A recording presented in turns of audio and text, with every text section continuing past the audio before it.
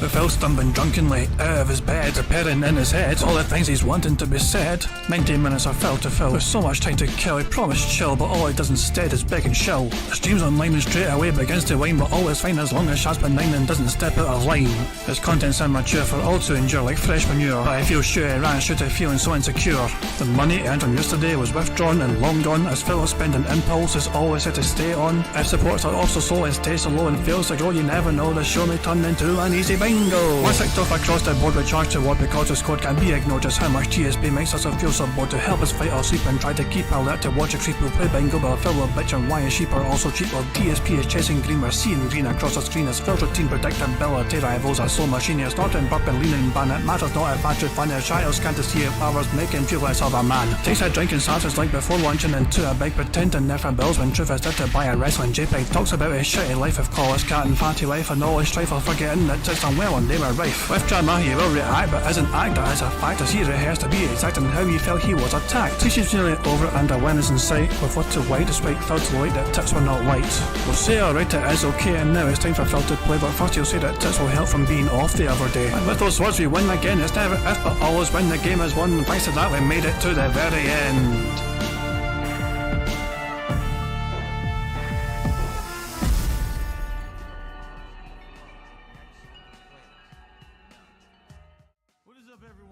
Hey guys, King Jad here, and welcome to DSP Bingo for what is today, Thursday, the 5th of September 2024, and by God, was last night fucking a wild ride, you know.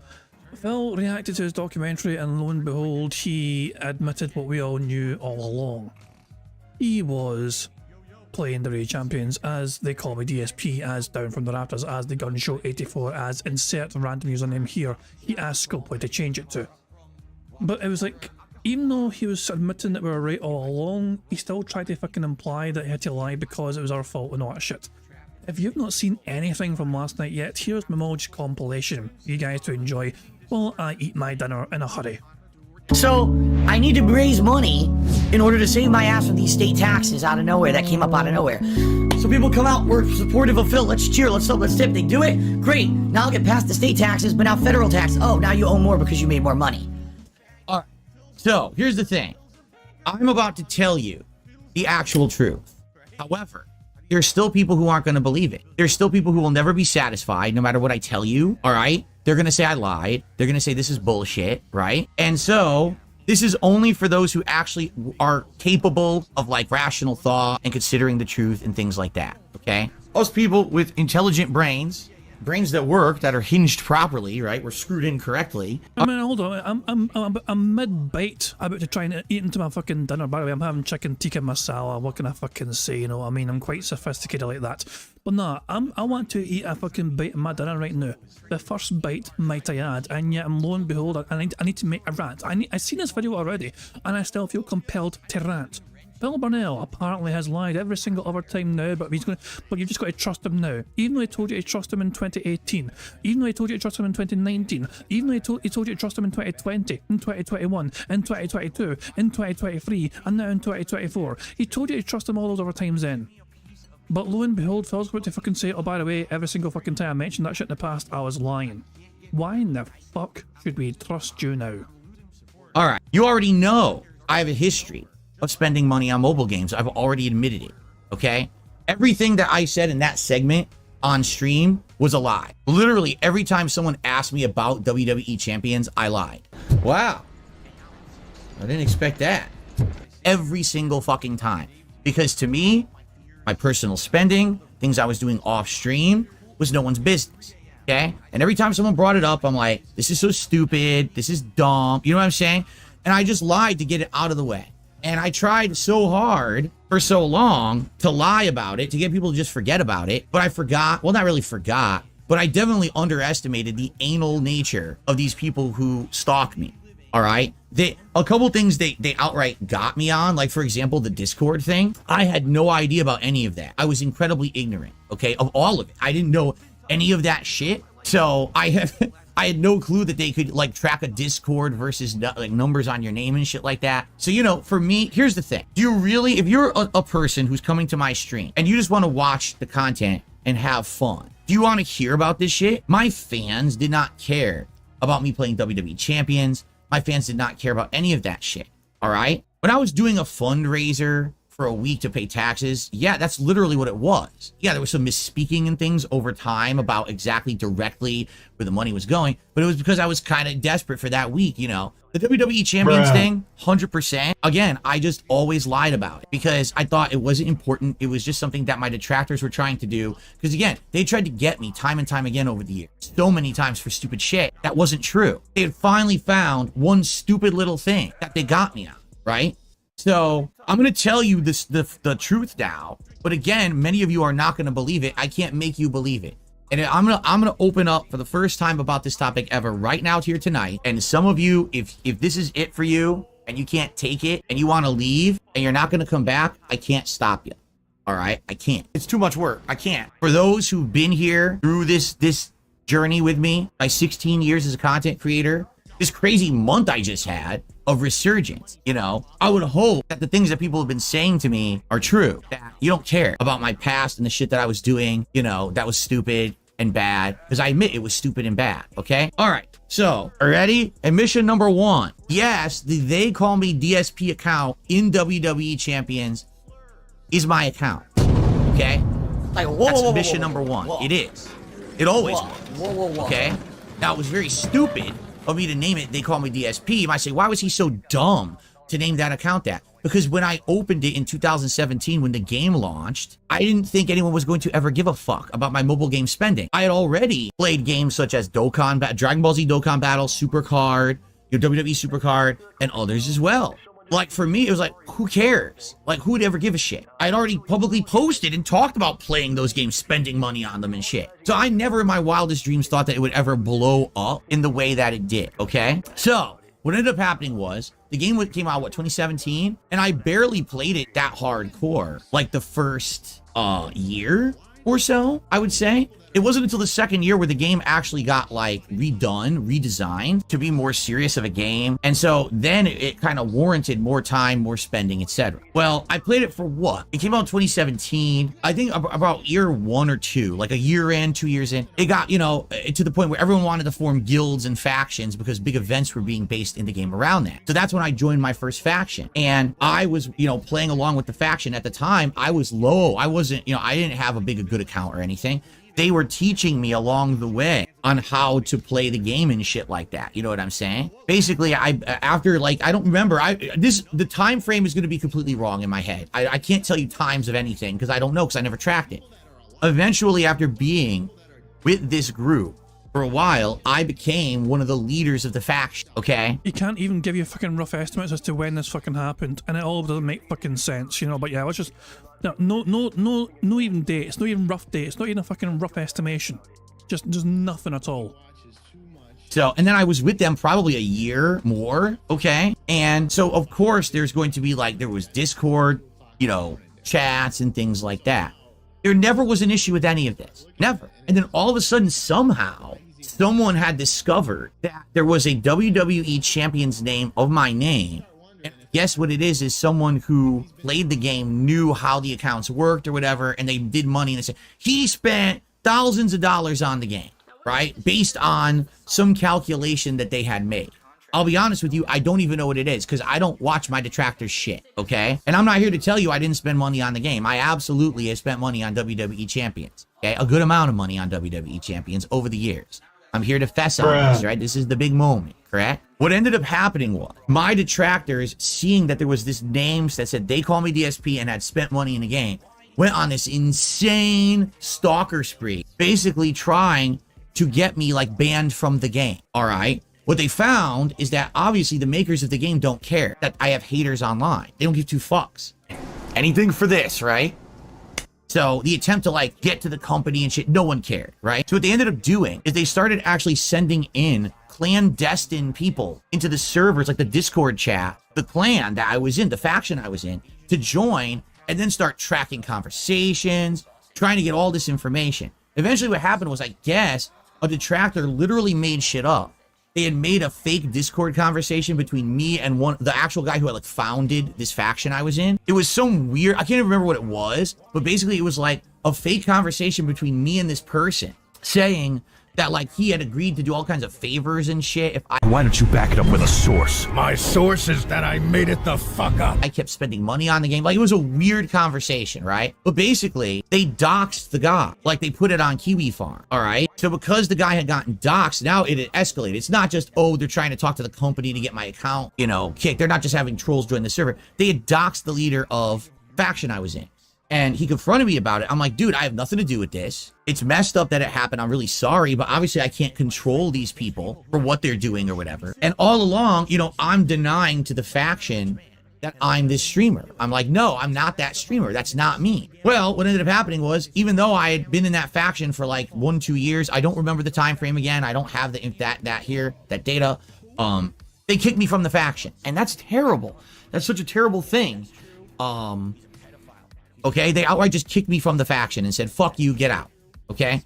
After kicking me from the faction, now I'd already invested like 2 years into the game, and I didn't want all that time investment and money investment to go to waste. So I went around looking for other factions, and that's when you can see this TJ Gamebox or whatever, who says that I joined his faction, right? And then all of a sudden, my trolls were following me around from faction to faction, joining the faction as well, just to track, you know, information, to see how much money was being spent, to basically dox the other people in the faction. So I probably joined and got kicked out of 2-3 different factions as a result of it. After all that happening, I was fed up. Is there a way around this? Is there a way that I could just like protect my identity in the game? Well, the game doesn't let you change your name, all right? So I did actually at one point, I reached out to the people who ran the game, and Look, I never lie. He asked him to change his name, and Phil's like, no, I don't know how to do that. You can't even do that in the game. We were right. We were right about everything we fucking said about this fucking idiot playing this fucking game. There's nothing wrong with playing the game, by the way. Each to our own. But if you're gonna fucking sit there on fucking stream and beg fucking profusely for money to fucking pay your bills and fucking save the house and all that crap and see your fucking dying parents one last fucking time so you want to fly back home. Beg your audience for money, and at the same time, you're spending thousands, tens of thousands of dollars on this fucking game. What the fuck? What the absolute fuck? Also, where is it? Hold on. There's a very good tweet, which I liked, which I want to try and find. Yeah, this one right here.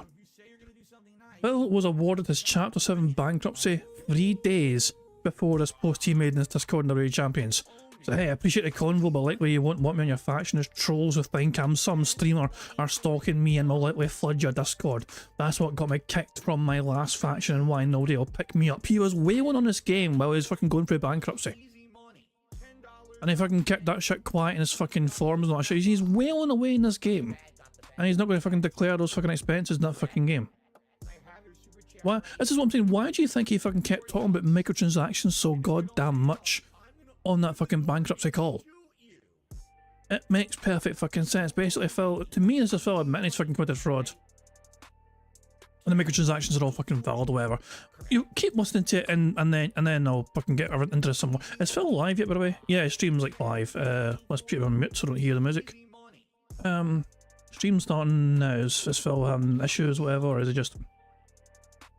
Not late. I'm here setting up. Phil's not late apparently. It was 7:05 at my time, so at 11:05 his time, Phil wasn't late. We're gonna wait for that. So yeah, let's get back to the video and let's actually go faster. Let's go 1.25. Let's go 1.5. Fuck it. I said, is there a way we could change my name so that no one would know that I'm this person and then they stop harassing everyone around me? Because listen, I want to keep playing your game. I've invested time and money into it. I can't. Everywhere I go, these people are harassing and doxing everywhere I'm involved in. The company, you know, who owns the game, who makes the game, we can see if we can change your name or whatever. I can't remember. So for the company to fucking bend the knee for Phil Burnell, he must have fucking put in a ton of fucking money. You think if some random account has got no fucking much investment whatsoever into a fucking business fucking asks that question, I'm unfortunately, sir, we're going to have to decline that. We don't change names. You're going to have to make a brand new account if you want to start over with a different name. But Phil Burnell must have fucking money bags or whatever, you know what I mean? Hey, Scooply, good news. I hit the vest cheek. Here's my money. Dumbass. Remember the exact specifics of how it all went down. But to make a long story short, they are so dumb, all right? I explained to them, you know, the timing of everything. Like, here's how you do it. Oh, Scopely are so dumb because they didn't fucking pay attention to your specific fucking requests and demands for him to fucking go outside the norm of convention. Listen to this crap, by the way. Scopely are dumb for this, apparently. A long story short, they are so dumb, all right? I explained to them, the timing of everything. Like, here's how you do it. What I will do is I will quit a faction that I'm in, all right? You change my name when I'm out of a faction. Now there's no way to track me because no one knows where I am. Then I could join a new faction. They idiotically changed my name before the time we had agreed to, so everyone saw the name change. I was still in the faction. People were still tracking the account and they saw the name change. They fucked it. Oh my god, so they fucked up apparently. And for something that apparently they never fucking do, ever. They fucked up. I mean, I'm assuming they don't often change fucking names of the fucking biggest massive whales in the game. And I'm like, what the fuck? Are you fucking serious? All right? So at this point now, it's like, there's no way at all that I'm going to be able to play this game because everywhere I go and everything I do, these people are going to be tracking it or whatever. So after a series of months kind of laying low, I think like a month or two, I didn't even have a faction. And then I tried to join a couple other factions and they kept following me around these factions. Eventually, I just gave up and I said, I'm never going to be able to play this game ever again. I've got a lot of shit invested in this game, okay? Now I'm going to leave it at that. You call it a fucking investment, but an investment in what? Look, investments are when you can fucking get potential money back from the fucking money you put into something. Gacha gaming is not a fucking investment. The fact that he sees gacha gaming as a fucking investment is fucking insanity. Not just for your fucking time investment, for your actual fucking monetary investment as well. It is absolute lunacy. That for now, we're gonna go back to there. Now I'm gonna tell you the part of the story absolutely nobody fucking knows whatsoever. All right? As of today, I don't have any control or ownership of that account anymore. So, Phil, you saying that implies that today you gave up. You're implying that you basically just gave up before you started recording. As of today. Like today was the final day you fucking had control of the fucking account. That is literally what you're saying here, Phil. As of today, I have no more control of that account. So Phil was playing, Phil had control yesterday, the day before, but as of today, yet last night for him, he doesn't have control of that account. At the times when I was like desperate for money and shit was going down, I sold the account, all right? Bullshit. Bull fucking shit, but continue. You might say, well, how is that possible? Well, you may not think it's possible because technically you shouldn't be able to sell an account, but I actually just alluded to this on a stream the other day. And I was wondering if anyone was going to pick up on this, but no one seems to have picked up on it. So the reason I knew you could sell an account was because when I was really, on the original account, before I'd even changed my name, there was another group in the game and they were called like the Haven, all right? And they were one of the top factions in the game. And one of the leaders of the Haven was retiring from the game after like 2-3 years of playing it. And they announced this publicly. We're retiring or whatever. You know what I'm saying? Basically, he retires. He publicly announces he's retiring, yet his account is still active. It's still being used in events. People are fighting against this account in events. Like, wait a minute, the guy retired. He made a big public thing about it. So how the hell is his account still working? So people knew that basically you could basically sell your account. Of course, there's no outright way to do it. So basically, what I did, I reached out and I found that there was a market for this. There's third-party resellers. And what you do is you can give them certain criteria and information about the game, login accounts and things that would give them ownership of the account. And you could give that to them for money. And I sold it. All right? When? If you sold it before the side scrolls interview, then you had absolutely no reason whatsoever to fear showing Stuttering Craig your new details and your new account. You had absolutely zero fucking reason to fucking fear that happening. Okay? So, there was no plausible fucking reason for you to fucking fear Stuttering Craig seeing that information privately and secretly. And the Stuttering Craig has leaked that out of fucking ruined his credibility. I mean, Stuttering Craig and the side scrollers are trying to fucking bring back the show. Side scrollers are trying to fucking make sure it's a respectful fucking show. They weren't long fucking back essentially. They're fucking trying to build up and build up and build up and grow in popularity. If Stuttering Craig had actually fucking said, "Fuck you, Phil, thanks for that information, I'm going to show everyone your fucking name," that would have absolutely destroyed his credibility and his fucking word, and nobody fucking would have been able to fucking trust him. Doing these fucking interviews and shows, whatever, nobody would have fucking guessed because of if he had fucking pulled that move on Phil. So Craig offered him that fucking out. Oh my god, what's up? Thank you very much to Cal Denson for the super chat. Who says, "Yes, it's a good investment, dude. I get to flex." That was really hard to fucking read with a fucking, I wasn't sure if I was an L or an I or E or an E and flex. But yeah, fuck me, man. It's incredible Phil thinks this is a fucking investment. Oh my god, what's up? Thank you very much to Ira for super chat. It says he tried to bury the body, a body, and left his shovel there. Kind of like how, he tried to claim the Tiger Stone, but he left a fucking carjack there. Like, why? We're still a tie. What about the carjack? Leave it behind. She's waddling towards a car. Quick, run away. It's fucking weird. It's such a weird fucking thing. Is Phil live yet? No, he's not live yet. So, okay, Remember though, Phil's excuse for being fearful of showing anyone this information on his phone, not me and Craig as well in general, but Phil's audio is live. Fuck me, just let me know. Anyway. Fuck off, Phil. How long is we fucking live talking for? Only a conversation. No. Is it about here maybe? Did it start talking here, I imagine? It's playing, so I imagine he's going to start believing at some point and saying, hello everyone. Okay. Good morning, everyone. Fuck off, you dick. Alright. Oh my dog! What's up? Right, so I'm just getting all set up and good to go. Right, thank you very much to Kel Denson for the super chat, who says they felt the earthquake of our steps coming. Run! It's a stampede! Nah, it's just Cat going back to the car. She forgot her fucking Big Mac. But yeah, nah, that's mean, but at the same time, I don't fucking care. Like, you honestly expect us, Phil, to believe that you, who is so fucking careful and guarded with your fucking information, I'm afraid of my information getting out because if you'll see one account, they'll know all the other accounts have been playing or whatever. He is so super fearful and protective of his information getting out there, right? And yet here he is trying to fucking make everyone believe, oh, I went and googled some random third-party website, gave him my login details and sold it for a few $100 or whatever the fuck it was, you know. Nah, it doesn't add up. Why the fuck would Phil willingly give that information out? He's always fearful and protective of that fucking information, but he's gonna fucking trust a random third-party website to fucking... fuck off. Nah, Phil. It doesn't make sense, it doesn't fucking add up, it doesn't correlate whatsoever. That was a few years ago. So I have not had any control over this account for years. That was the single worst thing Years? He said it a few years ago. So pre-side scrollers? Again, I mean, it just indicates that there's no fucking reason whatsoever for Phil to not show Stuttering Craig his account. If he could have literally just fucking... So in that case then, he would have said straight away, Phil had absolutely no reason to hum and ah and go, maybe not. If it makes no sense. If what Phil is saying is true, which it fucking is, but let's just fucking play devil's advocate here, then that means that when Stuttering Craig asked him, could he, take a screenshot of the account and show him, Phil did not have down from the Arthur's account at that time. Going by his own narrative, he sold it at that point in time already, which means Phil's on another account, his current main account or whatever, which is unknown and secret apparently. And there was absolutely no reason whatsoever for Phil to fucking fear showing Craig that. Because Craig would have gone, yeah, this is not down from the rafters, guys. Does it mean if Phil just pulled out the phone straight away, said, okay, here you go, sent. Go on, Craig, please verify. Just straight off the fucking bat when Craig asked him to.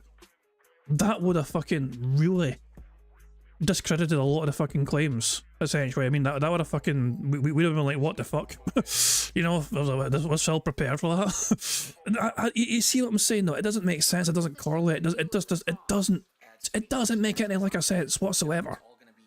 could have done. Because what I should have done, I should have just closed the account. Because if I just closed the account, even though people would have accused me of this for years and years endlessly moving forward, it would have kind of went away, right? But instead, I was like, man, I put so much time and money into this. I want to get something out of it, and I sold it like an idiot. And I hate that I did it now, because now I literally have no control. I can't show you, and like, for example, people will show the account. I literally can't, and I haven't been able to for years, because it's not my account anymore. I don't have ownership of it. I have nothing to show you to prove, you know, they'd call me DSP, and the names that change, you know, that last name was down for the Raptors. I can't show you anything. I mean, you got morons in the chat, really morons in the chat. So if Phil is to be believed, right?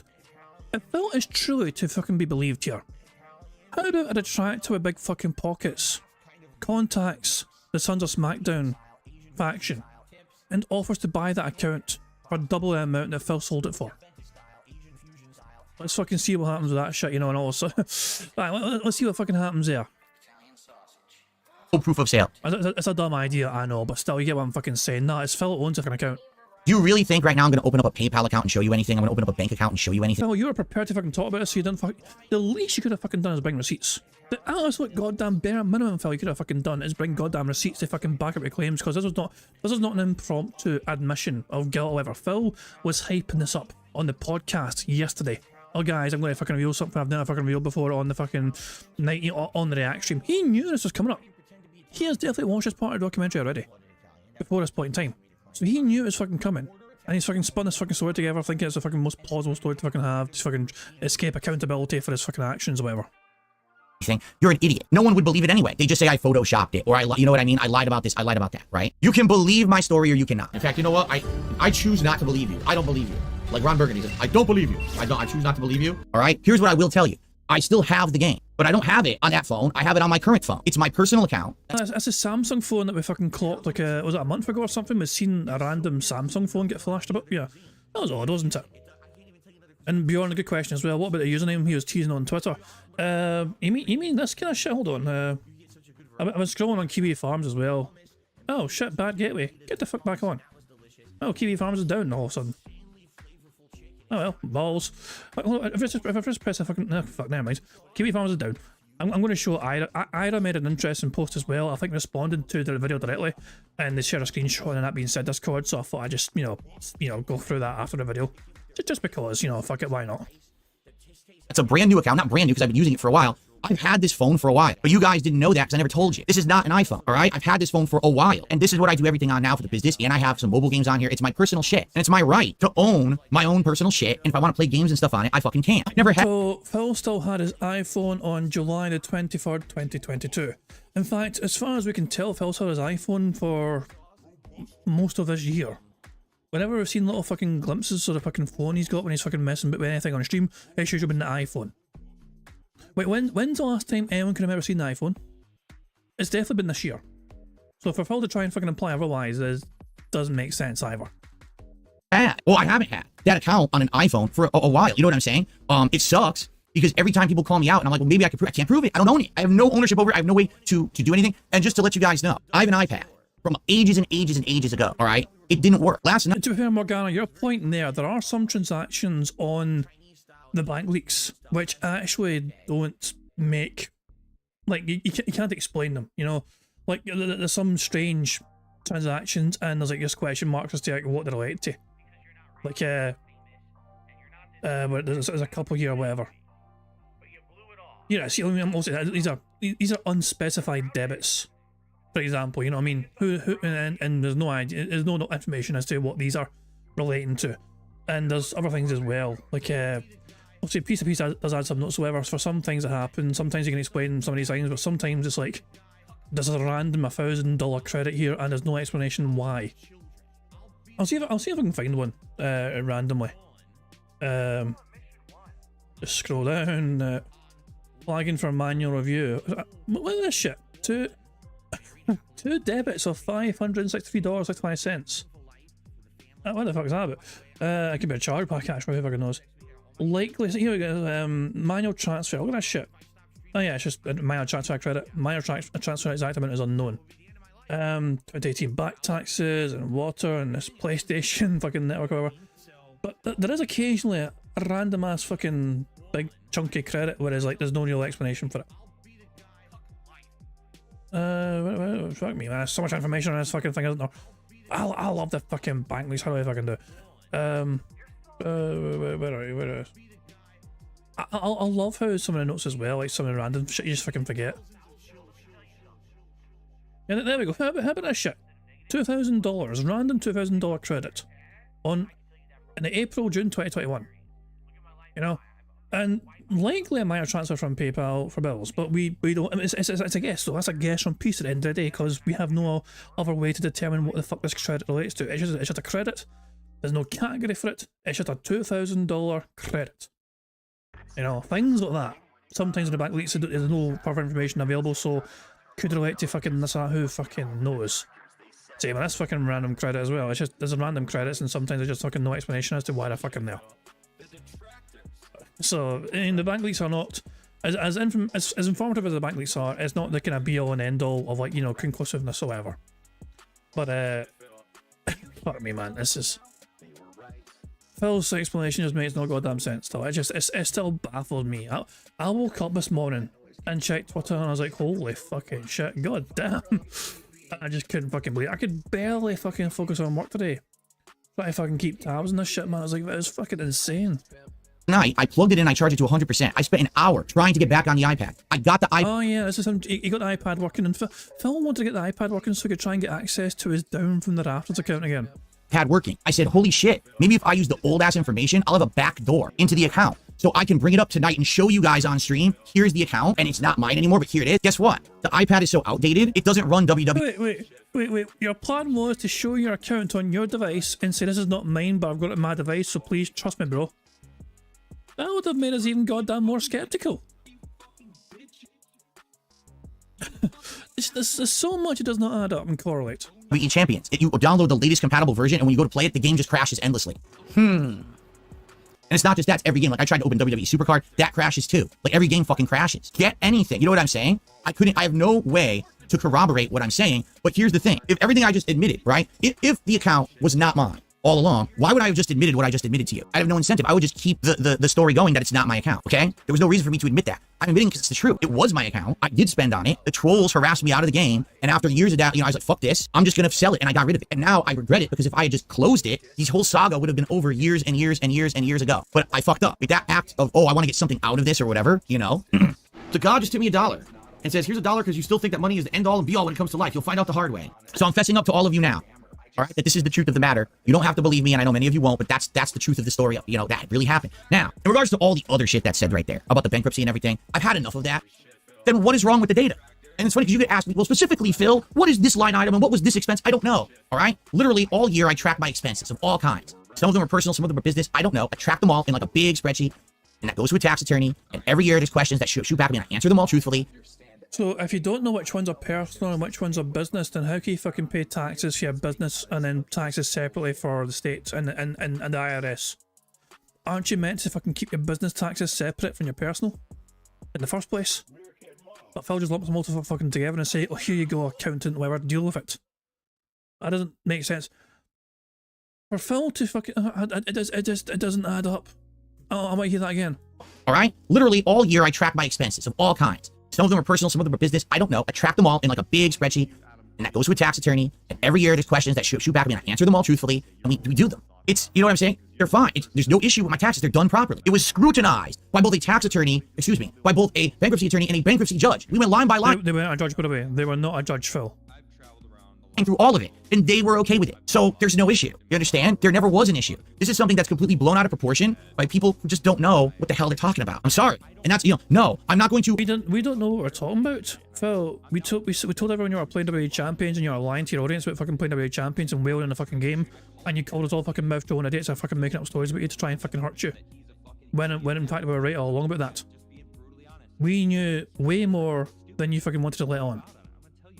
Open up fucking financial documentation. I'm not going to open up my bank account. I'm not going to open up apps and fucking ledgers. You're not getting that. All right. I want to know why I were to open up all of that documentation, show you line by line, all of that shit.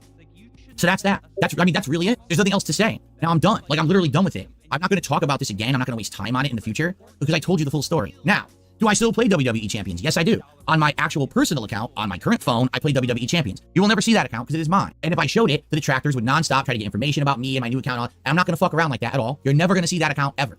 All right? You will see me once in a while, possibly playing WWE Champions on stream with the new account that I made just to play through my new PC and hang out with everyone on streams to do that. Okay? And that's it. All right? So that's the story. You don't have to believe it. Many people won't. The detractors who are here tonight will never, ever understand or believe the story. Do you see? So... You didn't provide any evidence whatsoever. It's just, oh, I lied before. I lied all those years, and I lied so goddamn much. But trust me, bro, I'm honest now. We have no evidence to show for it whatsoever. Why should anyone believe you? Especially after fucking, like, you know, like 2 decades of fucking being a lying, deceitful piece of shit. That's that. And I'm done with it. I'm not answering any more. If you actually come to me and ask me a question about WWE Champions, I'm going to say, watch the part 3, the DSP Reacts, the Junior King documentary on DSP Reacts. That's the answer. That's the truth. I'm done with you. I'm moving on. If you don't accept it, goodbye. Sorry for all the trouble that I caused you. I really am. I really made a big mistake when I decided to keep this going, to keep the lie going. It was a bad move. I should have just either completely fessed up or just deleted the account and got it over with. But instead, because I made this stupid choice to sell it to try to make some money to help myself, it screwed me over. It really did. It completely screwed me over. And I'm sorry that I lied to you for so long about this. I really am. I'm not sorry you fucking lied. You're sorry you got fucking caught. You're sorry you can't fucking keep enjoying your fucking addiction to your fucking, you know, money fucking black hole where it fucking all goes and all shit, because in peace, you know, you can't fucking enjoy it in fucking peace because we fucking track every fucking dollar you fucking spend in that fucking game. Every single time you get fucking a massive amount of fucking contributions, where does it all fucking go? Oh, look at that. Phil's on top of the fucking leaderboard again. Isn't that a big surprise? It's like, Phil, it's like, honestly, it's like, I don't know what you guys want to fucking happen to Phil Bernard. I don't know what you want to happen to him. I don't want to see him fucking destroy his entire fucking life and ruin his fucking life because of a fucking addiction that's crippling him. He has literally got a serious fucking problem with his addiction. Okay? Like, you know, straight up. He is seriously got issues that he needs professional fucking help in. Some of you guys might be fucking happy to like just enjoy the fucking shit show, which is fair enough, you know what I mean? You're gonna fucking, but I genuinely, I'm speaking just from one human to another. I know Phil's barely a fucking human. I just want him to fucking just like, you know, the first step, like if Phil actually sought out professional fucking help for all these fucking things he's got going on, I would have so much fucking more. I would have more respect than I do now for him. But he's denying he's got a fucking problem. He's denying it's a fucking issue. The issue for him is all the fucking detractors ruined my fucking fun because they found out I was playing this fucking game that I was spending fucking all this fucking money on that I shouldn't have been doing in the first place. It's so fucking dumb. It really is. He has a serious fucking problem with addictions, and he just, instead of fucking dealing with them and fighting them and combating them, he just embraces them, and his fans enable it. His fans enable it as well. What, I mean, but whatever. But we're the fucking bad guys. Yeah, sure. Fucking whatever. Because it really should have been done. You know what I'm saying? It doesn't make sense at all. But what's funny is, to this day, daily the detractors are tracking this account that apparently has been fine. You know, I couldn't find a place where I could go where my detractors wouldn't dox people. And apparently the account's still active because you see Duty making fucking videos about it. DSP spent $2,448 today. No, I did not. You idiot. You incredible moron. Maybe that person did, right? Maybe that person actually did who bought the account or from this third party. Because remember, like I said, I sold it to this place that they basically reassign accounts to buyers or whatever. I didn't sell it directly to a person, okay? So maybe that person found an account, and I don't know. I literally have nothing to do with it, nor do I care. All right? I'm done talking about it. You want to talk about us playing the game on stream? We can do that. That's fine. You want to talk about general knowledge of the game? Sure, I'll do that. I'm not talking about the past anymore. I'm done with it. So all these idiots, look, because you see how many detractors there are in the chat right now, and they're all just, you know, they're all fucking gray names. Oh, you're loyal. I don't care about you. No, I don't care about you. Fuck you to all the shitheads out there who basically make a living defaming me every day with no or half information, speculation, controversial drama. Go fuck yourselves. You mean nothing to me. I was never going to win you over anyway. This is for the people who've been sitting around waiting for a very long time for some resolution. And I hope that this is some resolution for some people now so we can move on. And again, if this means that sadly some people can't accept the answer and they're not happy with it and they want to fucking be angry with me or whatever, they have the right to do that. I'm sorry that I lied for so long about this account because I didn't think it was anyone's business or it should have been a big deal. I don't think it ever should have been made a big deal of. But you can't change the past. What you can do is move forward positively, and that's what I've been trying to do. If anything, this last month's of resurgence here has felt so positive and new. You know what I mean? It felt like a big people telling me it doesn't matter. Just fucking tell the real story. So I will. Right? And again, if there's no reason for me to not verify what I'm saying. I can't show you because I don't own the account. If I had it, I would show it to you right now. It's me. There'd be no point to not showing you it. Because I'm already telling you, yes, I spent a lot of money on the game in the past. Years, in those first 3-4 years, I don't even remember again the time frame. But basically, I quit. I gave up. I was like, I can't play it anymore. These people are fucking stalking me endlessly. Right? 3 years ago from today is 2021, right? Which means that Phil had a different account. What's it? Going by Phil's own narrative here. When he was on the Side Scrolls interview, not only did he fucking lie about fucking how much I spent in the game, but he, according to his own testimony, did not have 3 champions at that time. I'll have saying switch to live. I mean, we need to start from the start. For the sake of bingo, we need to start to live. But please tell me that Craig is fucking destroying him. I might have something to look forward to. Well, I say into the fucking thing anyway. You know, so yeah. And by the way, Ira made a good fucking post as well. You guys want to read it? Just fucking might read it. You know, I was gonna read it out now, but it's damn. Apparently, this thing's popping off. I don't know. Actually, that's Ira's post on the matter. It probably won't have got approved. I imagine Phil would not have approved this post because it contains too much fucking facts. But yeah, Ira just fucking debunking Phil's entire fucking bullshit narrative right fucking there. On a post, on a comment on a video that probably won't get seen. It was approved on Phil's channel. Holy shit. Unexpected. Anyway. Someone called me crazy and I told him to fill out a shotgun. That fucking escalated. Anyway, whatever. Guys, let's get on with the bingo, shall we? Let's wrong button. My bad. Let's get on with the bingo. So, Phil's live right now, blah blah blah blah. Bingo! We need a bingo number for the bingo board and all that jazz. So the first person in chat I see with a number, and the first person in chat I saw a number was Mr. Wait with 369. You might notice a slight difference on the bingo thing today, by the way. The snort counter is gone and has been replaced with a basically counter. So yeah, anytime Phil says basically, you know, we add one to the counter and it's still 10 is a free space. So anyway, 369, thank you Mr. Mike for helping us pick the bingo card.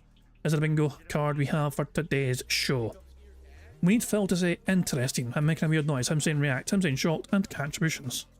The second row is Phil doing hand graphs, him being all siege mode, him saying basically fuck me. Him doing or saying Q&A, and him doing a wire T-pose. The third row is Phil saying percent, him giving somebody a good old-fashioned leaning ban, him saying king, hilarious and variety. The fourth row is Phil saying fuck, unique. Him pointing at the camera, him burping and him flailing his arms. In the fifth and final row is Phil scratching the stash, him touching the face, him saying behind the scenes, him having dead air, and finally Phil giving a good old turbo nose. No. So there we go, that's the bingo card for today's show. Thank you, Mr. Wait, again. If I don't pick it, if it wins, and it's all thanks to me. If it fails, then no, let's just fucking blame Mr. Wait, shall we? So of course the aim of the game, as you guys all know, is for us to try and get a full house 25 out of 25 on the bingo board. You see before you on the screen. If we manage to do that, we'll add $25 to the bingo prize fund, which is currently sitting at $25. So our victory today would get us up to $50. At the end of the month of September, we're going to have a marble race to determine who gets to win half of that bingo prize fund. But if you want a chance of winning half of that bingo prize fund, you've got to make sure you have a comment on the community post, which is linked in the description of this live stream. So if you haven't done that yet, do it before the end of the month, so you don't have a chance of winning half that bingo prize fund, and hopefully we can add to it today with a full house, fingers crossed. Now, there's a variety of ways for us to get free spaces to help us on our way to a full house. For example, if Phil burps, begs, or says basically the triple B, burp, beg, and basically, if he says all that, he burps 10 times, he begs 10 times, or he says basically 10 times, that gives us free spaces for the bingo card. 10 of that is a free space, so and they all ties up 20 basically is 2 free space, 20 begs is 2 free spaces, and so on and so on. So there we go. And also, if you get 100 likes on this bingo stream before I finish playing bingo, not only will that give us a free space as well, but you guys also get to enjoy the Bubbles animation made by the supremely talented Pix Animations to celebrate the 100 likes. I think without further ado, it's time to press a random got your soundboard button to send us off into battle once more. I mean, it's terrible. All these hands were all over the place. You were like a sweaty octopus trying to unhook a bra. Yes, that is essentially arm flail. That's a great way to describe arm flail. Thank you very much, Malcolm Tucker. On that note, guys, good luck at time bingo. Oh yeah, and by the way, something fun will happen if Phil says basically. You'll see what I mean. Okay, good morning, everyone. Welcome to the show. I am here, and I just need to do a couple fine-tuning things before we get ready for the big, well, it's not really an interview. It's more like a conversation with Stuttering Craig. So I welcome you all here to DSP Gaming and to the Level 1 podcast. Of course, very different than the standard style of podcast that I do. But I think it's necessary. With everything that's been going on this last month, it makes sense for me to be doing stuff like this, right? I feel as much anyway. Like, you know, last week we had Keemstar on here, and the two of us squashed our beef. I cannot see my other monitor. This stinks. I want to look. Where's the mic? Hold on. Here. Yeah, where the hell's the mic? Oh, here it is. Okay. I want to make sure everything's working in Discord. I think it is. It looks like everything's working in Discord to me. And we're going to start shortly. I'm going to come on camera in just a second. I just need to get the stream chat opened so I can see all of you. But I'm going to lay the ground rules down before we get Stuttering Craig on here today. But the whole idea is that this is going to be just like the interview with Keemstar last week. Two of us are going to talk like gentlemen. We're going to hash it out. We're going to figure out exactly what went wrong last year when I was supposed to, you know, be a part of the Side Scrollers show and go from there. All right? So hold on. So here's the stream channel. Get this popped out. I did not want that to go full screen, but it did. Try that again. Are.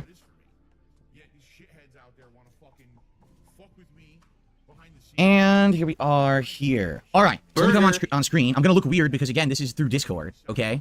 Hello, everyone. I know this looks odd. The colors are kind of off, and it's only 30 frames per second. Discord will not allow me to use like the high quality stuff. Like I can't even go 60 frames or 1080p on Discord. I think this is like 720p. I looked into it. Reason being, get this. Discord makes you become a subscriber of their Nitro service or whatever it is, and you have to do 2 months of that to get 60 frames. Then you have to do like 6 months or something like that to get 1080p. And I'm like, how about I just get it because I'm under Nitro? Because I am. I got Nitro and everything, and it doesn't do it for me. Maybe I'm doing it wrong or something, but it says like, server boost, stuff like that. Like, I don't know what the hell that means. So anyway, maybe I'm wrong, but I couldn't figure it out. We're going to do it just like the show last week, all right? Where Craig's going to be coming on here in just a few minutes, and we're going to be talking back and forth like gentlemen about last year. Now, I got to say this stuff up front, all right? By the way, today is September 9th, or excuse me, September 5th, 2024. My last streaming day of the week here. And that means tomorrow is off. I'm back on Saturday. So here's the ground rules of today. 'Cause we already got tons of people on the stream and more are joining, and I want to make everything abundantly clear. Burger. All right. Number one, yes, this is a normal stream for me. It's a work stream. However, I'm going to treat Craig with respect and dignity because he's giving us our time to be on the show today. What this means is there will not be any pop-up messages appearing on the screen for contributions. This means I will not be addressing the chat or anyone contributing or shouting anything out during the course of me talking with Craig. My undivided attention will be on Stuttering Craig because he's giving us his time, so we treat him with equal respect. You understand? Now, after our discussion is over, and you might say, well, how long will it take? Basically, I told him about an hour to an hour and a half, just like Keemstar. Okay, where's the evidence? Present evidence of what you're saying. See us having things to talk about for about an hour, hour and a half, roughly. And then he's got to be out of here. He's got a life, okay? When our discussion's done, then I will shut down Discord and the stream briefly so I can go back to my normal setup here. That'll look much better. And then I can hang out with you guys and have this decompression session where we talk about everything that just happened, okay? And I feel like we're going to have a lot to talk about. I'm going to do shout outs for all contributions at that time so that we all get a chance to chat about it. Now, I'm going to say this, all right? Much like what I said with Keemstar, I'm going to say this again, all right? This is not a target practice session on Craig, all right? I'm well aware that Craig has people who like him and people who are critics of him. I know this, okay? This is not about that. This is not, hey, I don't like Craig, so let's come to the stream and let's just crap on him all day. That's not the point. That's not who I want to be. I want to build bridges. I don't want to sit here and be a bully on the internet, right? Come the fuck in or fuck the fuck off. Thank you very much, Jay Scott, for up in there. Bingo Barry membership message for 5 months saying I got a feeling Craig will not take the guy's bullshit today. I don't know. I mean, it depends entirely on what Craig is looking for long term, in my opinion. Does he actually? I mean, Craig has been. It's a strange one. I don't know what to think about Craig's motives, for lack of a better way to phrase that. It's a strange one, I mean, like, is he actually trying to look to use Phil again for his own personal gain, to try and, get into attention for his side scrolls or whatever? I don't know. And by the way, the Felt streak, this total will not correlate with what's on the tips tracker, because apparently, so if you add up the tips tracker total, by the way, this is completely random off topic, the total that Piece of Peace has is $7,623. However, the night stream total should have read $351 given to Phil. And it's something I caught when I was looking at tweets this morning. Gamerface Gaming was told about it as well. He made his picture, $241 in tips. That's what Phil recorded. And they got a message here from this user here. He didn't add the extra 110 and the top tip was 50, so it should be 351 as a grand total. So I'm counting that, even if Phil's not. And pieces in this, I'm counting that. It's not like fucking ignoring. I'm not ignoring a dollar here. Missing a dollar here and there is one thing, but Phil to completely fucking miss $110 on the fucking leaderboard. What the fuck is that about? Nah, it's something very strange there, in my opinion. So, yeah. So I decided to fucking add it. I don't know what Peace wants to do about it, but apparently, going by this narrative anyway, Phil did not add the extra 110. So make of that what you will. Anyway, having said that, let's get back to the bingo. That's not the idea. If you're here for that, don't expect that after Craig's gone, that we're going to sit here and have a bullying session against the man. That's not going to happen. All right, you're definitely in the wrong spot. If you saw the Keem content and interview from last week, it's going to be of a very similar vein of that. That's what you can expect here on the Level 1 podcast today. Okay? Also, I'm going to leave this stream up as an archive stream in its entirety, so you can watch it all back in one chunk if you want. Or I'm also going to split it up, like I'm recording right now, but I'm going to end this recording and do one separate video for the Craig portion of the stream. Then I'm going to do another separate recording for the decompression, and you could choose to watch whatever you want. All right? It's up to you. You can either watch the whole archive thing, or you can just watch the, separate videos as well after the fact. Okay? So it's that simple. That's what it's all about. There will be no surprises. There will be no shocking twists. There will be no gotcha moments. There will be no shocking guests showing up at any moment to scare people. All right? Seriously. I mean it. That's not going to happen. That's not my intention. That's not what this is about. It's about having a cordial, respectful conversation with each other about what happened last year. I want to get to the bottom of it, because here's the thing. I have yelled on my content, Craig has yelled on his content, and we've yelled back and forth at each other from each other's content, but that doesn't constitute a conversation. It just constitutes two sides of something that happened, and it's not the truth of the matter. My perspective probably isn't fully true, and his perspective probably is not fully true. Okay? Now, this is a normal work stream for me. So, if you do support the stream, thank you. My intention is that we keep that King streak going by hitting the tip skull, that I'll be able to shout out all of your contributions and things that you'll be doing during the course of this after Craig, is done and we move on to the decompression session. So, thank you in advance to anyone. Already, I can tell you, I'm already receiving tips. Thank you for that. But I'm not doing any shout outs or anything like that until after Craig is out of here. And in fact, just to show that good faith, I'm getting rid of this. Okay? That doesn't need to be on the screen at all right now. And, and yeah, let's all be respectful of the man while he's here and let's get this done. This is a big part of everything going on right now. I think you guys understand really at this point what's been happening in the last month and a half with me. Last night during my live documentary reacting to the Junior King documentary about myself, I revealed the truth about WWE champions for the first time ever. Like literally everything I'd said about it up to that point was a lie.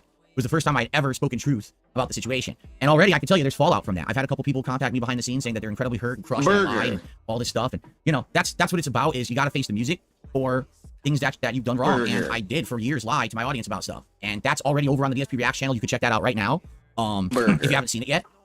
But that's the whole point, is let's get through all of this stuff. Let's finish it, because I am ready to fully move on to the next chapter of my life. I am. I'm ready. And even if that means fessing up and you know, some people are going to be like, nah, I don't forgive you because of this and this. I get it. But this all needs to happen for me to finally advance, you know? For me to pass level 1, which, I mean, let's be honest, people are like, you already have. But for me, I feel like I've been perpetually stuck in this one spot for a very long time. And the only way that I can get out of this spot is to essentially move past the baggage. And that's what we're trying to do. My hair has been sticking up like this for 3 days. It's bothering me. This right here, this patch. Then wash it, you fucking dirty fuck.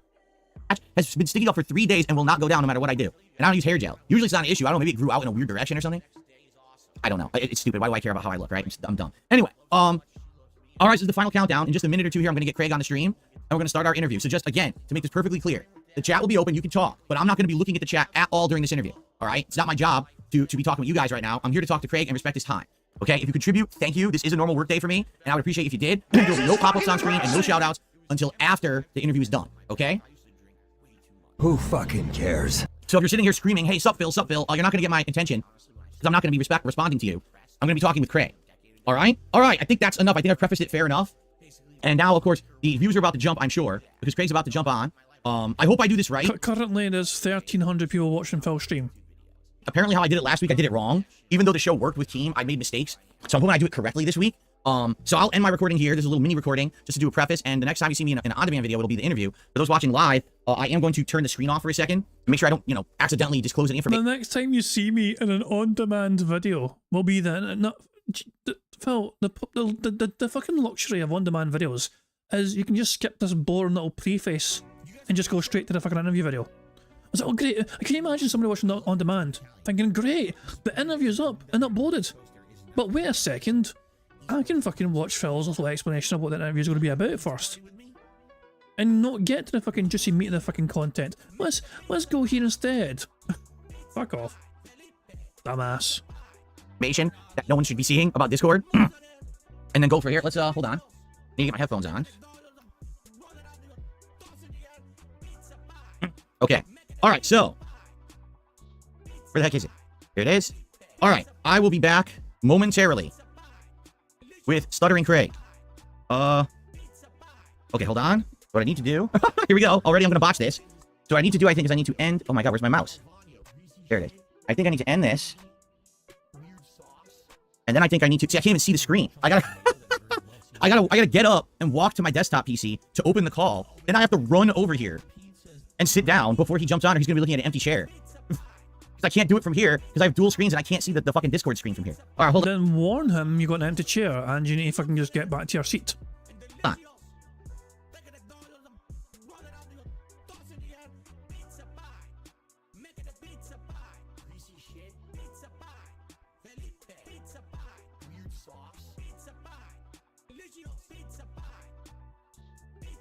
Okay, hold on. I think I've done it, but hold on. I have to see if, well, I'm on screen. Who fucking cares? Now, how do I invite him? Hold on. Oh, hello, sir. Oh my God! What's up? It's the guy! Thank you very much to Twilight Media Corp for the super chat who says this is going to be a crap show. Hope Craig has his spoon since DSP is going to be shoveling it. I think it's going out of style. God help us. I'm sorry? What the hell? So yeah, Stuttering Craig, and he's still wearing the same goddamn fucking hat as always. Bloody hell, he really loves that fucking hat, doesn't he? Anyway, let's see just how bad this is. Hold on. Oh, hello, sir. Whoa. Oh, we cannot. Can anyone hear Craig? I cannot hear Craig, so let me see. I have technical issues here. Can you guys hear Craig? Because I can't hear him. No? Okay, hold on. Maybe he's muted. Going to figure this out. Hold on. Like, Phil was muted. No, is it? No, he's not. He's okay. But, fucking hell. Actually, I got no idea. It's probably an OBS thing.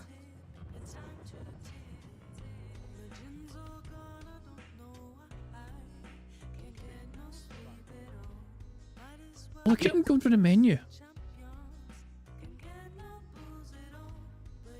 You guys can't hear him? I can't. Craig, I cannot hear you. We're not sure what's going on.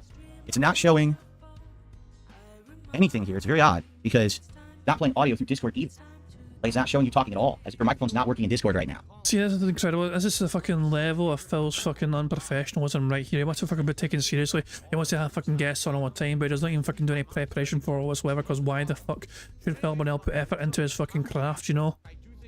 It's incredible. Like, I think to myself, like, whenever I'm a guest on That Being Said, shout out to That Being Said, by the way, they always want you fucking on a bit earlier, where to try and get set up and make sure the sound's okay, whatever, make sure you guys can hear it. I mean, yeah, it's always done in such a kind of professional manner. There's a wee little chit chat before the show starts, and you just kind of just shoot the shit or whatever and make sure the audio levels are all fine and all that crap, you know. Phil doesn't do any of that. Hell, even I try and do some prep stuff before I fucking have a guest on, well, you know, like, I'll call them before the stream starts, whatever, you know what I mean, just to say, yeah, can you hear things, can you see things, are we good to go, how you doing, you know, and all that crap. But yeah, it's a common courtesy to the audience to make sure you fucking see out the technical issues beforehand. Because it's disrespectful to the audience who didn't even fucking put in the effort to try and make sure things are ready to go from the get-go. See, if you were talking in Discord and it was working, the border around you would turn green. See how it turns green on me? Let's try that. Is that better? There you are. There you are. Cool. That was on Craig's end then. Cool. There we go. I don't use Discord very often. So it's all good. You probably use it more than me, and I've made a million mistakes with this thing too. So Million mistakes. Interesting number. two boomers, right? Trying to use technology like that. boomers. Yeah, right. All right. So first of all, I think if I can make you a little louder, let's see, because Hold on, I'll turn myself up real quick. Is that better on the mixer board? Is that better? Check. how's he sounding, guys? I can hear him now. Can you guys hear him? Good. Good. All right. Cool. All right. So I think we're good. We're full screen. Just like it feels like yesterday, Phil. Which yesterday? When, you know, we were hanging out like 15, 16 years ago at MagFest, or yesterday when I was on your podcast. I mean, we actually have a history that a lot of people don't know the whole history. You know what I mean? Who fucking cares? I mean, I guess, but at the same, like, I gotta be honest, 15, 16 years, I don't remember. I know that, right? So if you say we were hanging out, then we hung out. So I mean, we probably played a few games together, I'd imagine, over the years, yeah. Right. Yeah. And you know, I actually, if you remember, I was a guest at Screw Tech Gaming Convention in 2012, 2013. I love the fact that Phil holds on to his fucking memories like they're fucking precious, because, like, you know, exciting things like that, you know, don't happen to him often. And Craig's like, yeah, I don't remember. That was a normal day for me. You know, for Phil, one of Phil's treasured memories is just a perfectly fucking normal day for Stuttering Craig. Was actually a featured guest. And I even was one of the finalists at the Iron Man of Gaming competition you had. The Iron Man of Gaming, yes. That was so far ahead of its time, while also still being 20 years too late.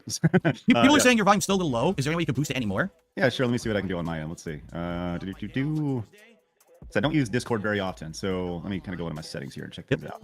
Output volume. Let's see. How about this? Is that better? Did I boost me at all? It sounds about the same, I think. Okay, let me change this up. Here we go. Is this a little? Uh-oh, now you're muted. I don't even. I'm still muted? Now you're unmuted. Okay, well, I think this is what's going to have to do right here. Hey, look, there's a picture of me in your background. Look at that. Of course. I've upgraded, sir. Look at my setup now. Listen, I'll tell you what. What an upgrade. Great job. Awesome. Thank you. All right, yes. So let's get started, because I want to respect your time. I know that, you know, you might have stuff going on today. And just to forewarn everyone, and just to, you know, preface the whole conversation we're about to have, Stuttering Craig is on here today, and thank you for your time, Craig, for being on my level 1 podcast. To have a conversation with me about last year, what happened with events leading up to, including, and after my appearance on the Side Scrollers podcast, because there's been a lot of stuff said, all right, on my side particularly, for sure, and a lot of heated stuff I've said. Greg has responded on his content, and we never really sat down to have a conversation about it publicly.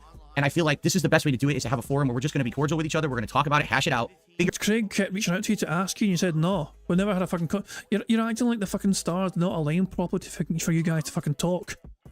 You could have went back on any fucking point in time. Side Scrollers fucking asked you and offered you, and you said no because you're fucking bitter, because they had their own decompression session where they said, yeah, we didn't believe a fucking word Phil said.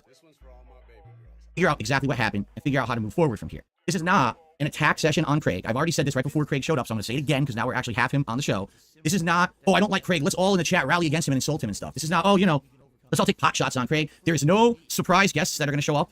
There is no shocking gotcha questions here. It's literally not about anything about Craig's background or nothing. This is about just our interaction last year. That's the point. And Craig, I want you to know that up front, because I know you had said that, of course, my detractors have to interject themselves into every piece of anything I'm involved in, and they've been contacting Craig saying, oh, he's going to get you, he's going to do this, he's going to do that. That's not going to happen, all right? But now, go ahead. And that's great. I was going to say, and to be fair, I mean, I have invited you. I've tried to do this probably 3 or 4 times since the end of that show. To kind of have this exact conversation. So I am glad we're actually getting around. Like I said, I said multiple times, I don't care if it was on our show or if it's on your show. I don't care. I think this is great. I'm glad we're able to. All right, good. Now, that being said, Bloody hell, shout out being said, but you know, Craig's audio just keeps fucking cutting out, man. This might be a fucking hard one to follow. I'd like to introduce Handsome Tom and Perfect Liz to the show. No, I'm just kidding. That's not happening. Listen, honestly, I would love that. I would honestly love it. Great.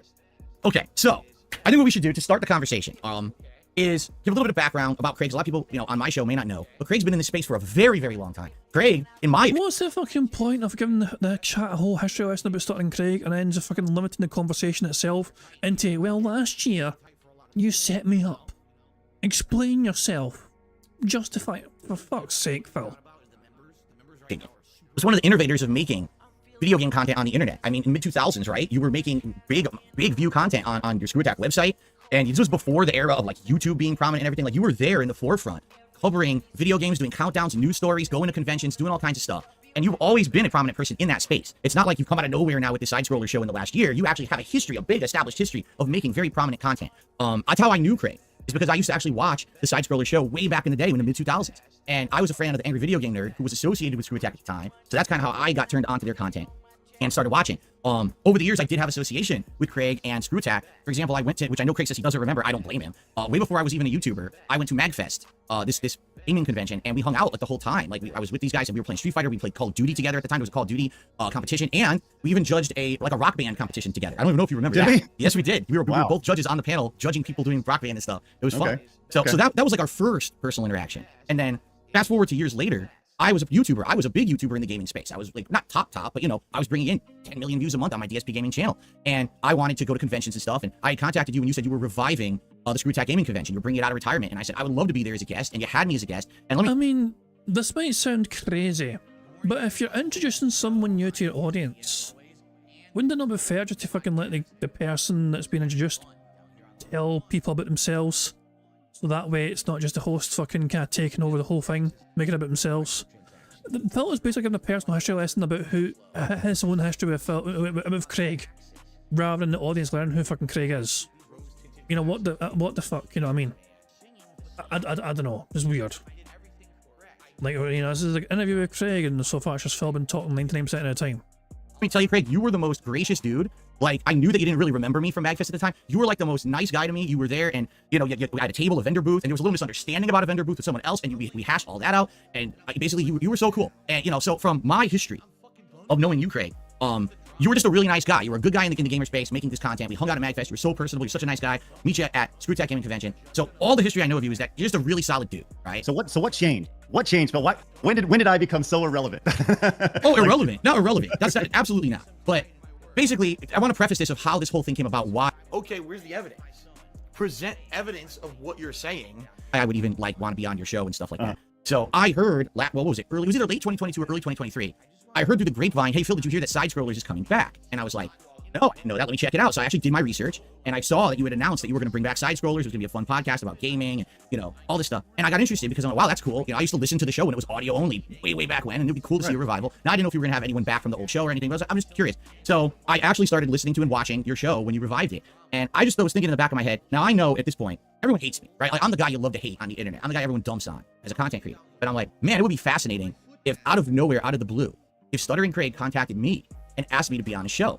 Because that would be wild, because I don't go on shows, right? I don't do interviews, I don't do anything. It would be such a cool thing for a guy from my past who, you know, I have a good relationship with. I mean, it's been 10 years since I talked to the guy, but it would be pretty cool if that happened. And then lo and behold, you actually did. And I never thought in my wildest dreams you would have.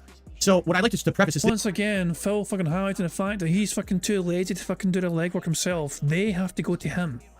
I'll think, oh, the mighty Stuttering Craig. Well, I wonder if they'll ever get in touch with, you know, a little peon like me. But Phil, you're the one that wanted it to fucking happen. But you didn't begin bored trying to get in fucking touch yourself. You wait. You're such a lazy bam, honestly.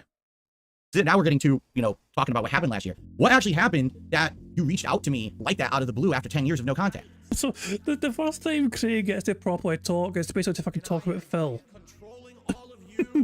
Craig won't get to talk about himself. No. But he's got to talk about how he. So Craig, tell the audience why you thought about, you know, why I'm so wonderful and you want to be on your show. Yeah, I think that, you know, when Side Scrollers was starting, you know, the show's evolved, right? Because it's now a decade later. Right? You can't be doing the same thing that you're doing a decade before and expect success. Evolving time. So, you know, Side Scrollers, the old show used to be once a week, 30, but that was podcast. That was Phil, you can tell you can't hear him properly. It keeps anytime that Craig's audio cuts out, it keeps not turning green on the Discord. Phil knows there's audio issues, but refuses to fucking acknowledge it because reasons. Like Craig, like, you know, fix your shit. 2018. It was Craig, your audio is breaking up a little bit, and I don't know if it's your Finally. settings or your mic. It's kind of such. It is breaking up a little. so the long and short of it was, and Disaster. Oh, yeah, Craig, we can't hear you now at all for some reason. I don't know what's going on. Is ALT in charge of the stream? Yeah, yeah, still you're breaking up. People are saying if you talk louder, you get closer to the mic. I don't know. It could be sensitivity settings in Discord as should well. I get closer to the microphone? Actually, Is it better? that's actually good. All right, then I will sit right here the entire Seriously, time. that's like really good. Okay. And we'll just hold my microphone up right here. Okay, so when Side Scroll when it was like, okay, we got to bring back. I mean, probably that's probably what it was. It's probably his fucking OBS filter, you know what I mean? Try to fucking cut out the fucking background noise, and because he's not got a microphone, I think usually Craig would have a microphone closer to his fucking mouth or whatever, like, because that's normal. But because it was so far away, it was just cutting out. So, yeah, that's probably what the fucking issue was. Hell, but yes. Fucking hell. Okay, Craig, continue your amazingly boring story of why you wanted Phil on your show. Money. Side Scrollers, and the idea behind it was I left the video game space in its entirety for better part, for about a year. I went and I worked at the firearm, and when I left that startup, I looked back at the video game, and I didn't really have a whole lot of intention of ever going back. But I looked back to the video game industry, places like what happened. And It's still happening. It's like slightly better, but not much fucking better. Fuck off. that was the origin story for Sides. So the idea of bringing it back was like there needs to be show needs to come back, and when we first did the show, the idea was we were going to try to mimic it after the old show. And the internet's not the same as it was 10 years. So naturally the show had to shift, and the show has shifted, and it's become more of a live. It's not necessarily a podcast. People do listen to the audio version of the show, but it's more about being there in the live experience, right? So there's always 3 of us, 4 of us. The fourth person, chat always has a voice as well. Right. So I just like back at Screw Attack, I knew that just how you got to know Screw Attack through the Video Game Nerd, or people got to know any of the number of partners that we've had throughout the years through Screw Attack. It's always good to grow through association and the whole rising tides aspect. And that was always something from the start. I want there to be a base crew, and we'll have guests every day, and it'll be a rotating cast character. And that's where it came down from. I did a few interviews beforehand, and the idea was, well, I'll just reach out to everybody that I used to know and see if they're interested. So you were brought up, and I had not heard or talked to you in a decade, as you said. I certainly didn't know any of the and kind of really anything. I didn't know if you'd seen success on YouTube. I didn't know if you'd seen. I certainly didn't know about the detractor stuff. So that was, when we announced it, when I reached out to you, and you're like, sure, I was like, okay, cool. And the intention was for you to come on and just be a regular guest on the show. Right. And let's keep in mind, I think we're like 2 weeks into the show. I think we launched February 5th. And I think I announced you like the 1st of March, maybe like February 12th or whatever. And when I announced you, and I announced several people at, on that show, it was like, I remember almost immediately getting emails. We were like, dude, you sure about that? Like, are you sure? Do you know what's going on? I was like, no, I didn't know your entire background. So then the flood of communication comes, and some people are like, you should not have Phil on your show. You should not. And I was like, my thing is communication. I like having conversations. Once again, which is why I reached out to you in the past about like, hey, well, let's just hash this out. And so naturally, people they reach out. Like, do you know this about Phil? Do you know this about Phil? No, and it became very obvious that there was a lot of lore to you and a lot of questions about it that people didn't either were assuming or didn't know the.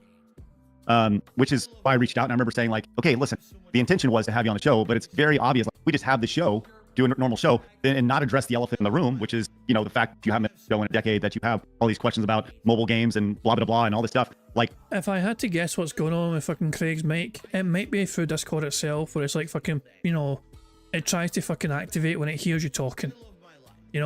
There is a feature, I think, in Discord where it's like it'll activate when it hears you. I think that's a feature anyway. And so it probably just keeps cutting off because in between the fucking I don't know. Or the noise suppression session. I don't know what the fuck it is, you know what I mean? But all I know is that Craig... part of me wants to fucking believe that Craig does intentionally just to fucking sabotage your interview, because this is so unwatchable and unlistenable right now. Then, number one, it's a missed opportunity for you, and I don't want to be the guy who just like ignores all these questions, right? Because it's interesting. So that's how and I was like, well, then we need to do an interview. And that's how the interview came about. Well, I can't count that. It's not Phil. It's Craig's said interest, not Phil. Nah, I can't count that. Right. And so we did the interview. Or do we count it? It's strange because I don't usually have guests on the fucking show. if a guest says it or does the thing, does it count? Or has it got to be Phil? It's a very strange scenario because this is only the second guest ever in the fucking podcast. It's just, so just Phil. So Steve says just Phil. And they're like, yeah, it's got to be Phil. This whole premise of the fucking show is Phil doing all these fucking things and saying all these fucking things. Okay, it's got to be Phil. We can't count Craig's interest. You gave us 5 hours, which was very nice. I think you probably would have gone longer had everyone not kind of been tired. I mean, talking 5 hours and doing that for 5 hours was a lot. Right. And you told us we were very professional. You really enjoyed the interview. Yes. I remember saying in particular you wanted to do it again. Like, right. Okay, cool. Okay, hold on, because people are making some very positive suggestions. They're saying if there's anything in your settings that's like noise cancellation or stuff like that, because what's happening is you're talking, and as soon as you stop, it's dropping the next word you say, as if noise cancellation is like kicking in on your mic. That seems to be the issue. I don't think it's actually the distance. It's some kind of a noise cancellation filter, or you know what I mean, like a noise gate. Yeah, that's weird. Good. Nice of Phil to wait so long to say, by the way, Craig, you still have massive audio issues. Dio says there is a settings gear icon in the lower left of Discord. If you click on that, there will be a voice and video tab or menu, and then there's an input sensitivity all on the left, and that would fix it. So if I unclick that, will that be better? Let's see. Is that better now? That sounds great, actually. I think we did it. Thank goodness. Yeah, that was apparently the culprit here. All right. We've done it. F you, Discord. Okay, so that leads us to we do the interview, and well, actually, let me jump in because I do want to Fuck you, guest. I want to talk over you. talk a little bit about my perspective. Get going Now your microphone's all fixed. I'm gonna fucking just say what I want to say. Fuck you, Craig. Jesus Christ, man. into this interview and the conversations we had. All right, because we want to be transparent about this, and I want to hear your perspective, and I want to give my perspective because let's be honest, the truth is probably somewhere in the middle. That's what happens in all these situations. Okay. So from my perspective, you contact me out of the blue and you say, I want you to be a guest on the show. And I'm thinking in my head, I've been watching the show and the show has been pretty entertaining. These guests get to kind of showcase their expertise from where they come from. They talk about the topics you're talking about, so it makes them look personable, it makes them look good. And then they get to kind of talk about their brand or whatever they're working on. And for me, I actually was just launching a new channel called DSP React. And the idea was that I was going to try to use this appearance as a way to kind of launch this channel. I had all these ideas for things for the channel and everything. And this is a way to get it out to a new audience. Maybe you're not interested in seeing me play games, but maybe you want to see some kind of React style content, right? So originally I was just supposed to be the guest. And then you said, well, there's an elephant in the room. All these people want me to interview. And I was like, well, I knew this was coming because you might not realize this, but the year before, a lot of other prominent YouTubers have been talking about me in a very negative light. Okay, one of them was actually Moist Critical. And he had called me out for my grifting, that I was e-begging too much, and how could I do this to my viewers and stuff like that. And when he had done that, I was like, I agree with him, because now when I look back at how I was talking on a particular stream, like, I agree with this guy. Like, I'm being a miserable wretch. I'm being an ungrateful jerk. I said, but the thing is... When we fucking point out we're all fucking mentally ill window lickers, but if Sir Moist Critical points out the exact same thing, oh, he's right. If that's the case, right, why don't you ever interview me? Like, if everyone has a problem with me in the way I conduct myself or whatever, I would just like to be interviewed and treated like a person rather than yelled at across the internet from their people's high perches. It's kind of like punching down, right? I'm just a little rinky-dink guy, and I got these giant YouTubers talking about me in a negative way. And I don't... But yeah, it's fine for you to fucking punch down on duty. Phil, you cannot fucking cry victim here when you punch down on others as well. Announced the year before, I want to do an interview. Well, of course, who contacts me who wants to do an interview? All my detractors, all these assholes. And I'm like, you know what? After thinking about it, I don't want to do an interview because they're just going to waste my time. It's just going to be really unfair treatment. So then when you reached out to me and now all of a sudden you're saying, oh, this is going to be an interview, I'm thinking, dude, I know Craig. Craig is a straight guy, he's a straight shooter. He's not going to do anything to screw me during this interview. Craig is a straight guy. I know what Phil's trying to imply there, but at the same time, like Phil, that's horribly phrased. He's a straight guy. He's a happily married man. He's...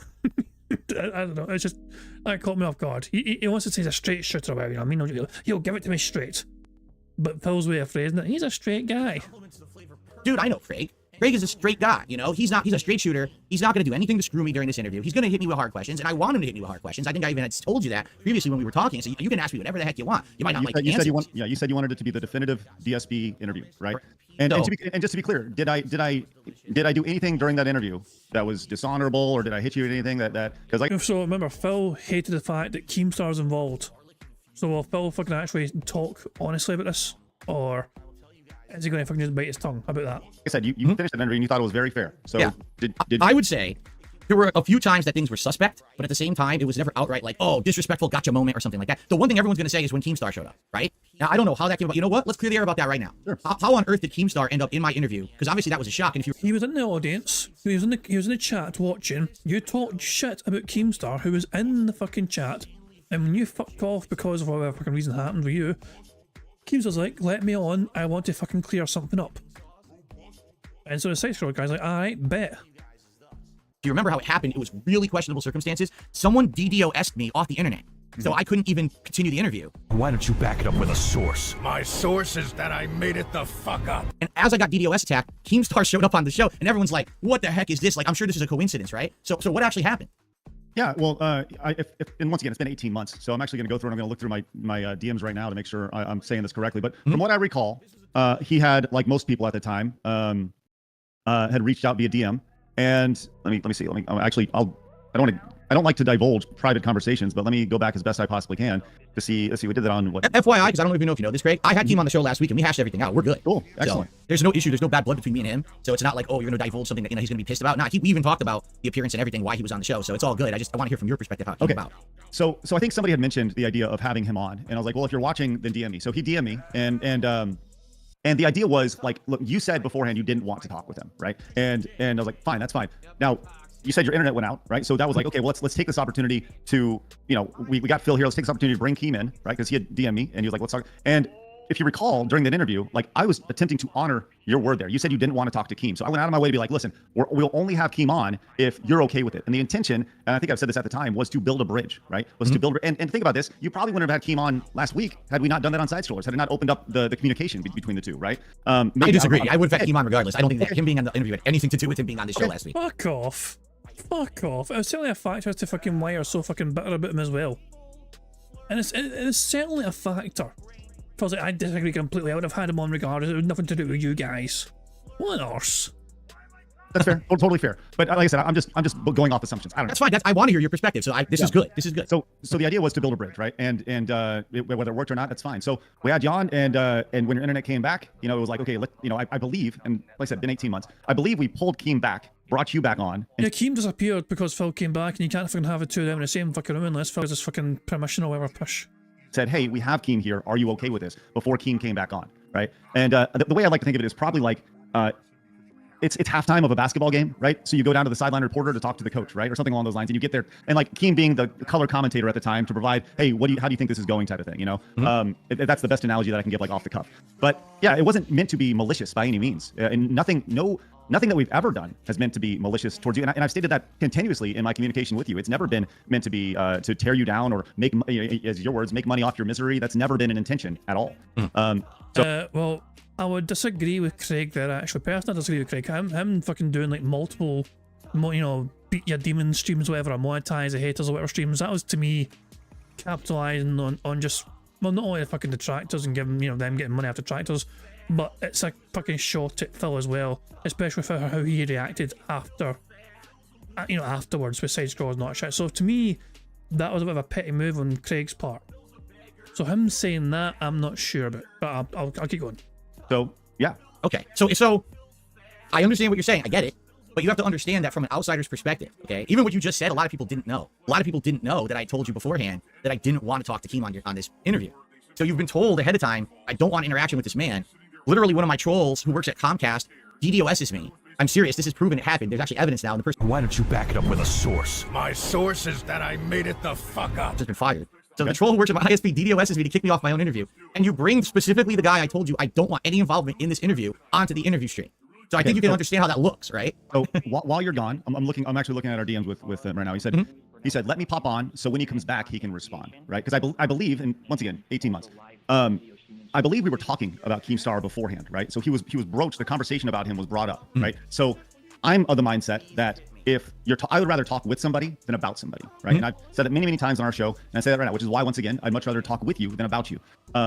So I think that was the situation. He said, let me pop in so when he comes back, he can respond, right? And the idea that you said something about Keem then responded, you come back and you can then respond to what Keem said while still keeping you separate, right? But the opportunity was there. We're like, hey, well, look, once again, Keem, you can talk about DSP, you can talk about Keem. Why don't you just talk to each other right now and hash all this shit out, and everyone's better for it, right? And Phil could have said no, but he said yes, and he still complained about it afterwards. So, if you saw it as, like I said, my goal ultimately, it wasn't to create any distrust or anything. It was more meant to be a positive experience, and hopefully it was. Okay, so from my perspective, all right, you're absolutely right. So I'm getting DDoS attacked. I come back, and you ask me, hey, Keem's on the show already. Is it okay? Can we have him on? You absolutely did that. I can confirm 100%. I mean, it's already recorded, but yes, you did that. That's very respectful of you that you did that, and I said yes. In my mind, I'm already desperately trying to get back on the show because if it looks like I cut out of the show, everyone on the internet is going to say I'm a coward. I ran from the tough questions. So I'm doing everything I can to get back as soon as I can. The moment I get back, he's there, and it's like I've already been grilled, and this is probably, you know, a very stressful thing going on. I'm sure you can figure out for me. Grilled. And then to now be presented with the man who I told you specifically I didn't want to talk to on the show. Yeah, it smacked me in the face. And then on top of that, you say, well, is it okay? Now, what if I say no? Again, now that makes me look bad. I look like I'm the guy who doesn't want to play ball, who isn't willing to talk, who's just an obstinate jerk, who just wants to, you know, have it his way. So, of course, I'm going to say yes. Now, in reality, did anything come out of that conversation with Keem? No. What happened was we went back and forth for like 5 minutes. Nothing came of it. And then he plugged his Happy Punch boxing. Objection. Keem only mentioned the fucking boxing because Phil brought it up first. Because Phil's like, I don't fucking agree with your fucking, you know, your content. I think it's morally fucking bankrupt or whatever. I don't know what phrasing Phil used, but Phil fucking implied that he didn't think it was fucking good to have two extremely unhealthy, fat fucking, you know, guys like Wings and Boogie, you know, clowning up for some sort of fucking fake boxing match or whatever. Phil brought up the boxing between Wings and Boogie. And Keem's like, well, funny you mentioned that because I got something to say about that. Thank you for bringing it up, Phil. Phil was the one that essentially brought up the subject in the first place. You can go back to watch his fucking interview, you don't believe me. You can fucking go back and you'll see yourself as fucking Phil Burnell that fucking essentially encouraged Keem to talk about that particular matter. Okay, which is really the reason why he was on the show, right? That's why he wanted to be on your show, to plug his upcoming content, all right? He did want to talk to me, for sure, that's true. But Phil, you were on the show as well to plug your content, no? You just started a DSP Reacts channel, you wanted to fucking hype it up and not sure you had all these plans and ambitions, so yeah, you were there as well to plug your content. Shocking. He definitely was on the show to plug his content. And that's literally what you allowed him to do, is do an advertisement. Okay? So, okay, real quick. And once again, it's been 18 months, it's been a year and a half. My things are a little fuzzy, right? I'm looking through my email and I actually don't see any reference to Keemstar at all in that. So maybe it was mentioned beforehand. I don't know. Maybe I knew there was some sort of beef between you guys or something. Yeah, we did. We had beef on the internet. And I believe at one point, I don't know if specifically it was like Keemstar, but I know you had said, you know, is there any, I said, I just want it to be us, right? I don't want to have guests coming on and stuff. I want it to be our conversation, right? That's what it was supposed to be. So, having this guy is shocking that he's in there. Why is he on this interview, right? Okay. I get it, right? I get it. So, but with that said, we did finish up and you were totally pleased with things, regardless if Keem appeared or not. You were pleased as punch, said you want to do a second time. You know, I said I'd like to do a second time. And to be clear, everything was great. And until the next day, right? That's right. Now, to preface this, we had actually, in our discussions about this interview, the discussion was we were going to do this giant, hard-hitting, harsh interview. And then once we got through it, I can't remember the exact wording you used, but basically it was kind of like, let's get through the tough thing, and then let's do the fun thing. Right? Okay, where's the evidence? Present evidence of what you're saying. Right? First, let's do the interview, then let's have you on as the guest as you were intended to be originally. Right? That was the whole intention of this thing. So you're absolutely right. After the interview, I jumped on my own personal stream and I expressed to my audience, listen, I knew it was going to be a rough interview. I knew he was going to ask questions, that I wasn't going to be able to provide evidence of my side of it or whatever. And that's fine. I just wanted to have a place where people can see all of my answers. So stop bugging me on my streams about this stuff, because it really had nothing to do with my content. You know, you're talking about mobile games and expenses and shit. It has nothing to do with the broadcasting I'm doing every day of gameplay and stuff like that. I just wanted to be somewhere else. So I actually was happy that we had covered all of that. All right. So by the end of that day, 100%, I was okay with how everything had gone down. Even the shocking surprise guest and all that, you know, whatever. So now, I would like to hear your methodology about what happened the next day on your stream, because what you had publicly said, you can correct me if I'm wrong, you had publicly said on Friday, the day after, you were going to do a decompression day where you guys were just going to sit around playing Mario Kart, shooting the shit, and having a fun day. That was the original intention after this crazy interview, but that is definitely not what happened. Yeah, so you're right. I said we're going to do a decompression stream, and the intention was, you know, and remember, once again, we're a month into the show, and at the time, we actually did test out like Friday gameplay streams, right? We were trying to test those things out. Now, some more context for you. The last time the audience saw Adam is the last time I saw Adam. So Adam left, he went to go have some dinner. So the first time that people saw Adam the next day was when I saw Adam the next day. Right, maybe 60 seconds before we started the show. Let's clarify. Adam is one of your co-hosts, so people might not know. He's one of your co-hosts on the side scroll. Yeah, he was. He's doing his own thing now, which is great. And he just had a kid, and like I'm super stoked for him. And he's welcome to come on the show anytime. Which, by the way, I do think that you and Adam should hash it out as well, right? Okay, so with that said, so the next day we come in and we do a decompression, and really just for the first time have an opportunity to talk about what's happened. Usually this would happen like you did. You know, you left and you went on and did your own decompression stream, right? And so that was our first opportunity to do our decompression stream. Now, Adam thought you were full of shit, right? And he said so in so many words, right? And when, you know, I think that's the thing about the interview, which was really unique, was, you know, I had done a lot of research on you and everything leading up to, based off of, you know, what right or not, what people were saying about you and questions about you. Well, this is a good point to break off before we get to your Friday stream. So what exact research did you do? Like, who did you talk to? What information were you gathering upon when you went into this interview? Because I think people want to hear your perspective of what your notions were me going into this thing and how it turned out. Well, I mean, I didn't talk to pretty much anybody and everybody that I could talk to about you. I mean, let me see if I can find my Google Docs about it, and I can tell you exactly what my research was. So basically, but remember, Craig asked for everyone, not just fucking detractors, but Phil fans as well, to come forward and get in touch. None did. Not a single Phil fan apparently got in touch with Stuttering Craig to try and defend their fucking hero. I mean, the invitation was there for Derek or fucking Jade or fucking Kevin Styles, whatever, fuck, you know, whoever, to fucking, you know, say something nice about Phil to Stuttering Craig. Didn't happen. But yeah, I went in and made that. But I do want to finish my point here. And Okay, go ahead. Yep. The idea that I had a somewhat of a background. I'd done a couple weeks of research on it, like way more research than you possibly should do for an interview, right? But my thought was, and I said this before, and I'll say this again, I wanted to treat you with respect. I wanted to treat me with respect. And I wanted to treat the audience with respect, right? And I had a pretty good idea of what the audience was going to look like, right, for this. Here we go. I got this doc right here. Potential DSP questions, right? And this is, you know, all various things that we touched on, right? Now, where did this come from? Was this like you asked people what questions you would want me to ask DSP, and you made a compilation? Is that what this document is? No, I think a lot of this was just through various DMs and communication, things that people had asked and wanted to know about you. Obviously, the WB Champions thing, the you know, various clips that, you know, broader questions. You know, how do you think? Let's see, I'll just go down the list. I've been told not to interview you. Why do you think that is? When you stream, who is streaming, Phil or DSP? What have you done to change perception from a production standpoint, right? So, like I said, there's a list of these things, right? And then there's like some of my notes in here, right, where we talk about, you know, what there's. I remember one point in particular, we were talking about your, you know, you've been doing this forever, but you don't have a business plan or a financial plan. People were really hung up about your taxes, so wanted to touch about that. You know, how you spend your money, obviously, with the champions, which we can talk about that in a little bit. So Craig, you have to understand, literally every question you just asked. I mean, just think about it. Every question you just asked is basically like personal stuff. And it's stuff that my detractors would want to know, okay? So now I'm just telling you from outside, you know, from your perspective, from an outsider's perspective, or even my perspective, it sounds... Is he about to fucking tell Stuttering Craig how to interview people? Because Stuttering Craig has been interviewing people most of his fucking days. And it's certainly better at interviewing people than fucking Phil Burnell is. Me, like what you did for 2 weeks, is you just said, hey, everyone who doesn't like Phil, contact me and talk to me. I mean, you even had a clip from It's a Gundam, one of the most infamous people who rags on me all the time, as an audio question at the end of the interview. And what I would like to ask you right now, and I hope that you'll be honest with me. Sure, I will. In your... And Phil, can you stop interrupting your guest, please? Because that's very fucking... And it's very rude to interrupt your guest when I try to fucking talk about something you asked them. Efforts to gather information about me for this interview, did you talk to anyone who actually likes me? Well, I think I was open to talking to anybody who would, but nobody reached out that said they really liked you. And Thank you, Craig. He fucking opened it. He said, hey, please, one and all, whatever, if you please reach out to me. I want to fucking get information about Phil Burnell, whatever, you know, if you're a detractor, if you're a fan, please get in touch with me. Tell me anything you want, you know, any questions you want to ask Phil, whatever, any good things to talk about, whatever, with regard, no. And lo and behold, no, I want to hear that again. Gather information about me for this interview. Did you talk to anyone who actually likes me? Well, I think I was open to talking to anybody who would, but nobody reached out that said they really liked you. And I don't mean that negatively. I mean, I said... Oh, no, there's a good reason for it, and I'll explain it in a second, but, you know, go ahead. But, so with that said, like, you know, when you say you're going to do an interview with somebody and you say, hey, I'm open to talking to all people, if there are people who go out of their way to like you, they didn't reach out to me, right? Okay.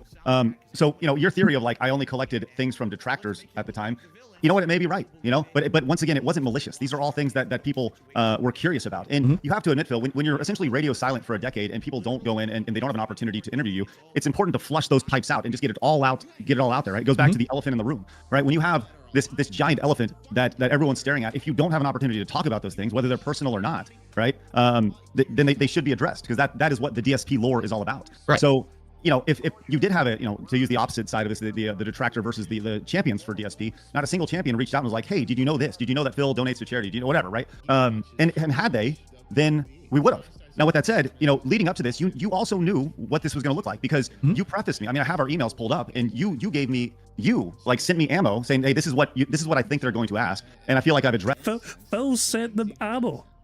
Phil Burnell's like, they're probably going to mention this, I'm probably going to mention that, and all the racism and all the sexism and all the homophobia and all the Buck TV stuff and the WWE champion stuff. Jesus Christ, man.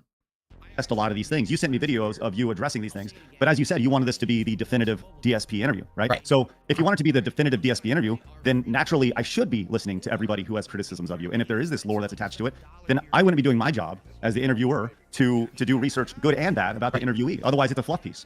Okay, and fair enough, and I accept that answer, but now I'm going to give you my response, okay? Sure. And you probably don't know this, all right? The reason that my fans don't reach out and get involved in this kind of stuff is because... Is it because of us? Because my detractors, okay? Yeah, it's because of us. I fucking knew it. It's our fucking fault that none of them could fucking contact Craig privately without us being aware of it. Those people who you were talking to get questions to ask me systematically, hunt down, harass, dox, and do horrible things to anyone who publicly supports me. Okay? And I'm not just talking like, oh, someone was in the chat and said I like Phil. I mean, he'll try to hunt these people down, find their social media, find where they live, find where they work, call them, harass them, call them pedophiles, do horrible things to them. You even like Derek? Hi, Derek. There's been supporters documented who give me a $100 tip, and then they get hacked and stuff. It's really, really messed up. I mean, case in point, Craig, do you not remember? Maybe you don't remember this. It was like a week or two before the interview. They tried to dox you. You remember that, right? And I told you about it. I said, I mean, Craig was doxed on Kiwi Farms, to be fair. It got removed, but he was doxed in preparation for his interview. just so you know, they gave your an address on the internet, and I don't think it's real, and you know, they did it to you. So if they're doing it to you, obviously, they're not going to, my fans who like me are not going to speak up in a public venue like that and be like, oh yeah, now I want to talk about Phil. No, they'll watch me, they'll silently support me, as they have done for a very long time, but they're not going to put themselves into the line of fire of these already deranged people. Phil, they had the option to email Craig. The line of communication was there to talk to Craig privately. They could have fucking contacted him anyway if they wanted to, whether publicly or privately. They chose not to.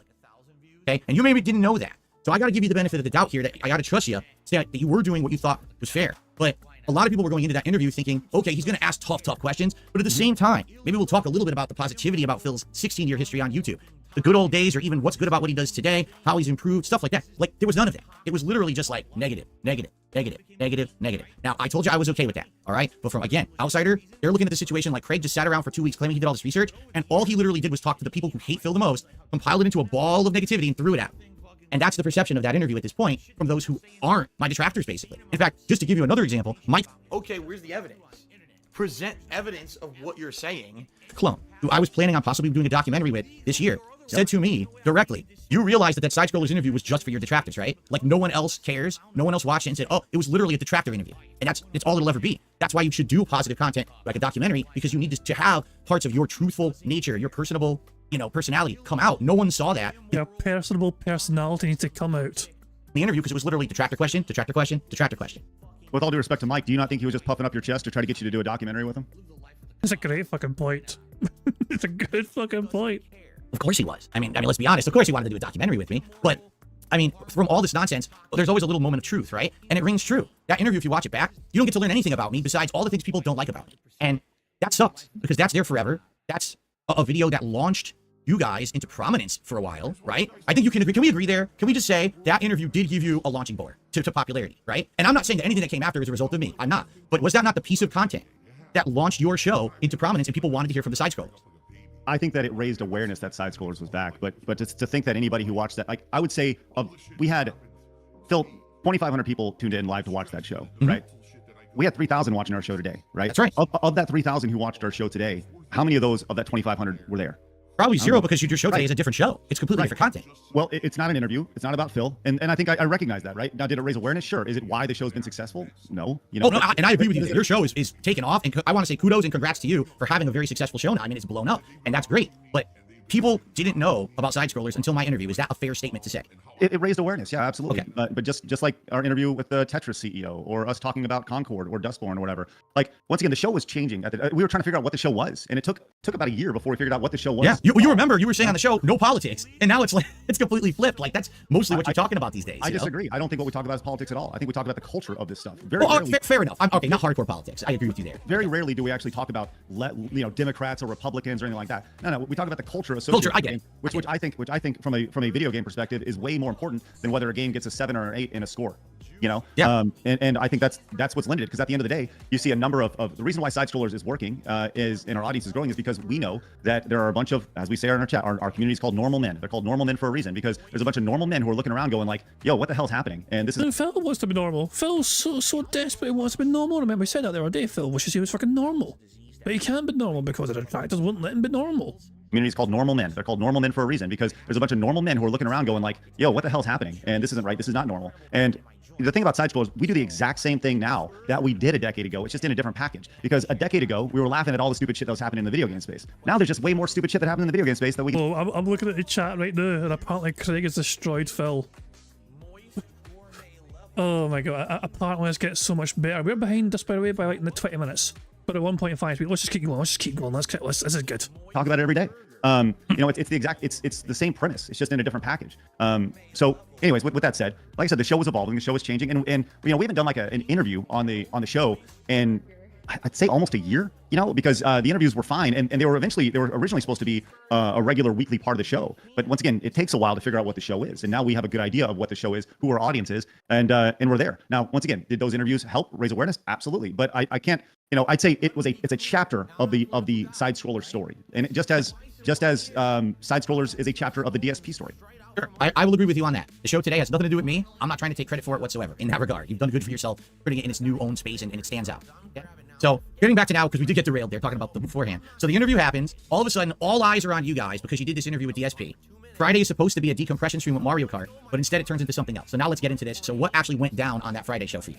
Yeah, we went in, we talked about things, and we do what we do every day. We just talked about what's in the news. The difference was that we were the news, and the interview was the news in the sphere, and people wanted to hear our thoughts about it for the first time, and that was the first time we got together. So you know, you listen to your audience, and when the audience says we want to hear your thoughts about what happened yesterday, you do that. And for us, it was a Friday, so naturally we're gonna talk about it, and then we're gonna give the weekend to decompress, and then we're gonna resume the show on normal on Monday. It doesn't matter if Mario Kart was played or not. The intention was still the same, was to talk about what just happened the day before for the first time, just like you did the day before with the decompression stream. Now, was it what you wanted to hear? No. But was it honest? Yes. And honestly, I think that when it comes to the reasons why we were upset was, and specifically Adam was upset, was because he smelt shit, and whenever he'd say it, you know, it was like talking in circles. And I think that there's like a lot of that stemmed from the WWE Champions thing. That's where a lot of the meat came from, right? So we asked you about that several times. You know, we got the runaround on it. We all knew it was the runaround, right? There were, you know, we talked about you sharing your account, and then, you know, and then that didn't happen. And that was when the internet went out and everything associated with that. And so that would have been a good time, Craig. That would have been a great time to fucking ask Phil why he didn't fucking show his account if he fucking sold it before the side scrolls interview.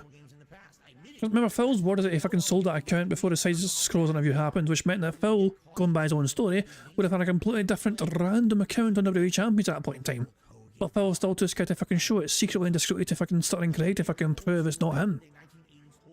So, you know, we were upset about it, right? Because we smelt the shit. And I think that there's like actually like a lot of irony when it comes to this, and that like just was yesterday, you know, I get sent clips to you all the time, and leading up to this especially, you know, where you talked about WWE Champions, and you said that, you know, you spent you know, for forever lying about it, right? So with that said, like, do you think that you know, you admitted to lying about this, right? Do you think that we had a right to be upset because we felt you were lying? We knew you were lying. You admitted to lying. Do you feel that we had a right to be upset the next day? Oh, Craig turned it back around and asked Phil the question instead. And this is siege mode. This is siege mode, so we can get to take off siege mode as well. Burger. Like, Craig, what a fucking comeback to that fucking question. You know what I mean? Oh, is Phil going to be happy that, you know, that Stuttering Craig is asking all these fucking questions and putting him on the spot now? Well, let me put it into these terms, okay? When a guest is going to be on a show and they're going to be interviewed, and they know there's going to be hard-hitting questions, and that was all previously established, all right? We knew all this was going to happen. That's why I agreed to do the interview, because I felt like this was going to be it, the definitive interview or whatever, okay? Never in my wildest dreams did I expect that the next day after the interview you were going to do that. You didn't even tell the public you were going to do that. And now, let's be honest here, what actually happened on that Friday show is you talked to my detractors almost the entire show. You were reading all of their contributions as they rolled in. I think some of them were previously from the interview the day before. I want to be fair here. I think there were like leftovers you hadn't shouted out the day before. And then there was a ton of contributions that came in that day from my detractors. So you just sat there reading them. And okay, you're upset with me. You don't believe me. You smell shit. All right. But there's a difference between saying, well, we just did this big interview, we don't believe him, versus actually like actively participating in memes that they have about me. Your entire cast laughed ack on the show, Craig, together. As if You laughed at me and hurt my feelings. Jesus Christ. Oh, yeah, get that one, Craig. this was something funny to do to deride Phil. I was the guest on your show the day before for 5 hours. I was on your show and answered hard-hitting questions. You didn't have to believe the answers. Hold on. Did you answer? Because you Oh, I did. Oh, indeed, I answered. You just didn't like the answers. Phil, don't flip that on me because you didn't. You were dishonest with us. And we smelt that. It's still an answer. It doesn't matter if it's honesty or not. It's still an answer. Oh my god. Oh my fucking god. It doesn't matter if it's honest or not.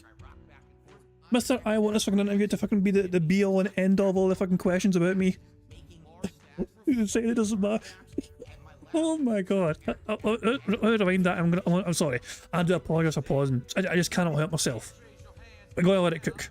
the hold on. answers. Hold on. Did you answer? Because you Oh, I didn't. did. Oh, indeed, I answered. You just didn't like the answers. Phil, don't flip that on me because you didn't. You were dishonest with us, and we smelt that. It's still an answer. It doesn't matter if it's honesty or not. It's still an answer. Then let me ask you this, Phil. Will you apologize for lying to us? Because that's where a lot of that came from. It's like we knew you were lying, right? Okay. And I gave you an opportunity multiple times. I remember pleading with you, Phil, just come clean on this. And the opportunity was there. And had you just come clean at that instance, everybody would move past this. So I do think that, like, once again, why were we upset, Phil? What's the root of all this? We felt and we knew and we smelt a lie. We smelt it, right? So and you admitted yesterday to lying to us. So that to me stings because you're not only lying to me, you're lying to your audience, you're lying to my audience, and you're lying to everybody else. So you should apologize to me and Adam and Travis and Blabs and everybody else who watched that show because they were expecting the definitive DSP interview, and what they got was lies.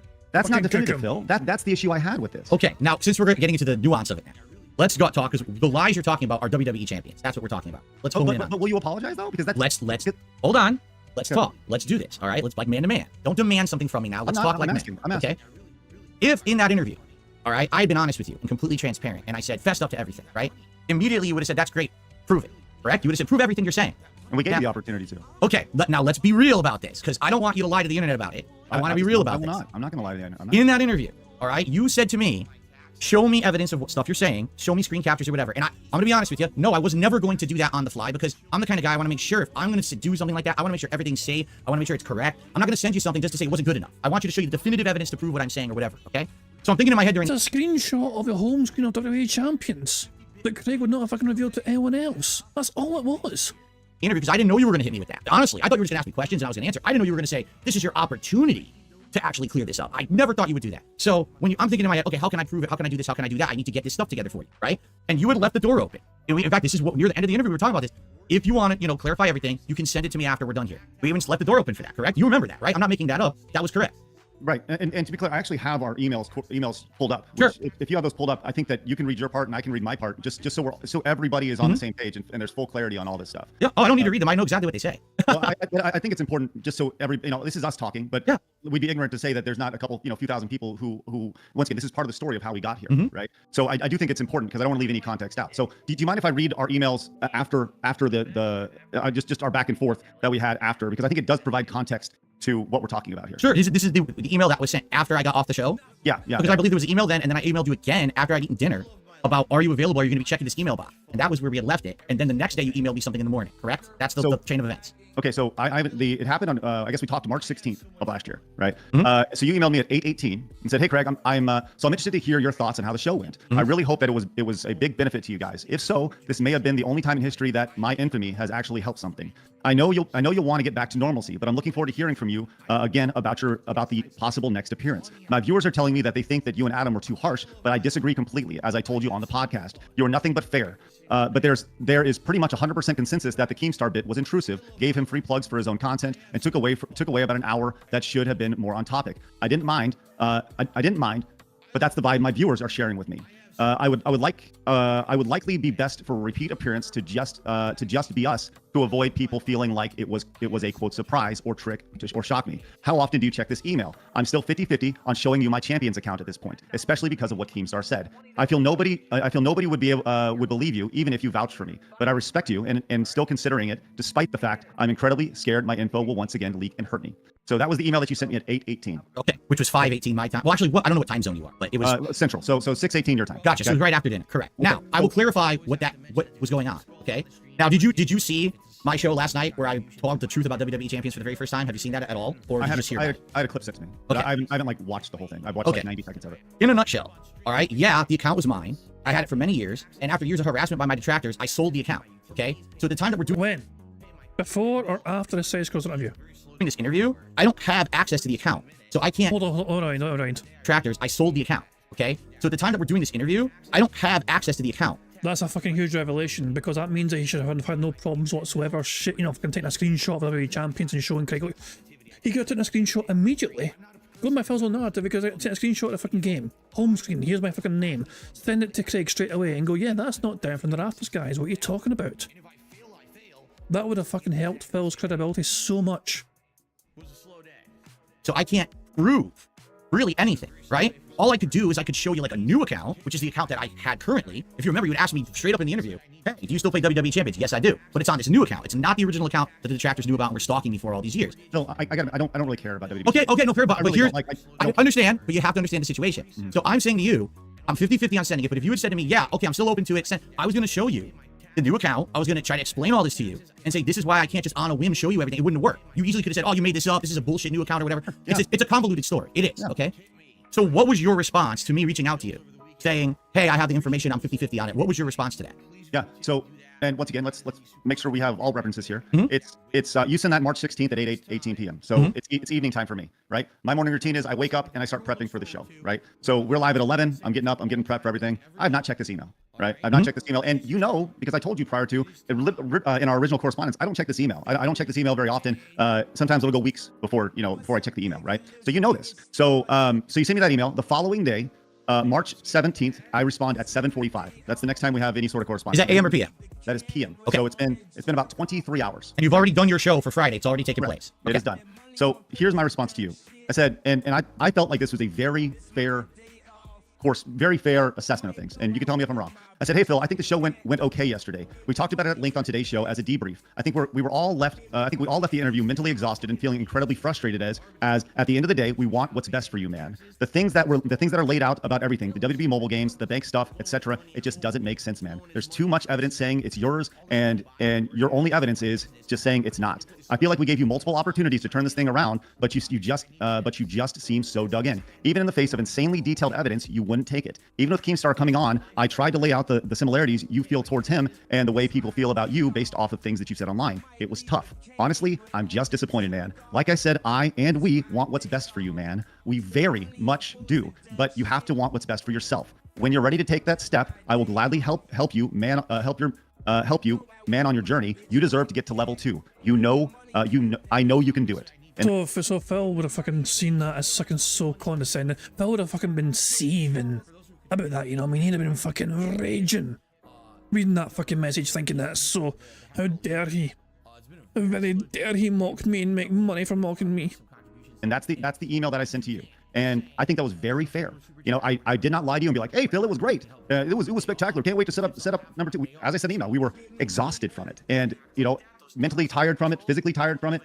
And we talked about that. You know, we talked about that on the following debrief.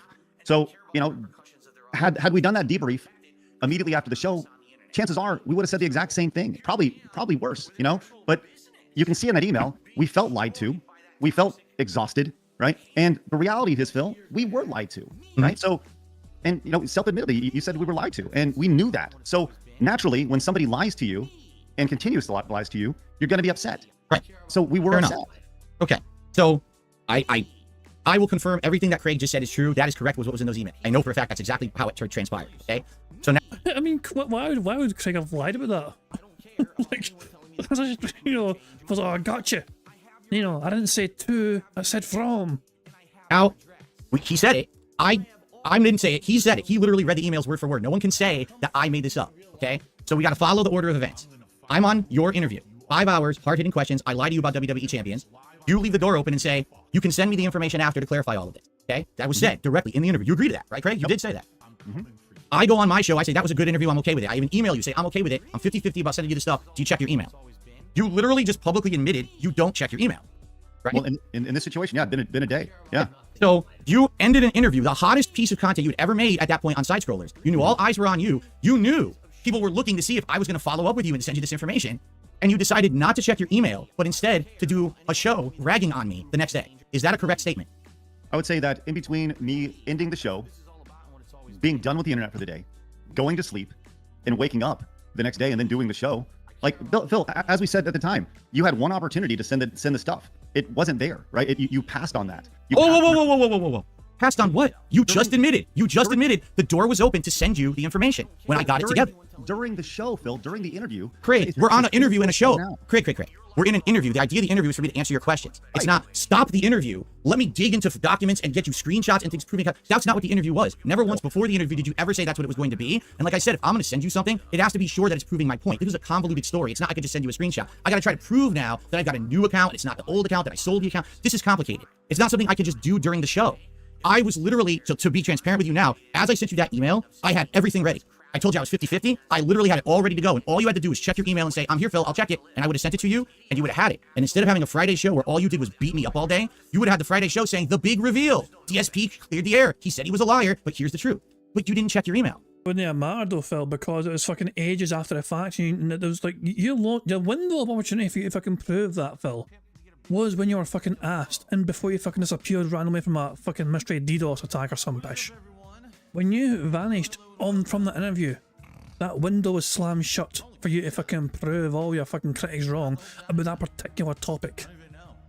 You told me. Like, what do you want? Like, I'm sorry that I didn't check my email for 23 hours. That's not how people communicate in 2023. And I know that's how you communicated, but like, I didn't check my email for 23 hours. And I'm sorry that I didn't check my email for 23 hours. I apologize for that. Will you apologize for lying? I apologize for lying, but I don't want your apology that you didn't check your email. I want your apology for being completely disingenuous about everything that happened after the fact, after the interview. That's what I want. But the thing is, Phil, I don't think we were being disingenuous. Like, I think we were being completely honest with how we felt.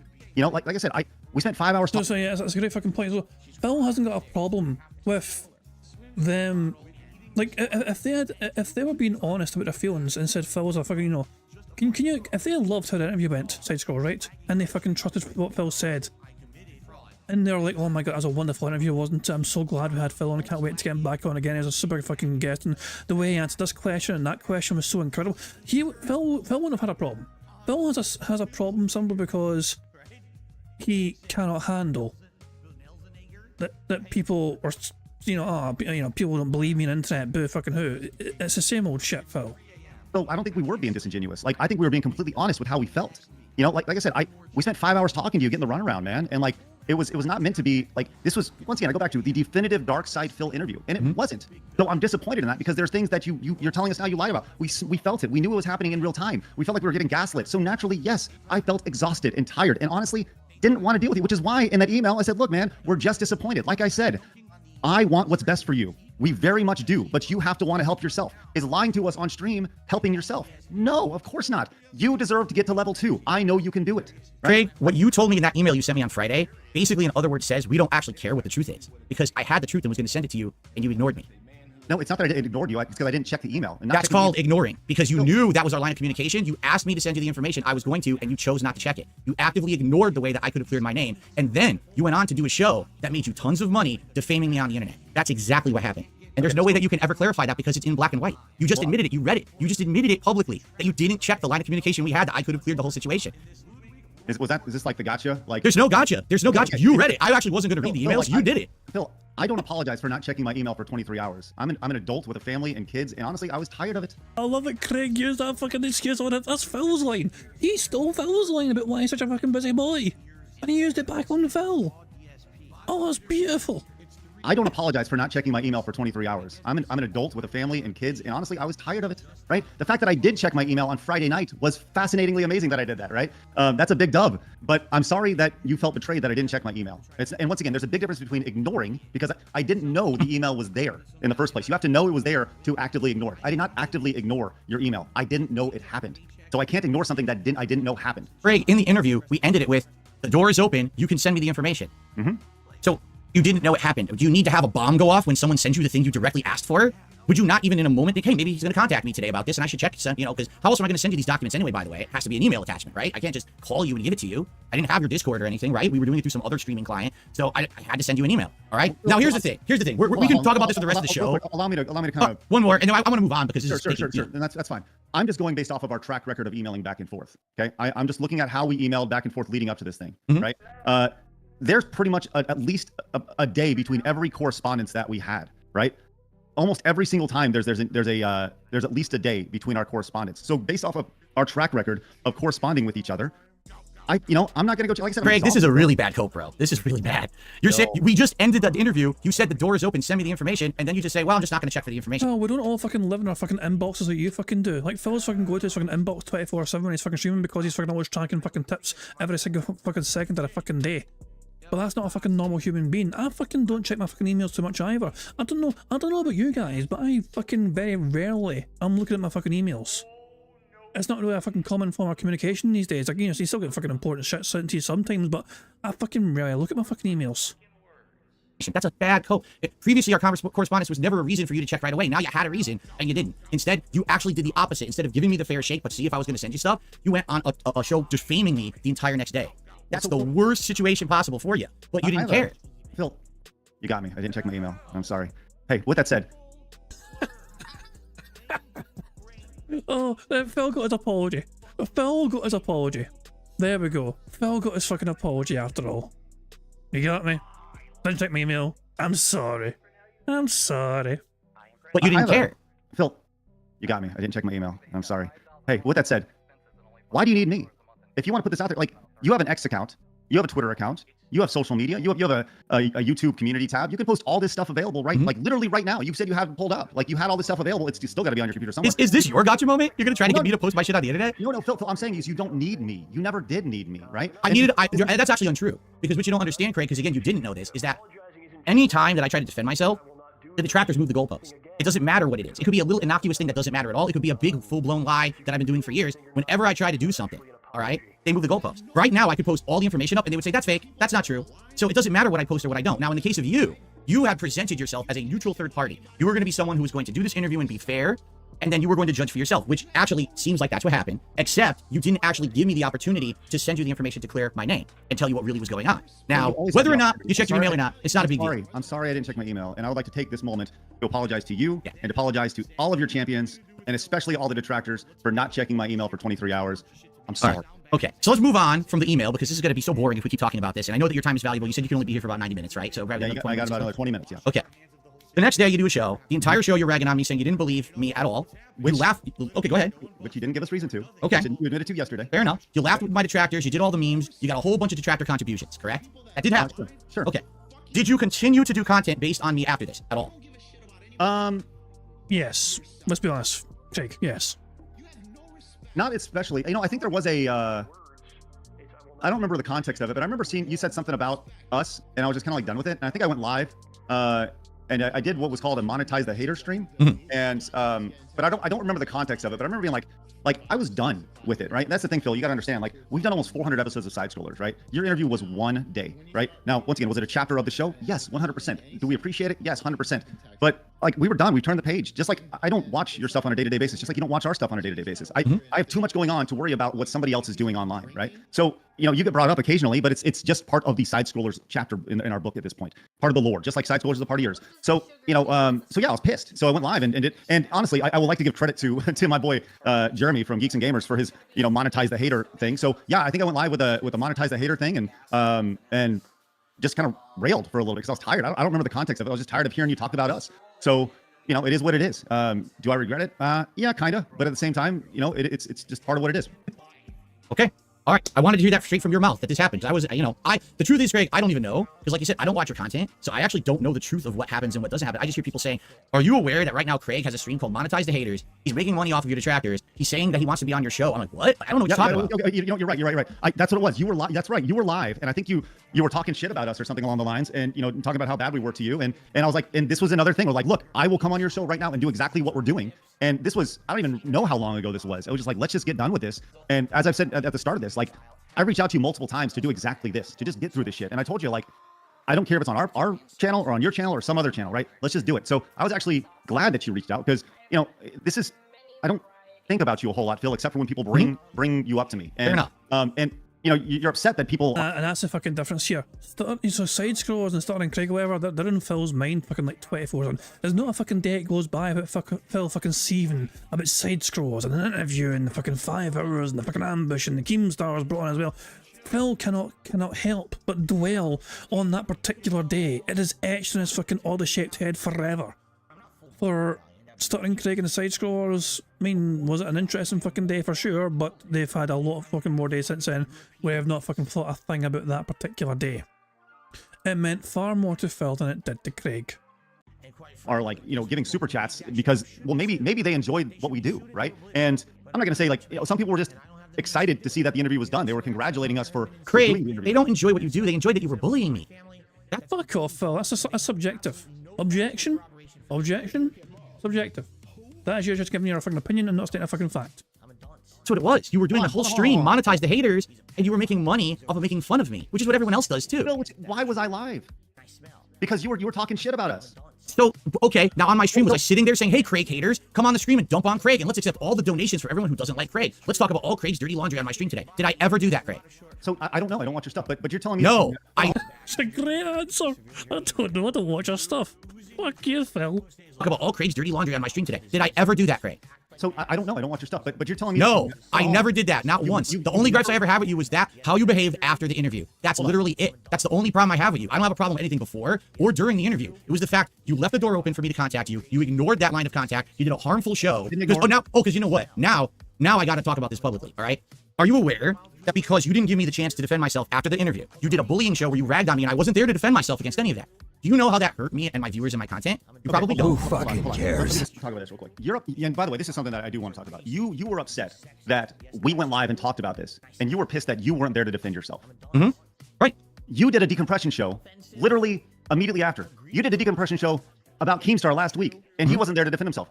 You did the exact same thing that we do, Phil. Whoa. You just proved you don't watch my decompression shows. You just proved it. The decompression shows have nothing to do with talking about and ragging on the guest that just appeared. In fact, last week with Keem, I had a whole stream where I said, we are not going to talk bad about this man. Instead, we're just going to talk about the future, building bridges and things like that. We didn't say one negative word about Keem. I didn't accept negative contributions. I told my audience, do not contribute and insult Keem. And they didn't, because that's wrong. That's capitalizing on an already bad situation. Because now I'm going to talk, Craig. Please let me speak, okay? After the interview, I had to cancel a whole fucking show that I had planned that was called DSP Asks It. I had guests lined up to be on the show that I was going to interview. It was a big project that I had lined up for my React channel. I had to cancel it because the guest said, well, after the side scroller's appearance, they really dumped on you. It's not the interview. But Phil, no, it was your fault because you fucking did so terribly in that 5-hour interview. You came across so fucking goddamn awful because you were fucking clearly lying so fucking much during it. That's not side scroller's fault. They fucking made you lie. We have issue with? It's the fact that they dumped on you, so now literally everyone who saw your interview thinks you're an asshole. Why don't you back it up with a source? My source is that I made it the fuck up. So because of that, we're canceling. So I had to cancel the whole show. My followers came out and said, we didn't mind the interview. I'm not done yet. Let me finish. Okay. After the interview, my followers said, we don't care about the interview. We care that they ragged on you after. Now it makes you look like an asshole. Now that makes us look like an asshole. Oh, you said your fucking followers didn't care about the interview because they thought it was a fucking ambush. You time and time again, you told your fucking followers, your fucking viewers, your loyal fucking dentheads, I don't know what you guys are talking about. I thought that interview went great. The interview was fantastic. I thought it went very fucking well. Every single person in your fucking chat in your little decompression session was like, Phil, that was awful. That was an ambush. I can't believe they fucking did that to you. I can't believe they were so mean to you. You even said an email you sent to fucking Craig what your fucking fans thought about the fucking interview at the time, before their own decompression session the fucking day after on the Friday. So now, you're just lying to Craig again, right there, by trying to fucking pretend your followers don't have a problem with the fucking interview. We all want to be your fans, but how can we do it when the entire interview hates you now, right? And you don't understand. What you thought you were doing was decompression, let's just be honest, but what you did is you gave more avenue for the people who already hated me to hate more. All you did was you gave a public grandstanding spectacle to my detractors, and the worst part about it, Craig, you publicly monetized it. Well, I don't know about you guys. I've hardly watched the fucking thing the side scroller done on Friday. You know, not this Friday, but the fucking, so the interview itself, I've seen time and time again, like clips of it or whatever, or sometimes huge chunks of the interview, okay? I've seen that time and time again, okay? Their decompression session the side scrollers had the following day, I've very, very rarely seen. I don't really care about their decompression session the following fucking day. It doesn't really mean much to me, you know? It's like, it's funny it happened, but at the same time, the detractors and their fucking gold dust they got from that fucking, the whole saga came from the interview itself. So, really, the detractors won on a Thursday. Everything on a Friday was just fucking the cherry on top. You monetized bullying. That's the problem with what you did the day after. You hurt my business, you hurt my followers, you hurt me. You owe me an apology for that. I don't care about you not checking the interview, the email. I care about the fact that you, not once, but then again later down the line, monetized hate against me. I literally never monetized hate against you, ever. Ever. Sure about that, Phil? You've never once monetized your hate against us? You never talked poorly about side scrollers? Oh, I absolutely talked poorly about you, but I certainly didn't have entire shows based around it, inviting all of your detractors. Because you want to know something, Craig? They contacted me about this show. They said, here's all the dirt on Craig. And you know, I know what I told them? This is the truth, Craig. I said, fuck you. Said, I'm not going to do that. I'm better than that. I'm not Why don't you back it up with a source? My source is that I made it the fuck up. going to talk about Craig's dirty laundry because that's not what this is about. I could have easily been doing that all along. Everyone has skeletons in the closet. We all know this, but I'm never going to be like that. I want to build bridges. I don't want to burn them. All right. At the end of this conversation today, I don't want to be at your throat. I don't want you to hate me. I just want us to be at peace. Even if we never speak again, I just want us to be at peace. I'm tired of this internet drama bullshit. But you hurt me bad with your behavior after that interview, and I want you to understand how bad it was for me. I had to hide for a year. And now to just show you, Craig, how different it could have been. Did you see my appearance on Kino Casino recently? And how different Who that went? fucking cares? Okay, Kino Casino is a show over on Kick. They had me on. We joked about everything. We joked about WWE champions ever. We made a big laugh about it. But they also treated me like a respectful human. They didn't monetize it against me. We had fun conversation. We watched video clips. We laughed. Do you want to know what it was? I was a guest on their show. Like I was supposed to be a guest on your show. But never happened because we did the interview. You want to know what happened? Public opinion has changed, Craig. You may not realize this. Right now, people like me for the first time in ages. Right. That's right. Because they gave me a chance. Because they didn't rag on me. They didn't bully me. They were bullying me. But once I personally talked to them nicely and say, hey, just have me as a guest. Hey, whoa, what the hell? So everything they say about you, actually isn't true. Well, not all of it. But the thing is that being treated kindly instead of being bullied and being monetizing the bullying led me to a redemption arc where now I'm finally fessing up to all the stuff I've done wrong and it's all changing for the better, right? That could have happened with your interview, but that's not what you did. We gave you an opportunity to fess up during the interview, Phil. Which I couldn't do because I couldn't prove it during the interview. I had to get the information together and I was going to do that and you didn't give me the opportunity. Well, no. Did you have any of that information available when you talked about this yesterday? All you did was you just talked. That's it. So all you needed to do 18 months ago was just talk, just like you did yesterday on your show. No, well, excellent point. No, excellent fucking point. All of a sudden, Phil, trying to come clean your strains and reveal the fucking truth and all that shit. Where was all the fucking evidence there? Absolutely fucking nowhere. Nowhere to be fucking seen. Nowhere to be fucking found. Not one shred of fucking evidence was fucking provided by Phil Burnell when he fucking came clean and admitted that he was they call me DSP and WWE Champion's account was actually his and the detractors are right all along. Whoa. Now you're moving the goalpost. So first it was, the only way anyone was going to believe you is if you sent me all the documentation during the show. Now you're saying, I could have just said whatever. I'll give you this, but I will give you that, right? Documentation would have helped your case, 100%. But with that said, Phil, like, just you saying, yeah, I played WWE Champions. Yeah, my name was this, whatever it was, right? And just saying those things, yeah, absolutely. That would have gone so far, right? And I feel like we extended the olive branch many times during that interview, right? And once again, you left that interview feeling good. Your point of contention is that after the show, we spoke honestly about our frustrations. Once again, why were we frustrated, Phil? Because we felt lied to, which was validated yesterday, literally yesterday. Later on, did I do a monetize the hater stream? 100%. Why? Because you were talking shit about me, right? We've never gone out of our way to go off and say, hey, it's time to dump on Phil because it's fun to dump on Phil, right? We dumped because we were pissed at the time. The result of the interview, we felt lied to, once again, validated, and you were talking shit. So naturally it was like, hey, and the idea of going live there was, let's go on Phil's show and hash it out like we're doing now. So look, Phil, I mean this. I'm sorry.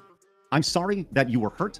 I'm sorry that your community was hurt, and I'm sorry that you felt that way for a long time. That's why I'm on this show. I want to help you close the door with this chapter, right? I'm not your enemy. In fact, I've been your biggest champion. I've gone out of your way, as in that email. I want to help you get to level 2, whatever that looks like, right? I said that continuously in every single email correspondence we've had. I've said, hey, I want to let you know, let's get together, let's hash this out, let's move forward, right? Every single time, even when it comes to inviting you on the show, our 1-year anniversary. Hey, Phil, come on the show, nothing serious, let's just come on, it'd be fun, people would have it on. Hey, Phil, do you want Street Fighter 6 is coming out? You want to help hash this out? Let's just hash it out, let's talk it out. It'd be a great way to build a bridge, which once again, that's something that you want to do. Listen, if we're going to go with the build a bridge metaphor, I put down lots of wood over the last 18 months trying to build a bridge. And every single time the email wasn't responded to, or maybe you didn't check your email. I don't know, right? I did check the email. It's just there's no way I'm going to be playing Street Fighter with a guy who doesn't play Street Fighter, where I'm not going to benefit from it whatsoever. You will, because you're going to get another boost from my appearance on your show playing Street Fighter. I'm not going to get a boost from that. Phil, we could have done it on your channel. That's the thing. You didn't even respond. But isn't that the fun of it? The idea that you play Street Fighter 6, you lay into me for fucking 9 matches, you destroy me, you're the definitive champ, and all of a sudden the king is back. Nobody cares about that, Craig. No one cares about you playing Street Fighter. What are you talking about? But they care about us getting together, and Street Fighter is the conduit to do that. That's what I'm getting at. Move past the idea of Street Fighter 6, Phil. Phil is being so fucking much of a cunt right now. Holy crap, this is how your fucking host cheats his fucking interview guests? Who would want to fucking go on Phil's podcasts when they see the fucking guests get treated like this from the fucking host?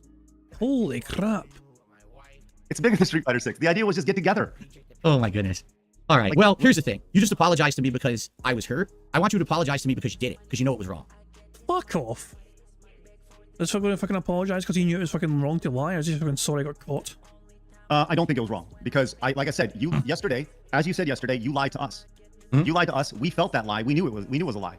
Look, was it reactionary? 100%. I'll say yes. It was wrong in that it was reactionary with the monetize the hate stream, right? That was a reactionary thing. Am I proud of it? No, right? And you know what, Phil? I'm going to do you one better. Give me a charity of your choice. Give me a charity of your choice. I will donate that day on that stream. We made $633.08. I will donate $633.08 to a charity of your choice. Craig, That if you, Since Phil is so fucking butthurt, they fucking made money billing him. Craig, that if will you, help close the book. if you actually cared about anything that you're saying right now, you already would have donated that money.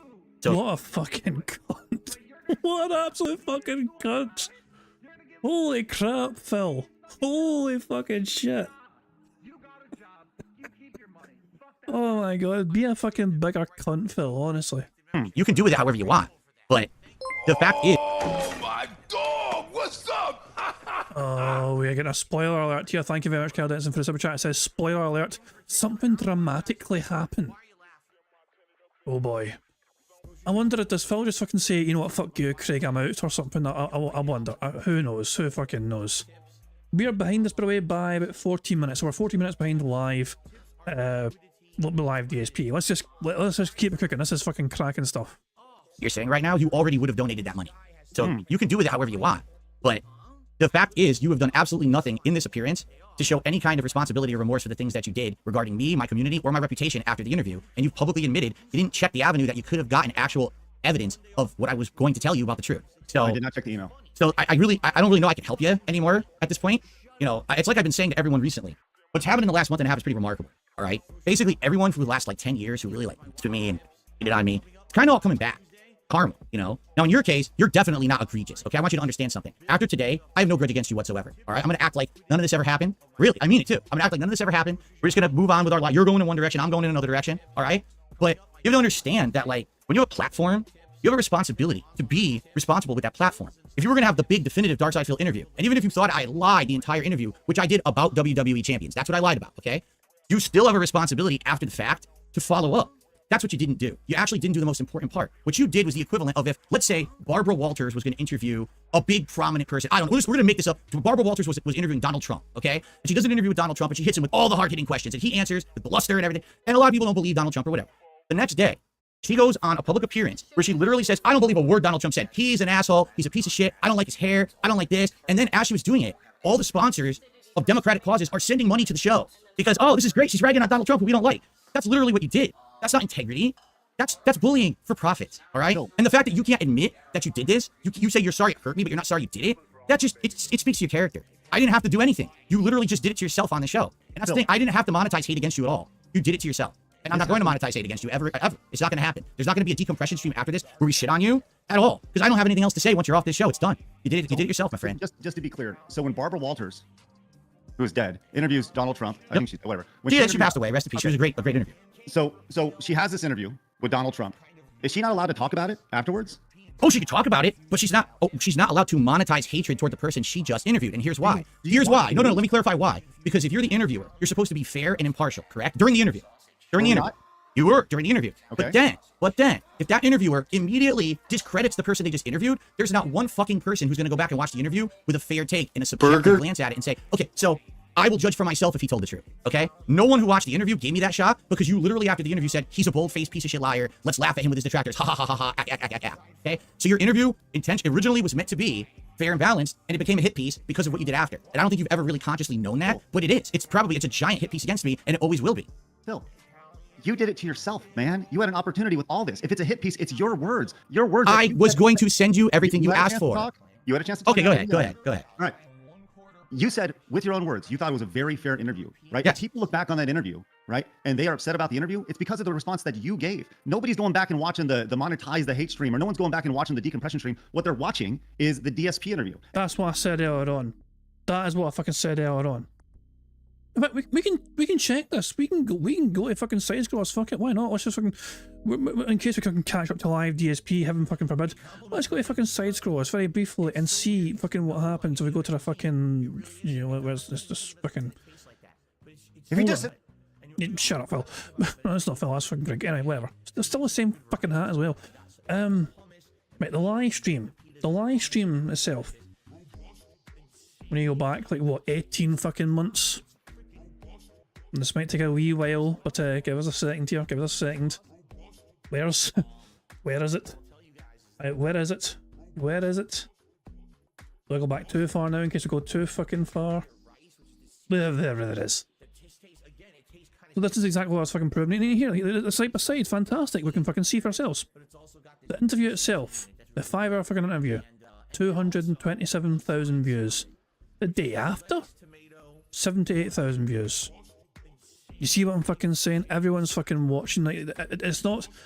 Most people only care about the fucking interview, and it's not about the fucking shit that happened. Like, obviously, some people do fucking also watch the fucking aftermath thing as well, but the point still stands. It's like the interview itself, which is a big fucking thing for people. That's what it fucking was.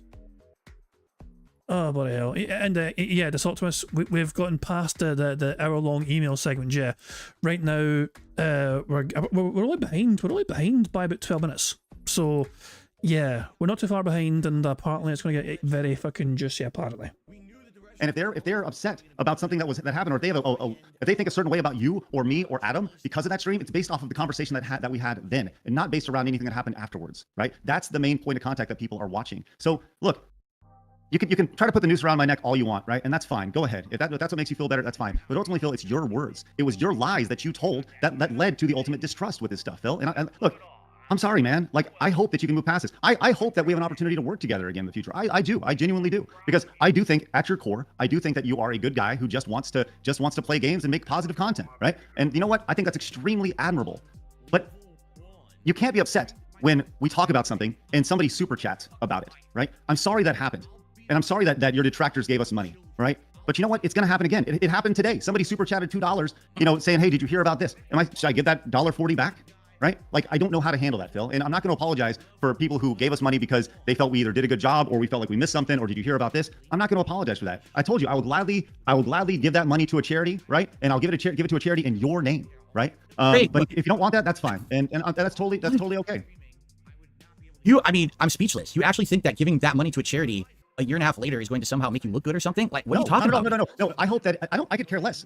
What I care about is helping you move on, because you clearly are clinging onto this, right? And like I said, I'm sorry that this happened, right? But I'm not sorry for the words that you said, right? Once again, if somebody feels a certain way about you, it's based off your actions, right? I'm live 2 hours a day, 5 days a week. People see me, they know me by now, right? I've been doing this for almost 20 years. So people have a pretty good idea of me and my character. And for you to attack my character, I mean this with all due respect, Phil. Go fuck yourself, because you don't know. I've gone out of my way, Phil.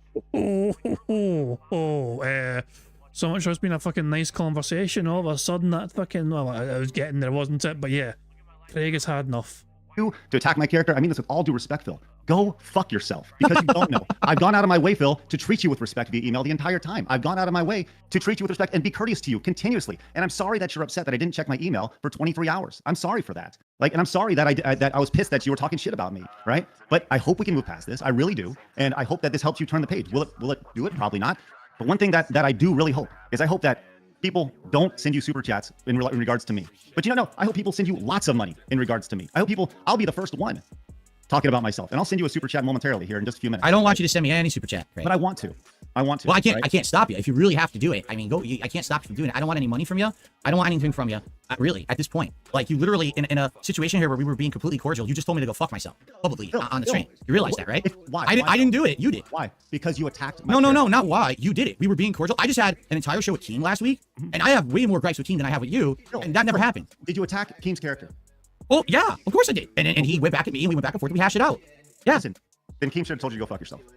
All right, so there you go. Folks, there you have it. There you have it. Night and day. I mean, you can't, that's all. I mean, really, honestly. But we're over. I'm sorry. I'll apologize for two things. I'll apologize, number one, that I did lie to you during the interview. Which that was wrong. To everything we're talking about. That was wrong. And number two, I apologize to the public that I lied for so many years, but I already did that last night on my own show, so they already know about that. All right? And I'll apologize to you now because we're taking too much of your time, and I know you got to get go. All right? So let me close with this. You close, and then I'll close, and we'll be good. You close first.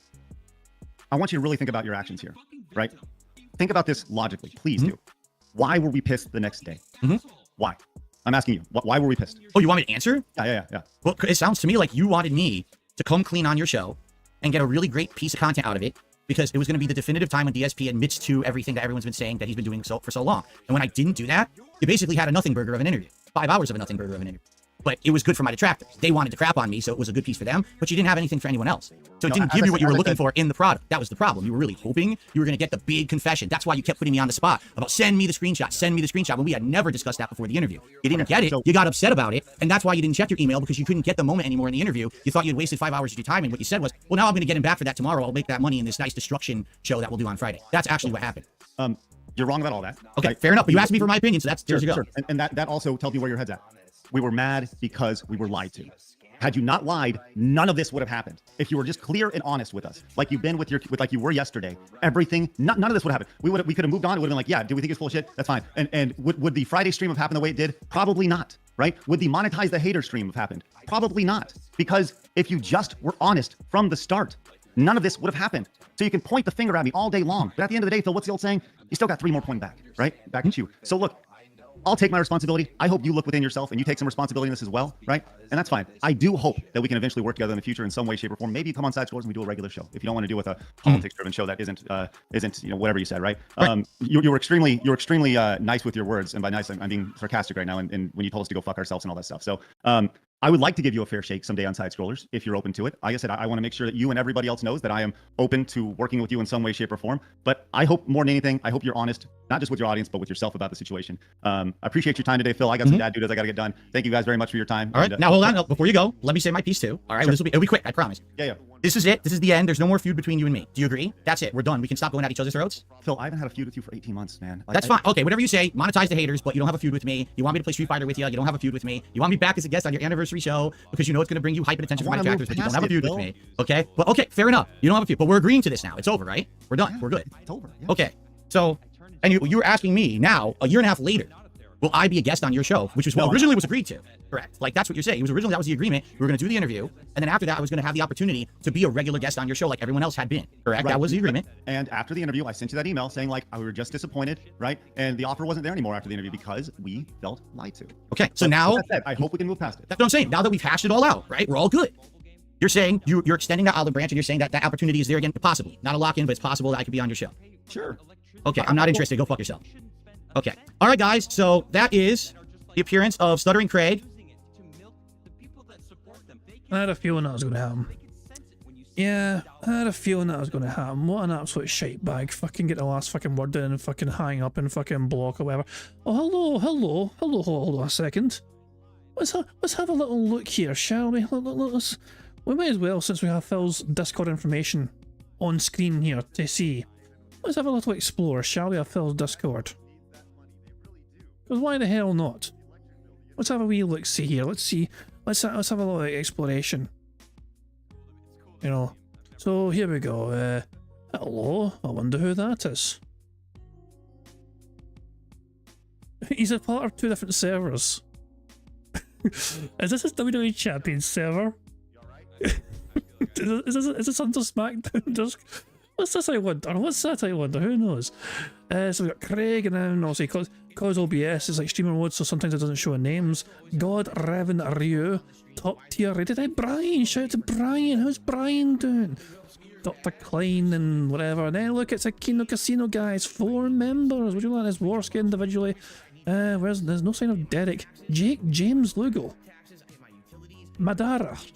And then he's and conversations as well. Just looking. I'll just see this crap here. Totally just us. There's no stake in here at all. Want to get it. Just like I did with Keem last week. If you've seen that interview, we should be good. I should be inviting you to Discord call at 11:30 AM PDT. Then it ends. Go fuck yourself. And that's Phil's Discord, and his profile picture is him wearing the fucking Yoshi fucking costume. Jesus fucking Christ, man. So there it goes. That's Phil's Discord. If you're curious what Phil's Discord is, there it is there. Why not? So yeah, let's... Oh, fuck me, man. That was an interesting experience to say the fucking least.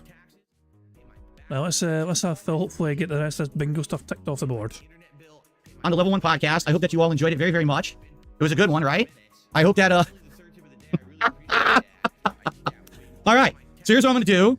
I'm going to shut the stream down, and I'm going to do a decompression stream right now. But I need to shut everything down because I can't appear on camera right now because my camera cannot work in this video and on the stream as well as in OBS. Like Discord had an issue there. So all I have to do, I have to shut everything down. So I'm going to end the video here. Those who watched the interview, thank you. I hope you enjoyed it. And I'm going to be right back live on the stream. Okay? Let's do that. I'll literally be right back live on the stream with the decompression. All right? I'll be right back, everybody. And thankfully, because we're behind Phil, it just kind of cuts back straight away to him being back. So what it's trying to suggest is that counting as a ban. But with Craig getting hung up on in the call, is that a leaning ban? You know what? I think that should count as a lean-in ban. To say, for Phil to do that to a guest on his show, treat a guest like that on his show, is essentially just saying, okay, I don't want to fucking talk to you ever again, we're fucking done. Apparently Craig is live, taking tons of donations, oh for God's sake. I'm so tempted to fucking count it as a ban. I am very tempted to count it as a fucking ban. But I've got a feeling as well that Phil will probably fucking ban people anyway in his stream. Because he's probably gonna have fucking people say Craig won and all that shit, and yeah. So Stuttering Craig is live right now. Oh my god, that's fucking monetize the haters part 2. Okay. Roll. You need to flip the webcam round, Phil. There you go.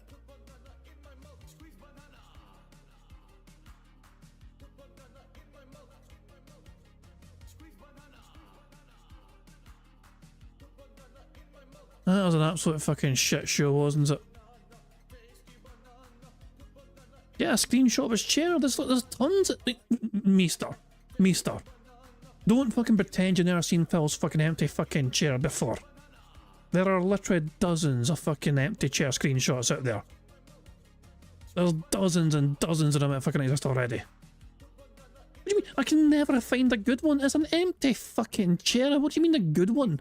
What do you expect a fucking good one to fucking look like? The chair is emptier than usual. I don't understand. I'm so confused. Right, okay, alright. Oh, wait, I'll wait for him to flip. Hold on. I need to rewind it. There we go. The cameras are right around. There we go. Can't find a good one. The chairs are not empty enough. I don't know. Fuck it there. Hold on. So you want a chair or do you want the whole background? I mean, what? I didn't know what you fucking want. Hold on. I'll just take a screenshot of the video feed. The whole video feed. Minus the borders, of course. So it's just his old background and everything else. And I assume you don't want the background removed, Meester, by the way. I assume you don't want that fucking removed. I assume you want to keep everything as it is. Whole and intact. So hold on, give me a second here. There you go. That's me sent it to you, Meester. That's the best I can do. If it's not good enough, then there's nothing I can do, pal.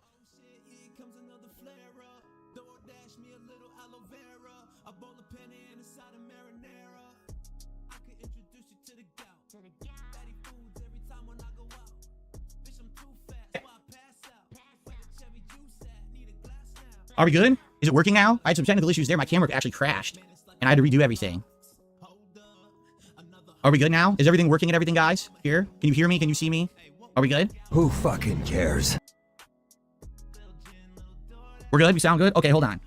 I just want to change my my background now.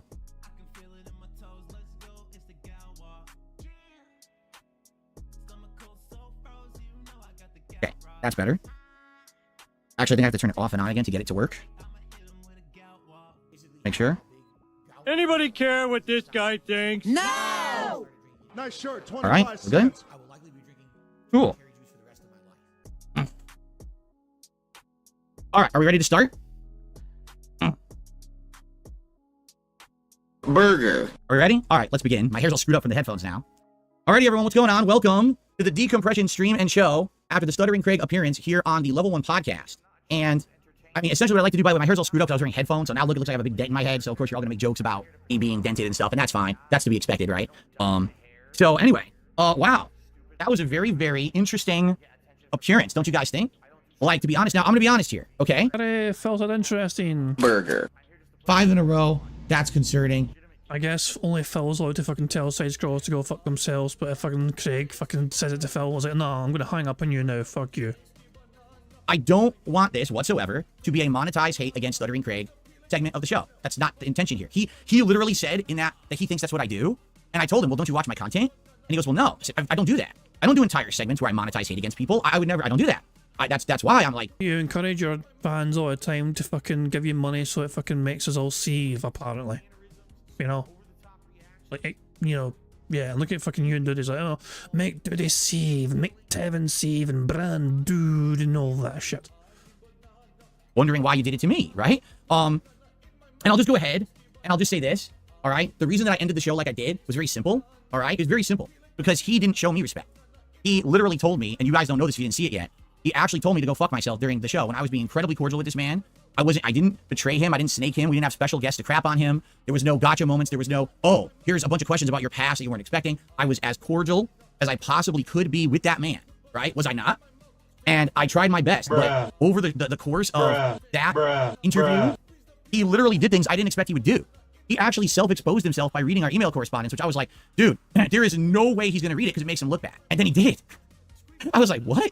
Like, I can't imagine, right? I can't imagine that he would have done that. Give me a second here. I feel like I should check this out. Is he actually live on Side Scrollers? Let's hold on. It's just fucking ironic. I had the fucking channel up, you know? So if we go to live, and look at that. 1.6k watching compared to Phil have 1.4k. There's more viewers for fucking Craig right now. Today I started playing Shadow of the Ninja Returns. Look at all the super chats. Thanks for asking. Look at all the super chats. Mr. Ludacris says, congrats on felting. My God. Tears for T says, you had patience of a saint in that talk, dude. Hold your head up high. Thanks. Cryptic says, what incarnation is a DSP? That's a great question. Oh boy. Mr. Marvin says, Down syndrome Phil has got felted. Listen, I will not tolerate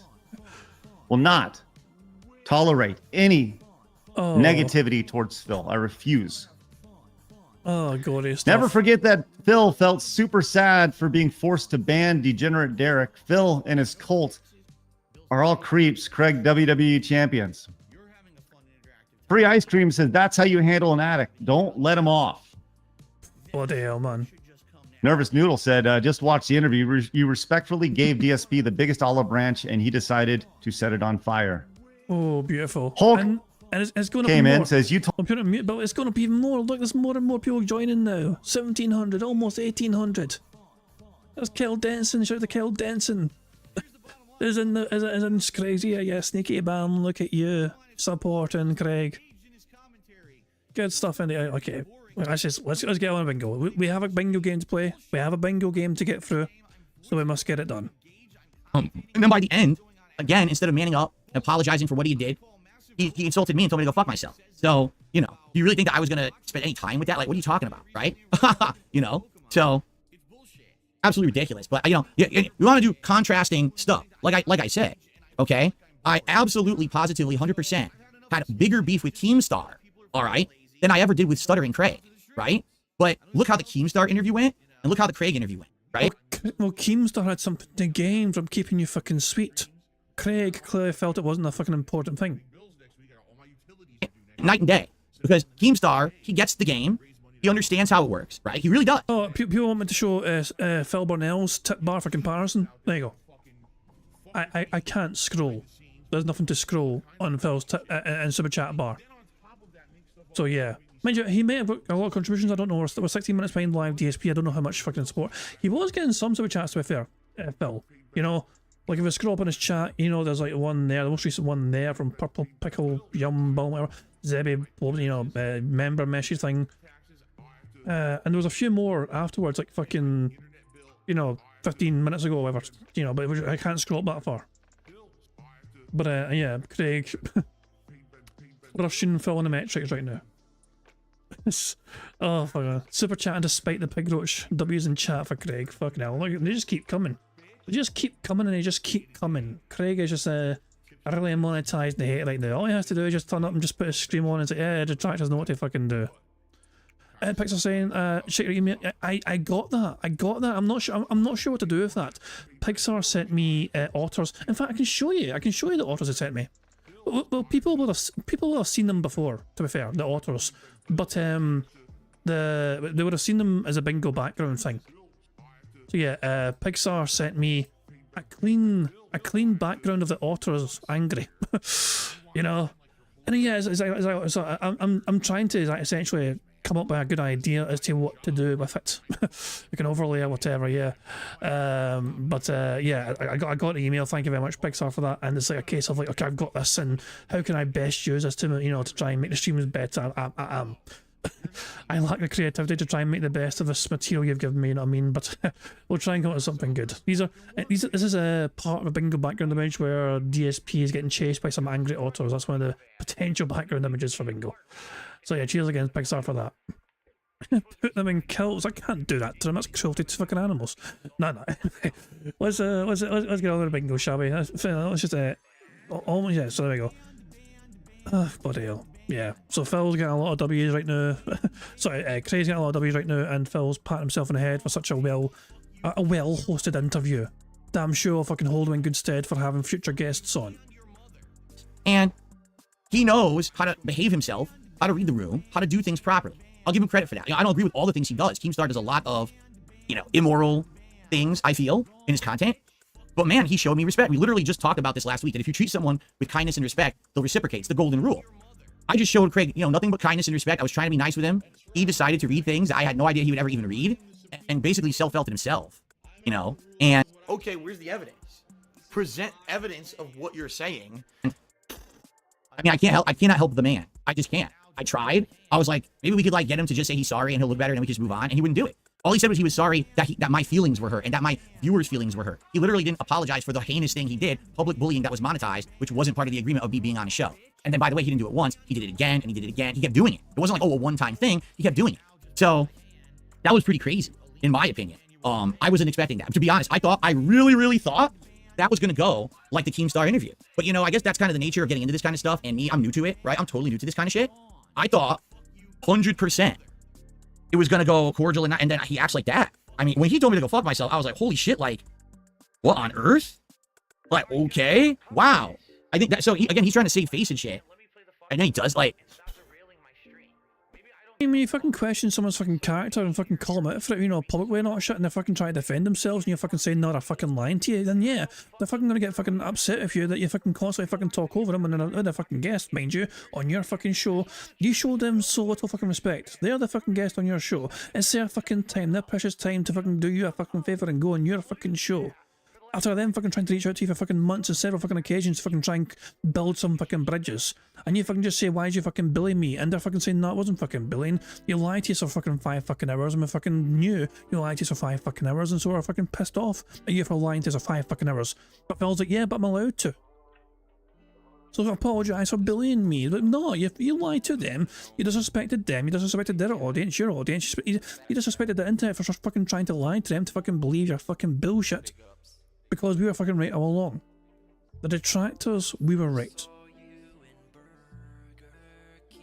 So, and by the way, after he tells me to go fuck myself, he actually thinks that I'm going to want to be on his show. On what universe do you think that would happen? I had him going. You saw that, right? At the end, I had him going. He actually thought I was interested in being on the show. Because he was like, oh yeah, you could come on. Oh my God. Oh, cool. Yeah. Josh Moon, absolutely. Josh Moon, absolutely, positively, 100%. It was respectful to me in every way, and we don't agree at all. We don't agree with each other at all on that shit, right? Okay, so anyway, what we need to do is we need to do shout-outs, and if a lot of these things are very negative towards Craig, I'm going to be honest with you guys. I'm going to be a man of my word. I'm not going to sit here and have this be a shooting gallery and an attack on Craig. I promised him that. We're not going to do that. If it's other messages or positive things, but if it's things like, oh, fuck that guy, I'm not going to be going crazy reading that. All right, that's not what this is about. It's not what this was about to begin with. Spoiler alert, most of the super chats that came at this point in time were about that. But I'll tell you this, that is it for me. I have nothing else to say about the guy. That interview will speak for itself with the way he behaved. I don't need to say or do anything else. Like I said, in all these situations, these people are actually doing this to themselves. You understand? They're actually self-felting. I didn't even really need to have to do much there. He's like, oh, I want to read the emails. Like, you actually want to prove that you ignored me at a time when you said that I should send you the information that you wanted to prove everything going on? Because the truth is, all of this would have come out a year and a half ago. That day after the interview, I would have sent him the stuff about WWE champions. He would have had it, and then that Friday would have been a completely different show. But he just couldn't be bothered to be a professional and read his email and shit. I was like, wow, you leave the avenue open. You say, send it to me via email. I'm about to do it. You ignore me, and then you rag on me. Okay. So, I mean, again, I didn't do it. Yeah, I wish him, and I will publicly say this, I wish him the best. I really do. Even though I told him to go fuck himself because it was just me retaliating against what he said. I wish him the best. His show has taken off. It's a political show. He thinks it's not. It's political. It's totally politics and culture war shit and stuff like that. That's not what you fucking said at the time. No. Phil, why are you incapable of actually fucking having a spine directly confronting people? The only time you fucking feel a bit fucking brave to fucking talk to somebody and fucking, say what you actually fucking want to say is when you can fucking immediately hang up on them and they can't fucking talk back to you. It is one of the biggest bitch coward moves I've ever fucking seen. The last time Phil Burnell seemed to fucking actually have a spine and fucking confronting people was when he fucking called into Alpha fucking radio, whatever it fucking shit was called, you know what I mean? When he fucking drunkenly had a go at somebody, and fucking, I'm gonna kick your ass, I'm gonna kick your ass, back in the fucking Street Fighter FGC days. That's like literally all the time. But and Phil had to fucking be blind drunk to fucking do that, you know, be as confrontational as that. Yeah, he basically went down the same route as many other people, and he's found success doing that. Kudos to him, you know. But I'm done with that shit. You know, there's nothing at all for me to talk about with this guy anymore. I want no involvement with him. I want no content with him. He actually thinks it would have been good content for him to come on my channel and I beat him up at Street Fighter 6. Who the fuck would have cared about that? What? Who wants to see me on the year anniversary of a show but my detractors? My viewers don't watch his show. How's that going to give me a boost? Like, the thing, he like lives in this alternate reality of his existence because he's found popularity in a space that already was popular. He jumped in and he's successful now. Good on him. But now he actually thinks like he's going to give me the rub or something. Like, there's no rub. So, Phil, why is it okay for you to talk shit about the person you had as on a guest on your show, but it wasn't fine for Side Scrolls to talk shit about having you on their show? You know, you're doing the exact same thing to Craig right now as they done to you. You cried about it for fucking a year and a half. But lo and behold, it's fine for you to fucking do exactly to him what they done to you. You don't see anything wrong with you doing exactly the same thing you cried about they were doing to you. There's a certain amount of hypocrisy there, isn't there? There's a certain amount of like double it's like double, you know, it's like one rule for thee, another for me, real, whatever. And yeah, mister, I'm getting a screenshot right now, so shut up. Give me a second here. It's a strange, this is a strange mouth that Phil's making. Very unique little mouth. Let's get him here. Oh, thank God tomorrow's Friday. Thank God there's no fucking bingo tomorrow. I need a break from Phil's fucking bullshit, I really do. Phil is just fucking going crazy. Craig's chat is still razzing Phil. I do have a stream open still, you know. I mean, look, 10 minutes. Holy shit, look at all the fucking colour on the screen. All the super chat colours. There's orange, there's blue, there's all like green as well. The members, look at the fucking thing go. Jesus, man. Almost 2,000 people watching Stuttering Craig right now. Meanwhile, Phil is just over 1,300. There we go. But yeah, let me get this. Hold on, give me a second here. Go to my member Discord. 2 seconds. I'll just share this in the member Discord. And also, let me just send it to Mister since he's no longer in the member Discord and he wants these. Oh my God! What's up? Thank you very much to Ira for the super chat. It says tonight's June documentary segment actually has a Side Scrolls interview. I guarantee you, Phil's going to skip it. Phil's going to like just fucking skip past the Side Scrolls interview part. He's not going to fucking want to deal with it. He's not going to want to fucking acknowledge it. He just wants to. He'll just turbocharge through it. He is not going to acknowledge it whatsoever. Probably like, nah. I've had enough of this guy for one fucking day. Let's move the fuck on from the Side Scrollers. I guarantee you. But to be given. No one cares about me being in Craig's content or Craig being in my content. It's stupid. If no one fucking cares, then why the fuck was he on your content today, Phil? Anyway, let's go ahead and start with shoutouts because we have a lot. By the way, I have to turn on pop-ups. The pop-ups have been disabled, so I need to turn on pop-up messages for your contributions now. I was a man of my word. I had pop-ups disabled. I didn't talk to chat, right? I was as transparent and living up to whatever I could be as I could be. Well, apparently you were banning people in chat, but there was no evidence of that because it was only just you leaning in to kind of do something. So who knows what you're fucking doing? It could have been a ban. It could have been a fucking. It could have been a fucking timeout. It could have just fucking you been moving something on your fucking laptop to check something. It could have been anything. For us to tick off and ban, we need to have Phil confirm he banned somebody. And that's what he wanted. That's, you know, shit, man. Okay. YouTube pop-ups are now enabled, so. Okay, so we'll go through the YouTube side first. We're going to read everything out. Again, guys, from now on, this is a normal stream for me. So if you would contribute to the stream to hit the goals and everything, I would really appreciate it. Let's keep that King streak alive. Let's get it to 36. Okay. Phil just said King streak. Thank you very much. Burger. 5 in a row. That's concerning. So let's scroll down here all the way. Wow, you guys were contributing the whole way, huh? So Andy had done a super chat and said we shouldn't treat him like he treated you. No, you shouldn't. In life, you treat others how you want to be treated. You want to be treated with respect, right? He says go fuck yourself. Well, then now I have the door open to say that too because he said it first, right? It's that simple. But no, I don't want to be constantly at each other's throats with people in life. I don't. So no, absolutely not. I don't want anyone attacking the man. I'm not kidding you when I say this. His detractors, because he has detractors, he just ignores them, which is wise. Dude, they sent me like a manifesto. I'm not even. Hold on. I'm sorry, but I cannot ignore that. He has detractors. He just ignores them, which is wise. Dude. Oh, these eyes. These eyes. Oh my god, the mouth as well. The mouth as well. It's perfect. It's perfect. Yes, I'm getting a screenshot. Don't worry, Meester. Before you ask for it, I'm getting a screenshot. This is too good not to get a screenshot. Even if Vega wants a screenshot, this son bitch. Hold on. I gotta say. Jesus Christ, this fucking face. Oh my god. Oh, I can't wait for fucking Vega to fucking do a strange and little fucking symmetry thing in this one. Oh, bloody hell, hold on. 2 seconds. Because you know if Vega's fucking current, MO for fucking bizarre images or whatever, he's gonna split that some bitch in half, then flip it over and mirror it, and then just it's all weird looking now. Fuck me. So, yeah, okay, 2 seconds. Let me throw that in member Discord. And I'll throw it to Meester as well, because I'm such a lovely bastard. It's in the member Discord, and Meester's got it as well. I'll even send it directly to Vega. Vega, hold on, where are you, pal? Let me throw that shit to you as well. And by the way, Vega sent this to me earlier on, which is a fantastic sound clip from the Jin the King documentary. How many get gold out of you, Phil? That's Craig right now. Stuttering Craig right now is exactly this. How many get gold out of you, Phil? Fantastic stuff indeed. It's a fantastic little sound clip from the documentary. You know what? Fuck it. Why not? Let's share it with everyone. Fuck it. Everyone can have this image. It's yours. If you have Twitter, it's yours. Everyone can have the image. There we go. What the Dark to the Flow has made this. This is fantastic. I love how Jigsaw is wearing this fucking hat all the same. It's fantastic stuff indeed. I'll love that. Oh god damn. Fuck me. This is what a fucking mad 24 hours it's been. And by the way, this is so. Craig's chat is still going fucking mental with all the contributions and all that shit, man. They're just fucking going ham on that shit right now. Twilight Princess, what's this super chat here? This was a $50 super chat, and then what about this super chat here, Honey Badger? I can't even get to it. So it's all, there's so many. Let's keep scrolling. You scroll more. I'm never gonna Duty. Yes, Duty, you're fucking Duty. Expect you're crapping on you for having a session, reading super chats, etc. Man, I actually doing the same thing today. Big ups, Craig. There we go. But everyone's hold on. Everyone's fucking talking and saying everything. No, I don't want to report anything. Oh yeah, I was just there. Okay.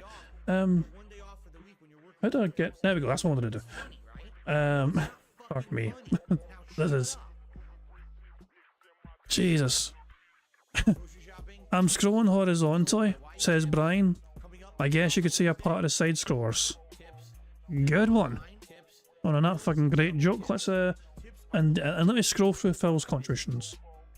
I have now finished scrolling through Phil's contributions. Let's crack on, Bingo. They sent me like a manifesto. I'm not even shit. Like, they sent me so much shit about him that, and I looked at it briefly. And I'm not going to entertain this. I'm looking at it, I'm like, dude, I don't need to know about this man's history, about the shit 15 years ago, about, all this nonsense, fucking stuff. I don't want to say it because, I don't want to get the guy in trouble for anything because that's not what the point was. It's just stupid. Like, why am I going to bring that shit up? But it's crazy. This guy has it, and it's just like, yeesh, right? So anyway, thank you, Andy. Andy had another super chat here. Oh, I can actually click on these. Hold on. I can do this. Oh, well, Felix Arches did one and it trumped it. He says, oh, he basically insulted Craig and the mic. Yeah, he's having mic issues. That's not his. I mean, Discord is kind of wonky. I don't fault him for having Discord issues and having the mic be screwed up. That's, that's neither here nor there. We got it fixed, so that's fine. Annie Antics with a membership. Thank you, Annie Antics. Andy with 10 gifted memberships. Thank you so much. I appreciate that, Andy. BRS with a membership. Thank you, BRS. All right. Alex Roberts with a £2 super chat. Bow down and kiss the king's ring, he says. Thank you. Andy with a super chat. Craig, not reading the email is 100% kayfabe. Now, wait, what does that mean? Does that mean he's faking, or does that mean that's truthful? I forget, because I haven't been into wrestling lingo in a long time, right? I don't know. What do you guys think? What does that mean? It means bullshit? Cares? Oh, okay. Yeah, I mean, that, and again, this isn't shitting on the guy. This is facts. He read it, not me.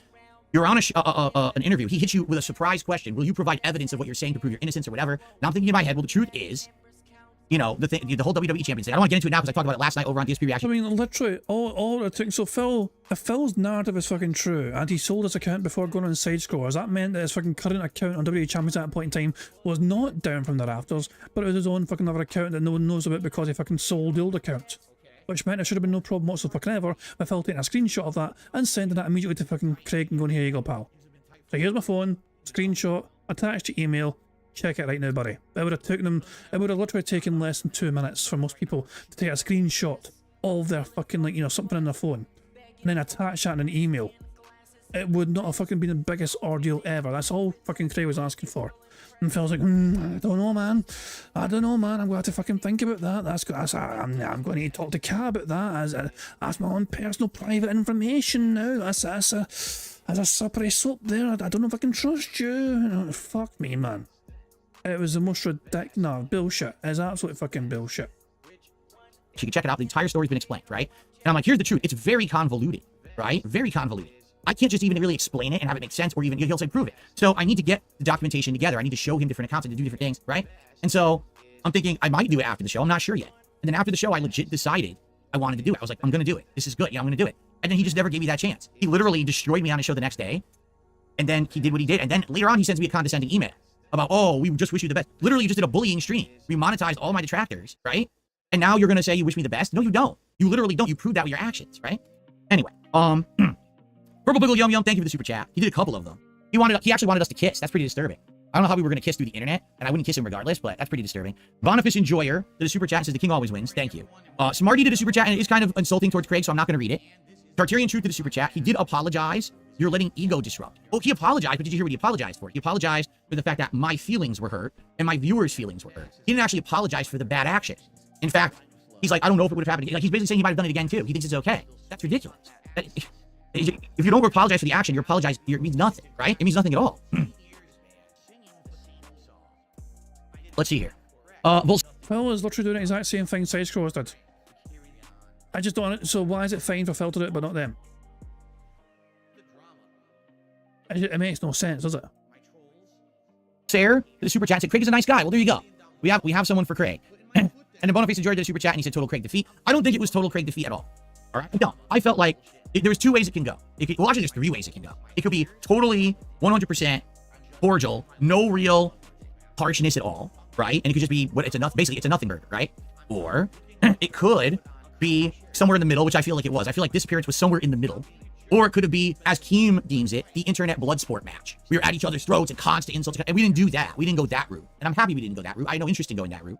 Okay? But I like how Kulum says, from the time he was talking about proof, I sent you proof I play Idol Apocalypse. And you know what? Kulum did actually send me proof that he plays Idol Apocalypse. And then, lo and behold, I'm going to share this proof because why the fuck not? I don't care. There we go. Everyone, hey everyone, Kulum plays Idol Apocalypse. Here's a proof of a screenshot of his phone. Get him. Find out all his other games he plays. Look at it. We're gonna get your ass, Kulum. You're fucked now, buddy. This is a fake screenshot. You got us from fucking Google, didn't you? Buddy. But then it's yeah, take a screenshot. Simple as that. You know, then done. Boom. Well, you weren't asked to fucking, you know, move the moon. It was just like, you know, take a screenshot of your phone and let's see how it's going. Over 2,000 people are watching Craig right now. Meanwhile, Phil is still in 1,400. Let's see. Let's scroll again. Oh my god, so much scrolling. There's so much. There we go. Quite a good bit of scrolling here. Every you scroll up whatever. There's like all these. And then look at all the green names and the super chats as well. And there's more super chats. There's more gifted memberships and everything else. You did apologise. Like, yeah, there we go. And whereas Phil, there's nothing new contribution-wise to shout out there. It's all just a blank field of just fucking white names, the occasional fucking green name, which is probably 110 fucking contributed. And you got the fucking Nightbot as well, spamming away profusely. Phil has not had a super chat in the last like fucking 10 minutes. Oh my. Ring the alarm bells. You know, it went how it went. Okay? Alright, let's see here.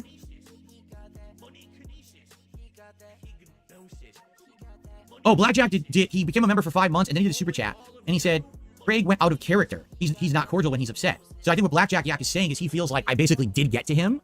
You know what I'm saying? I did get to him, and that's why he said that. Like, he actually got genuinely upset that everything that he had done on the show basically kind of like exposed who he is as a person. Like, he said, 20 years on the internet, and this show, now you're not going to say negative things about my character. That's the thing. I didn't. He did. I didn't do it. He did. He proved how disingenuous he was the entire time through his actions. I didn't do it. He read the emails and everything. I didn't. Again, this is the same with my detractors doing it. The same with Rich falling apart. They're doing it to themselves. I don't have to do anything. I didn't have to sit here with his detractors and talk about personal shit from his past. He literally fell apart during the actual stream. That's true. Parasolo says the charity stuff was weird. The charity stuff is very weird. Okay? The charity stuff... Oh, you brought up the money. You said, oh, you had a big fucking problem with all the tractors coming onto the fucking side scrollers and giving you fucking tons of fucking money for fucking enjoying the fucking event. And so you made it about money. And so because of that, Craig's like, alright, if you're fucking that upset about the fucking money here, but fucking give it to charity. And you're like, I don't want you to do that. Because, like, what was Phil's excuse? You should have done that before in the first place. I wonder if all of Phil's contributions to his fucking interview with fucking Craig today will go to charity. Let me fucking think about it for a fucking second. Nope. Is insanely fucking weird that he would do that. By the way, I'm being told right now, he's live on stream, and he's accepting donations from my detractors, and he has $400 right now. Wet. Fucked. Bill, you bring this on yourself. If you'd ended the interview in a cordial fucking manner, it probably wouldn't have fucking streamed. It probably wouldn't have fucking bothered streaming. But because you are who you are, it is what it is. Craig gets a nice little fucking payday because you couldn't fucking help yourself. So does that sound genuine? By the way, he had to go because he had family stuff to take care of. That's what he told me. He says, I gotta go in 90 minutes because I have family things I have to do, so it has to be a 90-minute interview. Yeah, he's getting super chats from a dentist to fucking take care of his family.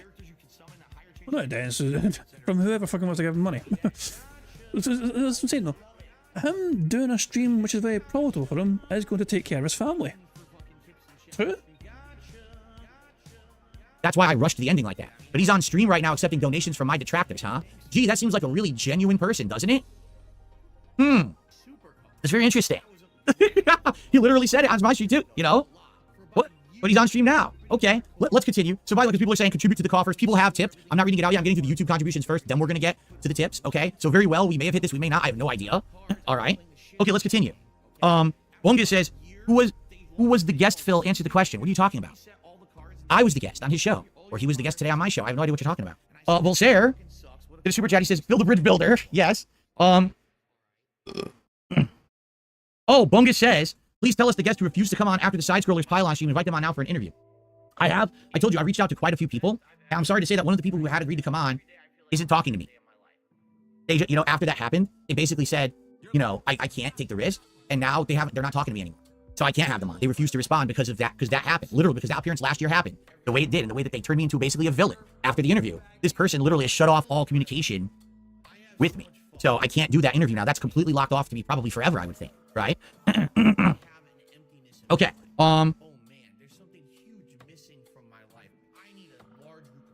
Let's see here. Richard did a super chat. He thinks Craig's a liar. Now, I'm not going to call him a liar because I'm not the man. He was just on here and said, I just don't check my email. I don't know why you called him a liar during an interview, though. Have someone on your show as a guest, tell them to send you information via email that's critical to the story of the interview you just did, and then not check your email. I just don't understand that. But maybe I'm logical thinking and he's not. You know, my line of thought is that basically, that's not what his intention was. After the interview ended, he didn't Okay, where's the evidence?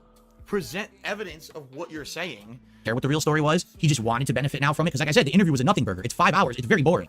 It's, you know. But if people get fed up with that fucking basically soundbite, I can't just fucking remove it, you know what I mean? But yeah, I like having basically as an option for the bingo, for the counter. But if people get kind of fed up of the fucking thing pausing just to fucking have that say it because it's a fucking bit of a longer sound thing, I can get rid of it. He didn't get the confession, which we never talked about me confessing to anything in the interview. He tried to get me with that, and he didn't get it, and he was very upset, so he had to spin it in a way that he was going to personally benefit from, right? So he didn't care if I had information to actually send him to prove anything anyway. He didn't give a shit. That wasn't what it was all about to begin with. In my opinion, I could be wrong. Genuinely, he may have just not checked the email, but I mean, that's still completely unprofessional, right? Someone just give you 5 hours of their time, you ask them to follow up, they follow up, and you ignore them. Let's see here. Big Bill did a super chat and insulted me. That's good, so I'm just not going to read it. Ted did a super chat. Excellent. Felting the King's Vengeance is a just cause. That was, I mean, honestly, that was not really a felting. I mean, was that a ban then? Did you ban that super chat or what? Someone super chat. Oh no, hold on. If they had actually, if Phil had banned them, it would have disappeared, I think. So he didn't actually get to ban them at the time. Nah, that's not a confirmation of a leaning ban. So nah, we can't get it. Right? At all. That was me having a conversation with him, and he just kept going further and further into this loop of, oh, I just don't read my emails. Like, that's all he really, that was his entire defense. I just don't read my emails. That's all he had to say. Like, that's not. And your entire thing was, why don't you read your emails? I wanted to send you an email. Why didn't you fucking read your email? I live in my emails. Why don't you live on your emails? Like, was you like you were crying about the emails for the longest fucking time, and he's saying I don't check my emails like that regularly compared to you. Not a defense at all. So I didn't really have to felt him at all. He did it to himself. If he didn't read the emails, there wouldn't have been that evidence. Because I'll be honest, I didn't have the email in front of me. I could have got it. I knew I wasn't gonna need it. I'm serious. I knew I wasn't gonna need it. Big Bill did a super chat, but I mean, excuse me, Big Boss did a super chat, but it is insulting Craig directly. I'm not gonna read that. Lutace did a super chat, and he says Craig is live now talking shit. I know because you know you guys just told me. Phoenix Arts did a super chat. Hold on tight to the last chip. What do you mean, this chip? I mean, that chip ain't going nowhere at this point. Seriously. Zebby Bo Baby with 27 months in a row says, oh, just insult. I'm not gonna read that. And Purple Pickle Yum Yum, there you go. Thank you for the super chat. But you have to understand that if he is live right now, monetizing the detractors again, all he did was prove the point, right? Like literally. So in his mind, it's a win-win. If he squashes the beef with me and I'm on his podcast, that's big. He'll get views, he'll get attention from the haters, right? If it ends not amicably anymore, right? That's good because now he gets attention, he monetizes the haters. So you understand it's just about monetizing the haters. It always has been. It always will be. That's the only reason he even agreed to be on the show, because he could do it again. I mean, he's literally once again proving it by himself. I don't have to do anything at all. I don't have to lift a finger at these people. It's pretty funny. That's funny. Dick rap.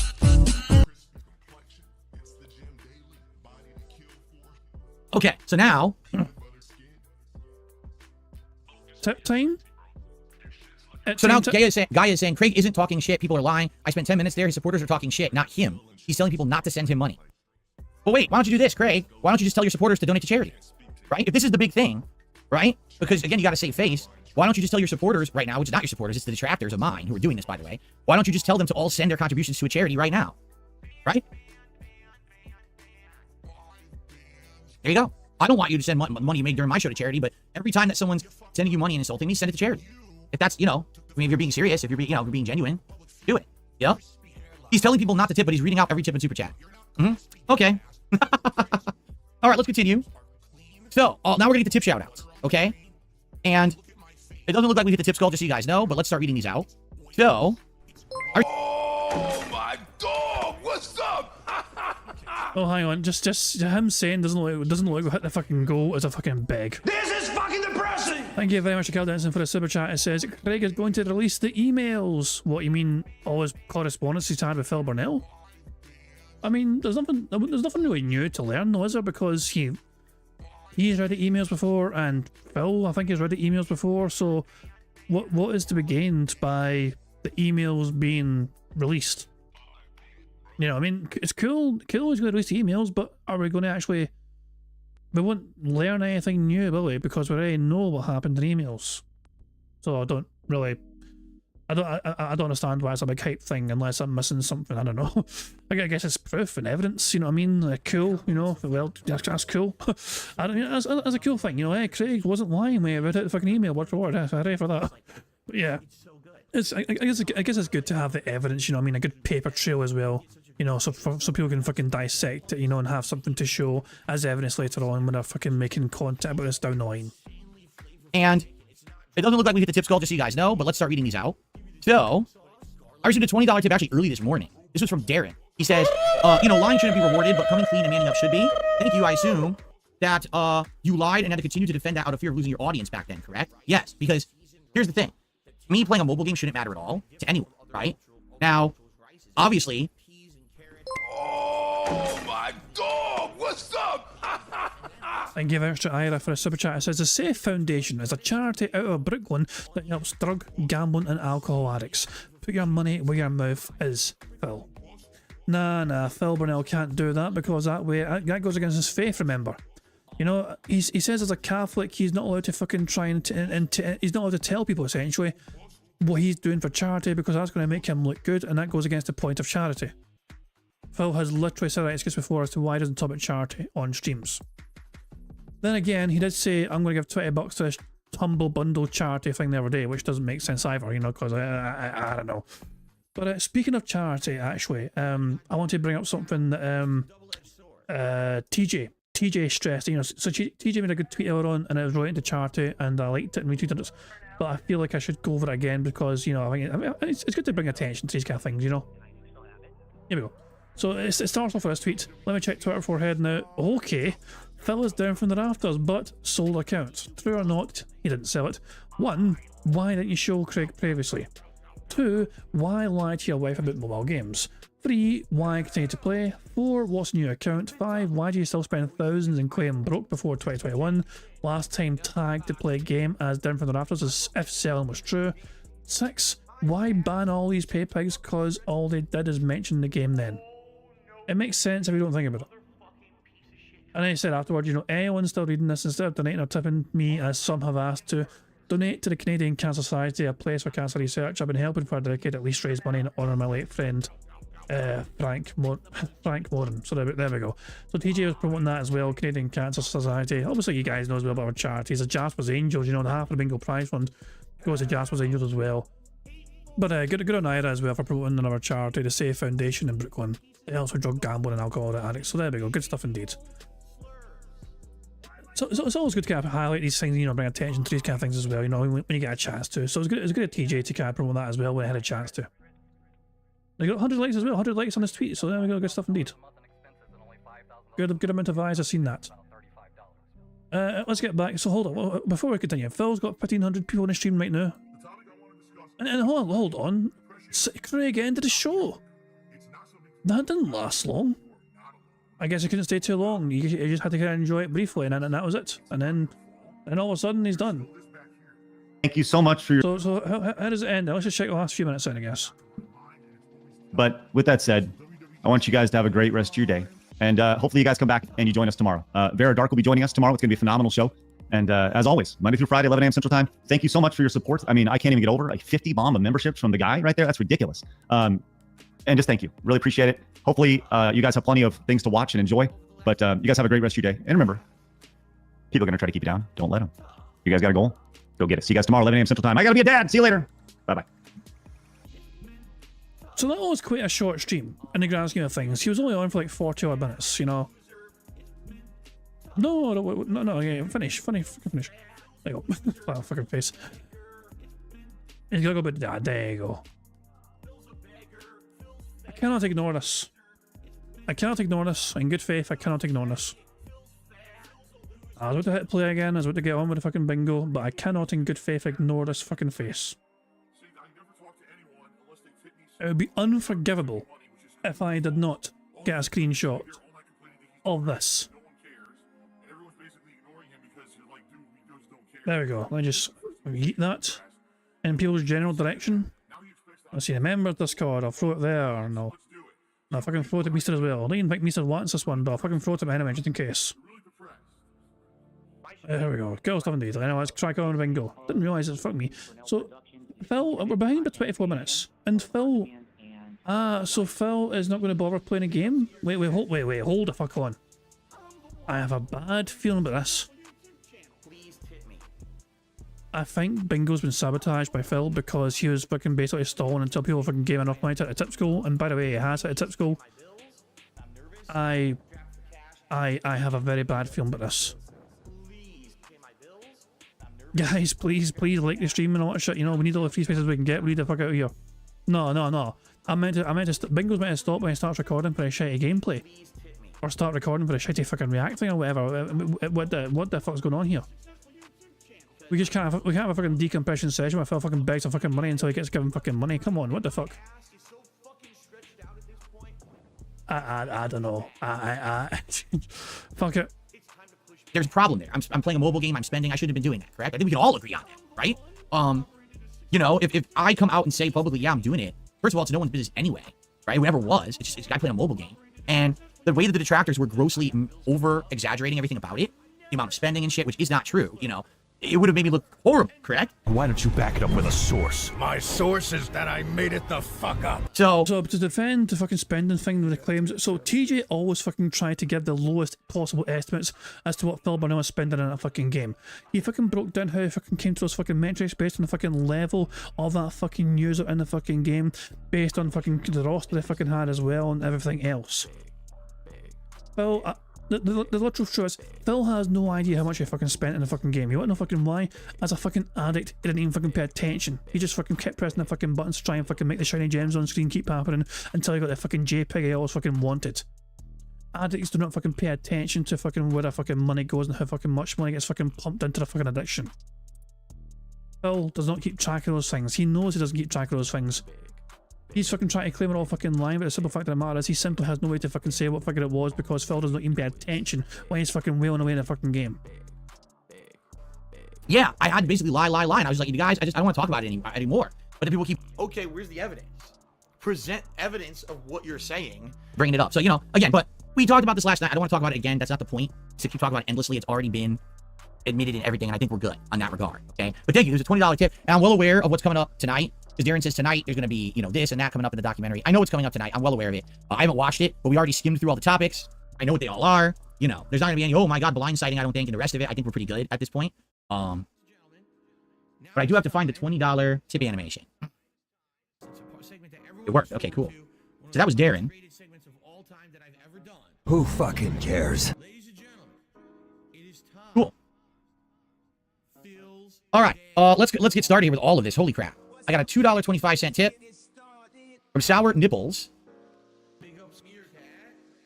and he's trying to cause drama. Dude, why are you trying to cause drama? Shut up. No, really, like you tell me, oh, did you know this guy's doing this? I don't care. I don't care. You're being ridiculous. You're being absolutely ridiculous. I received a $10 tip from Piff343, tossing some coins to fill the coffers. I hope the talk with Craig goes well. You know what's sad is it was literally going fine. He's the one who decided to do with it as he did, not me. I had every intention. I wanted that to go just like the Keemstar interview. I really, really did. I had every intention. I wanted to end nice and cordial, and he's the one who basically self-exposed himself. Then he took it to the realm of insults, right? Personal insults. And then now he's streaming, doing awful things. Apparently, that's what people are saying. They're saying that he has my incident on his stream and stuff like that. So that's nice. You know, so basically you're Rich from Review Tech USA, right? That's who you are. Okay, where's the evidence? Present evidence of what you're saying. That's who he is. And if he had absolutely nothing right now, if he wasn't sweating bullets right now for that appearance, he wouldn't be broadcasting right now with my detractors to try to save face. He would be out doing the stuff he was supposed to be doing with his family. But he lied about that, right? He literally told me 90-minute interview because I got stuff to do with the family. Okay, 90 minutes, and here he is streaming. Okay, dude. All right.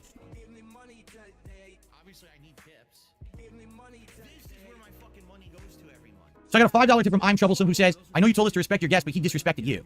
I mean, you be the judge. I feel like, even though there was some heated talk, all right, and there was, but I think it needed to be heated to hash this thing out and to get it done, right? I feel like, I mean, he's the one who took it to the realm of insult. He's the one who started it all, you know? And like I said, I'm really done with him. Like, there is no more me talking about Craig after today's appearance. There's no point. I have no involvement with this man. I never will again. There's, you know, I don't want to be on the side scroller show. So it's a politics show regardless. You know what's sad about it is, all right? There's a lot of things that I feel like would have been good. For example, the whole Concord thing recently, right? And he's making jokes about how bad the game was. He bought the last 2 physical copies and stuff. That's stuff that I could chime in on, right? That's stuff that I could talk all about the aspects of the game. I could talk about everything. That's something that I literally, there's things on his show that I could have contributed to in a very positive way, right? But you know that's never what he was interested in. That's the sad fact. I could have been doing stuff like when I was watching his podcast before I was on as the interview guest. And they was like, wow, if I was on this show, I could have added this to this discussion. If I was on this show, I could have added this to this discussion. But it never happened. He chose for it to not to happen. He snaked me after the appearance. He said I was going to be a guest on the show after the show. I do it, then he changes his tune. It's exactly as I told Keemstar last week. Keemstar was like, I didn't know that. Yeah, and he just admitted to it. I'm on the show. I answer his questions. Doesn't matter if they're truthful or not, if he believes me or not. That was never a part of the stipulation of any agreement we had. It was I appear on his show, we get through the tough stuff, and then I can do the fun stuff. We never got to the fun stuff because he cheated me. He took it away. You know? I mean, what kind of a businessman is that? Right? All right, let's see here.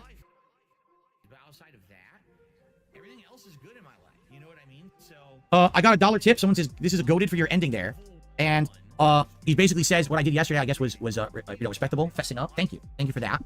I appreciate that. By the way, if you want me to do a shout out with a name, you must give me your name in the body of the tip or else I don't know who you are. Okay? I received, let's see here, a $5 tip. And this person is siding with Craig. Well, good for you. You know what? It's of your own prerogative. You can judge how you want. Okay? Really. I mean it now. You can judge however you want. Because this is not Phil sitting here and bullying and saying, oh no, Craig's 100% in the wrong. You saw the show. So you, from your own subjective view, can make your decisions based on how you saw that going down, right? Go for it. If you actually think that I was the one in the wrong in that show, you know, more power to you. Go for it, you know? For me, my perspective is, I really wanted to be respectful to the guy. I felt like I was being respectful to him until he actually went off the deep end. He showed, like they say, mask off or whatever. He took off his mask. He read emails and exposed himself, and then he insulted me. All of that before, you know, the only thing I did in the entire thing to maybe insult him was the end when I shut it down. I said, go fuck yourself. I don't want to be on your show. That was it, right? That was literally it. So You tell me, but that's you can judge however you want, right? You really can. That's your call. You can make your own subjective opinion. By the way, guys, please like the stream. Engagement is key on YouTube. If you would like the stream, that would really help me out. And thank you for all this support. I'm going to continue to read it out, but I want to at least say the engagement part I don't read out, right? So I got a $5 tip. Good job having people on you don't agree with. RTU is yes. I'm a fan of Keem. Even if he's mean, he's entertaining. Craig is not. Laughing out loud. Well, again, that's your subjective opinion. I'll be honest with you. In the past, I did find Craig entertaining until he treated me like this last year. And, now today, now it's like, how could you even find entertainment in someone who behaves like that? I can't. Maybe you can, but I can't. But that's up to you to judge. I received a $15 tip from Alex from Phoenix. He says, for those of you, even Phil's supporters, who are upset that Phil did not accept the offer at the end, you cannot accept an olive branch from someone who won't accept their faults in the disagreement, especially when there's clear evidence that they failed to take responsibility in clearing your name. Accepting Craig's lackluster apology would have been a mistake. He'd only screw Phil again in the future. Learn this lesson now, folks. You're not obligated to build bridges with anyone just for the sake of doing it. There you go. Thank you, Alex from Phoenix, for a $15 tip. Wow. I'm shocked. What happened there? Whoa, that is bad. Oh, I think I gotta reload. Holy crap, that's not supposed to look like that.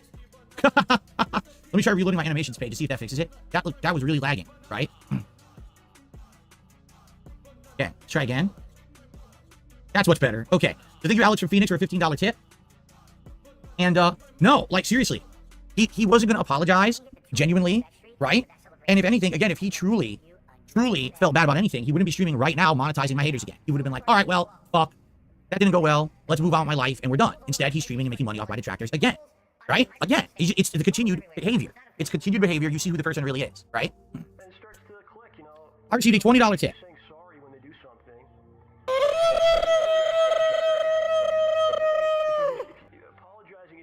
So this is an anonymous tip. You tried at one point in the interview to explain to Craig the value of being nice to someone. You brought up Kino Casino and how differently things went with how they treated you. All this business with Kino Casino literally eventually resulted in you coming clean. All he had to do is treat you with respect, and even now he still insists that that's what he did. He's either disingenuous or intensely self-unaware, and neither is excusable in my opinion. Thank you for the $20 tip.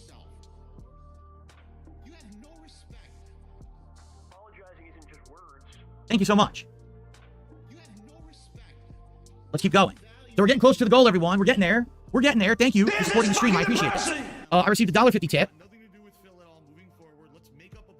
My personal opinion is I don't think the email is a very big deal. You're being rather petty about it. I think you lying to them was worse. That's your opinion, and you have the right to feel that. You have to understand that the email was the key way that I could actually clear my name and or fess up to everything, and I wasn't given that opportunity. I wasn't treated with respect. I give them 5 hours of my time.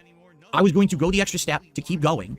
That could have been the redemption arc last year. They made an active decision to not give me that chance and do what they did by not actually checking the email that they told me to send them information in. So you can feel how you want, but facts don't lie, right? Uh-oh. Uh-oh. Oh, my touchpad froze up, but then unfroze. Okay, I received a $5 tip. Listen to this. This is Dragon's Advocate. He says, be careful, Phil, because you're standing before a fork in the road.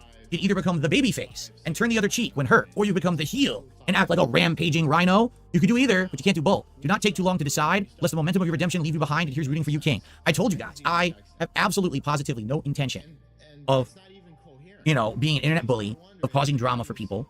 I don't. If anything, you're going to see me ragging on my detractors, right? Who have been doing this to me for 10 years, and now the camera's turning on them, and it's absolutely hilarious, right? I plan on having people on interviews like next week. I'm aiming to have Jimmy King on. What I want to do is I want to finish the react tonight, and then I'm going to talk to him about scheduling him to have him on the show so we can have a cool interview, and then just go from there, other people. But it's positive stuff. This is why Stuttering Craig had to be on the show today, because I wanted to get this out of the way, so now we can move forward positively. Today is a crazy day, guys, because number one, Stuttering Craig thing is now done and over with, right? And on top of that, tonight I finished reacting to my documentary over on DSP Reacts, so that chapter of my life is now done. You know what I'm saying? Like, today is a day of closure, for sure.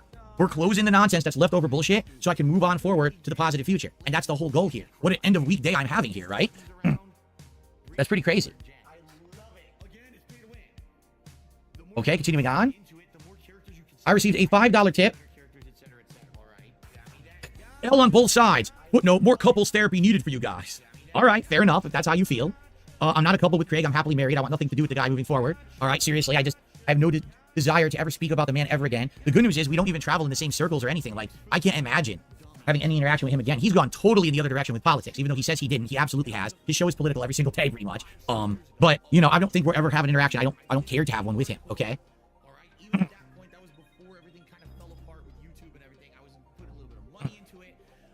Casanova says he popped to the side scroller stream. All he's doing is saying, no, stop donating hate. But as a joke, it's exactly what he wants, and he's accepting it all. There you go. I received a $1 tip. What a day to check back in on. What a huge change in your streams. This is a huge comeback. Happy to see you doing so well, Phil. What a difference today compared to the last time you did an interview with side scrollers. That's from Snow Carl. I mean, yeah, it went a little differently, don't you think? It went just slightly differently this time. Just slightly. Thank you. By the way, oh my God, I'm not kidding you. This is the first time I've looked. We have over 1,400 people on the stream. Thank you guys for being here. I had no idea I had that many viewers right now. The stream is not monetized, meaning there's no ads on the stream, so I'm not making any ad revenue on it. If you're enjoying the stream, please give it a like. That will help engagement for the channel. Please contribute in some way if you can, a super chat, membership, or tip. That would help the channel. If you like the content, please do, because I didn't put ads on the stream. I didn't want it to be intrusive to the content today. Okay? Did I add that $1 to the total? I don't know if I did. I'm sorry I'm slow doing this, but this is, this is what we were doing. We're decompressing. This is the whole point. Okay? Continuing on. I received a $5 tip. So basically, he's saying, Craig right now over on a stream is being a real jerk. He's reading every nasty message. He's talking trash. So there you go. I mean, I don't have to do anything. People who have wronged me, all right, expose themselves. I literally didn't have to do anything. All I did was start talking out facts, and he started reading emails. I'm like, okay, he's going to go this route. Because remember he said, will you open the email? I don't need to open the email. You're going to read it. I know what's in it. I know the situation. Like, I know what happened. So you can read it as much as you want, dude. It ain't going to go your way. And then he did it. Like, you can't make that up. You can't make up when people self-felt and set themselves up for disaster. You really can't. I didn't foresee that happening at all. Really, I didn't think that was going to happen. I thought today was going to go a completely different way than it did. Man, did it go a different way than I thought. Wow. Oh, by the way, so that should be 90. We should be at 92 now. Okay.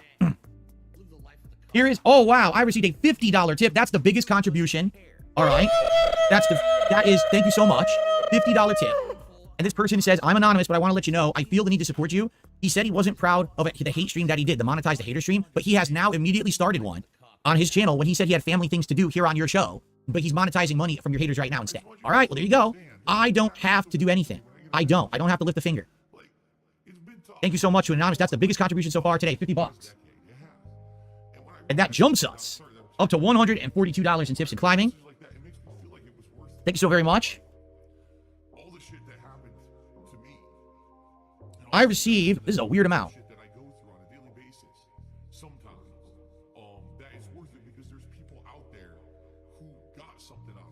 So Cody, it's weird. Cody has tipped me $21.19. It's a weird amount, so maybe it's currency exchange there.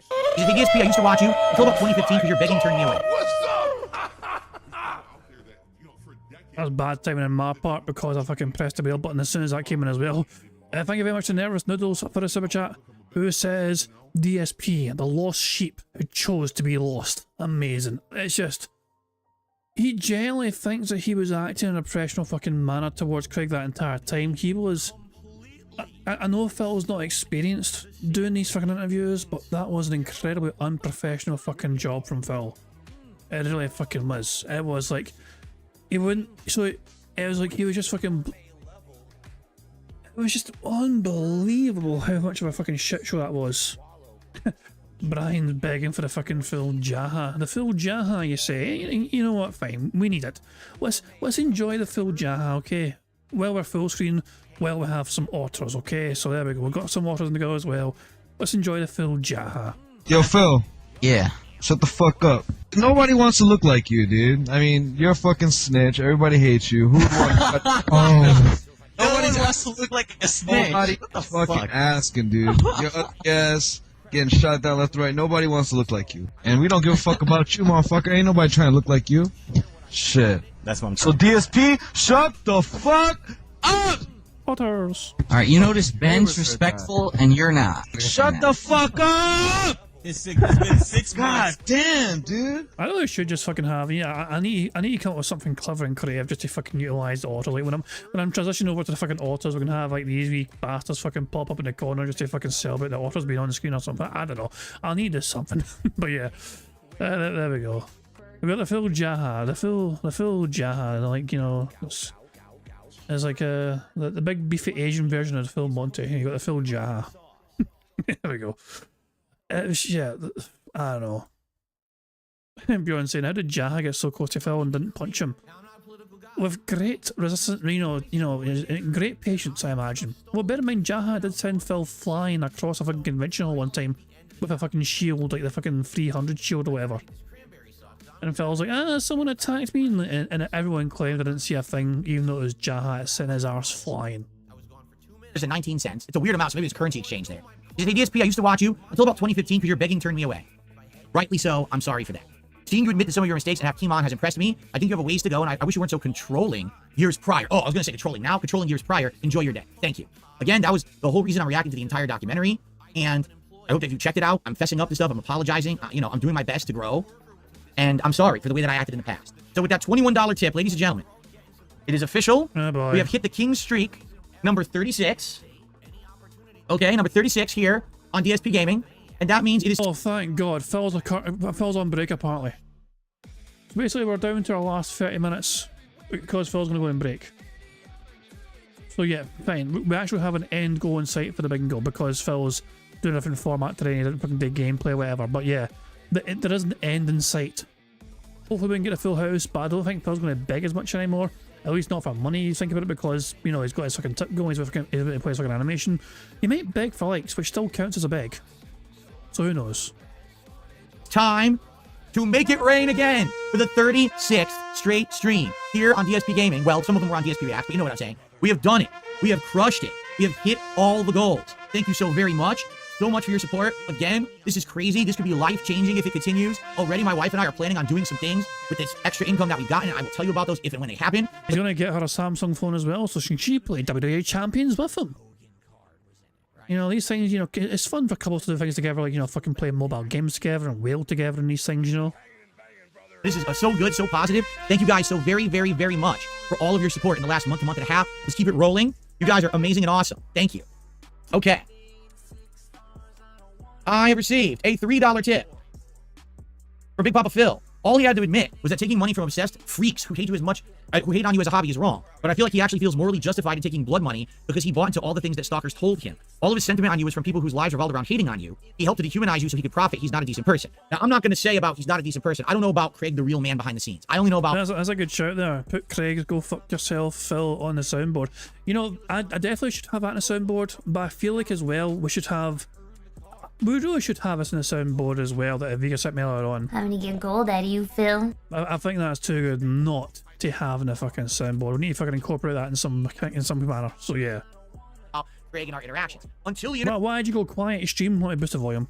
Interview last year, I never had a problem with Stuttering Craig. And now he's too fucking loud. I hate it when YouTube fucking does that, where the fucking audio goes all fucking weird. The real man behind the scenes. I only know about Craig and our interactions. Until the interview last year, I never had a problem with Stuttering Craig. He was totally cool with me and fine. It was nice to me. But it seems like when he had an opportunity to have the big bomb interview, right? That's when it changed. And like I said, my truthful feelings are this, okay? He thought that the interview on Side Scrollers last year, I was literally going to open up my phone, all right? And I was going to show him everything. And he was going to have the scoop. He was going to blow the internet up. So, fuck me, why did I do these fucking things? Why do I do these fucking things? Hold on, let's just fucking narrow it down, shall we, when we're searching it? Which one would it be? Would it be this? Okay. So hold on, would it be this? Give me a second here. I want to find this, because I want to tell you exactly, I want to remind everyone what Craig asked him to do. Maybe the word show? Or screenshot? Would it be screenshot? Here we go. Here we go. As a 20-minute mark, Craig asked a fucking question. Okay? This is what was asked of him. And this is a small ask. It's also a big ask. You can say whatever you want. Will you, and you can say no, and I'm totally fine with this, but just confidentially, between us, will you send me a screenshot of your account, of your WWE account, and just so I personally, I will not share your name to anybody, but just between us. Man, I have to think about and vouch for you. Yeah, and I will vouch for you either way. I have to think about what kind of risk that. I don't want to say. Here's the thing. I'll consider it. Remember, at this point in time, according to Phil's fucking recent fucking retcon and shit, he has sold the Down from the Rattles account, and the account he has at this point in time is midway something completely different from the Down from the Rattles account. You know, he sold that long ago, so his actual current account at that time, according to his fucking narrative yesterday, is something completely different, which means there should be no fucking risk whatsoever of showing this to fucking Craig. At least, for him to fucking corroborate the fucking evidence. Oh, it's not down from the rafters, guys. But I can't agree to it yet. I have to see what's the risk, And not to say that I think you would do anything with it. I don't. I think you got to look at what's to benefit more than what's to risk. You haven't tried about it. If I can just encourage him, a screenshot, just take a quick screenshot and send it to you, and that's it. And Phil's like, I don't know. That's a fucking big fucking risk. Fuck off. Brian says I found the part where Phil basically says $1 million is not life changing. When does he say that? Does he say that in the side scrolls as well? Yeah, if he says it towards the end, doesn't he? Or some pictures, right? Oh, fuck me, man. $1 million is not life changing, but if him getting like fucking $8,000, in like a half a month, that is, I guess. I said it in 2022. Oh yeah, you sent me. Okay, hold on. Before we continue, I guess with Phil, here we go. Brian sent me a wee clip. Impromptu viewer Q&A from 2023. This was less than a year ago. First of all, you have to understand something. $1 million is not enough money that you don't have to work. That's ridiculous. $1 million is not. People just over-exaggerate. You don't understand in the modern day, that's not as much money as you think it is. Okay? If we're talking, I got a straight up $1 million post-tax. So like, I actually had $1 million in my pocket right now, and I don't owe it to anyone. It's just my money to spend as I would. I would, number one, pay off all my existing debts. Number two, pay off my parents' existing debts. Like, all that would be wiped clean. And then see what I have left. And yeah, likely I would try to, at the very least, all right, I would like to get less time here behind the camera. And I would absolutely like to spend more time with my family. Have an extra day a week to spend with Kat and do stuff with her. So I probably would stream less. I would still stream. I have to.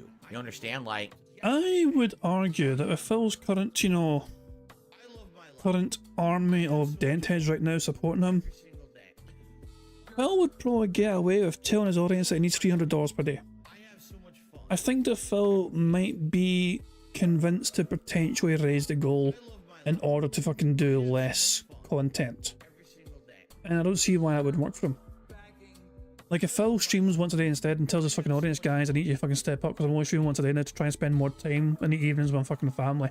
And his fans would probably support that and encourage that. So, yeah, I mean, Phil could potentially only stream once a day if he fucking just sets the goals higher. And right now, with the support he's getting, that would probably fucking happen. But for whatever reason, Phil doesn't want to change his schedule because apparently he's weird like that, so yeah. Anyway, let's crack on with bingo once again. Good little spot there, Brian, with the $1 million is not life-changing, but 80,000 in tips is. Because he's the one that had the exclusive interview with Darkside Phil, right? Instead, he got a 5-hour nothing burger that only my detractors watched or cared about after the fact. So he's so upset at that now he's like, well, I don't even care if this guy contacts me again. We got to get him and get something out of this. So they did a detractor monetization stream. By the way, he was also disingenuous because he also did other programs that were related to me. They did a whole show about mobile games and addiction and stuff like that as a topic on the show. You think he would have done that show if I wasn't an interview beforehand? Of course not. He got all this content. All right. All of it. And absolutely ridiculous. Phil is a representative now of all topics relating to fucking mobile game addictions. Like, he's the face of it. You look up the definition of mobile game addictions and it's just Phil Burnell's fucking oddly shaped head just looking back at you. He claims, like, what he's claiming. It's nonsense, right? I didn't give him the interview he wanted. He was upset. He didn't want to give me the fair shake after because he didn't care what the truth of the story was. You heard what he said. He literally said in this interview, I don't care about WWE champions. Okay? So if you don't care, then why is this the big moment of contention that I lied to you about WWE champions and you hate me for it and you rag on me the next day? Obviously you did. You did care about WWE champions, right? Anyway, it's neither here nor there. That was a $3 tip from Big Papa Phil, by the way.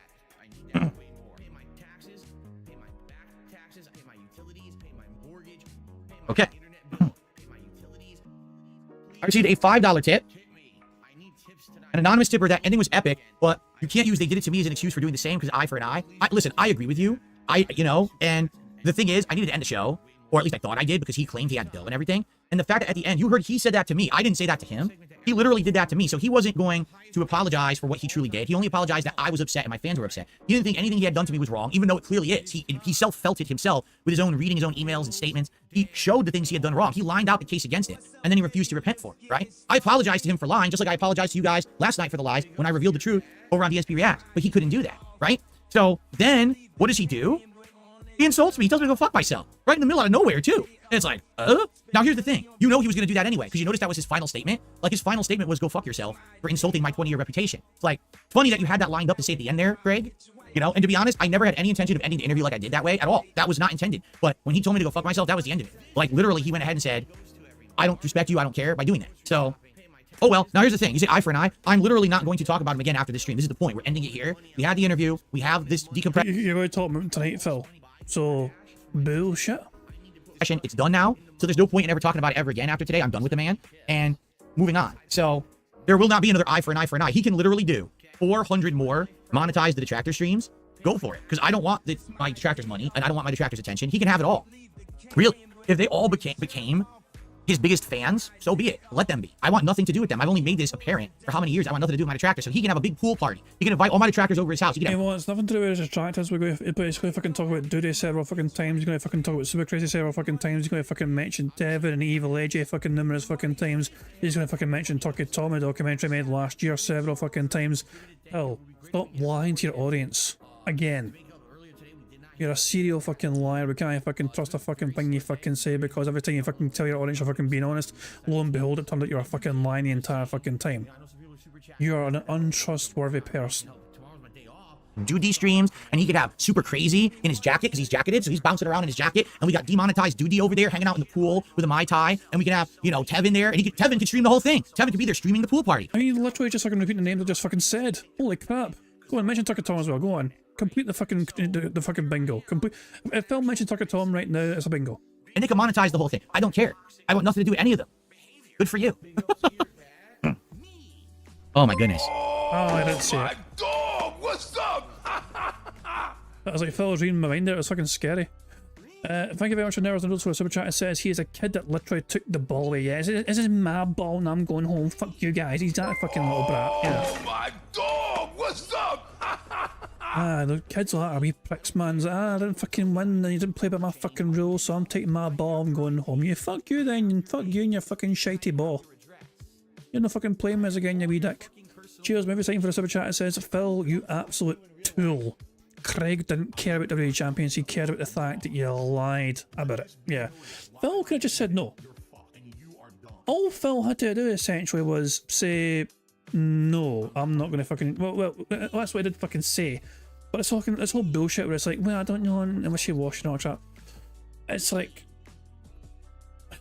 yeah, it's.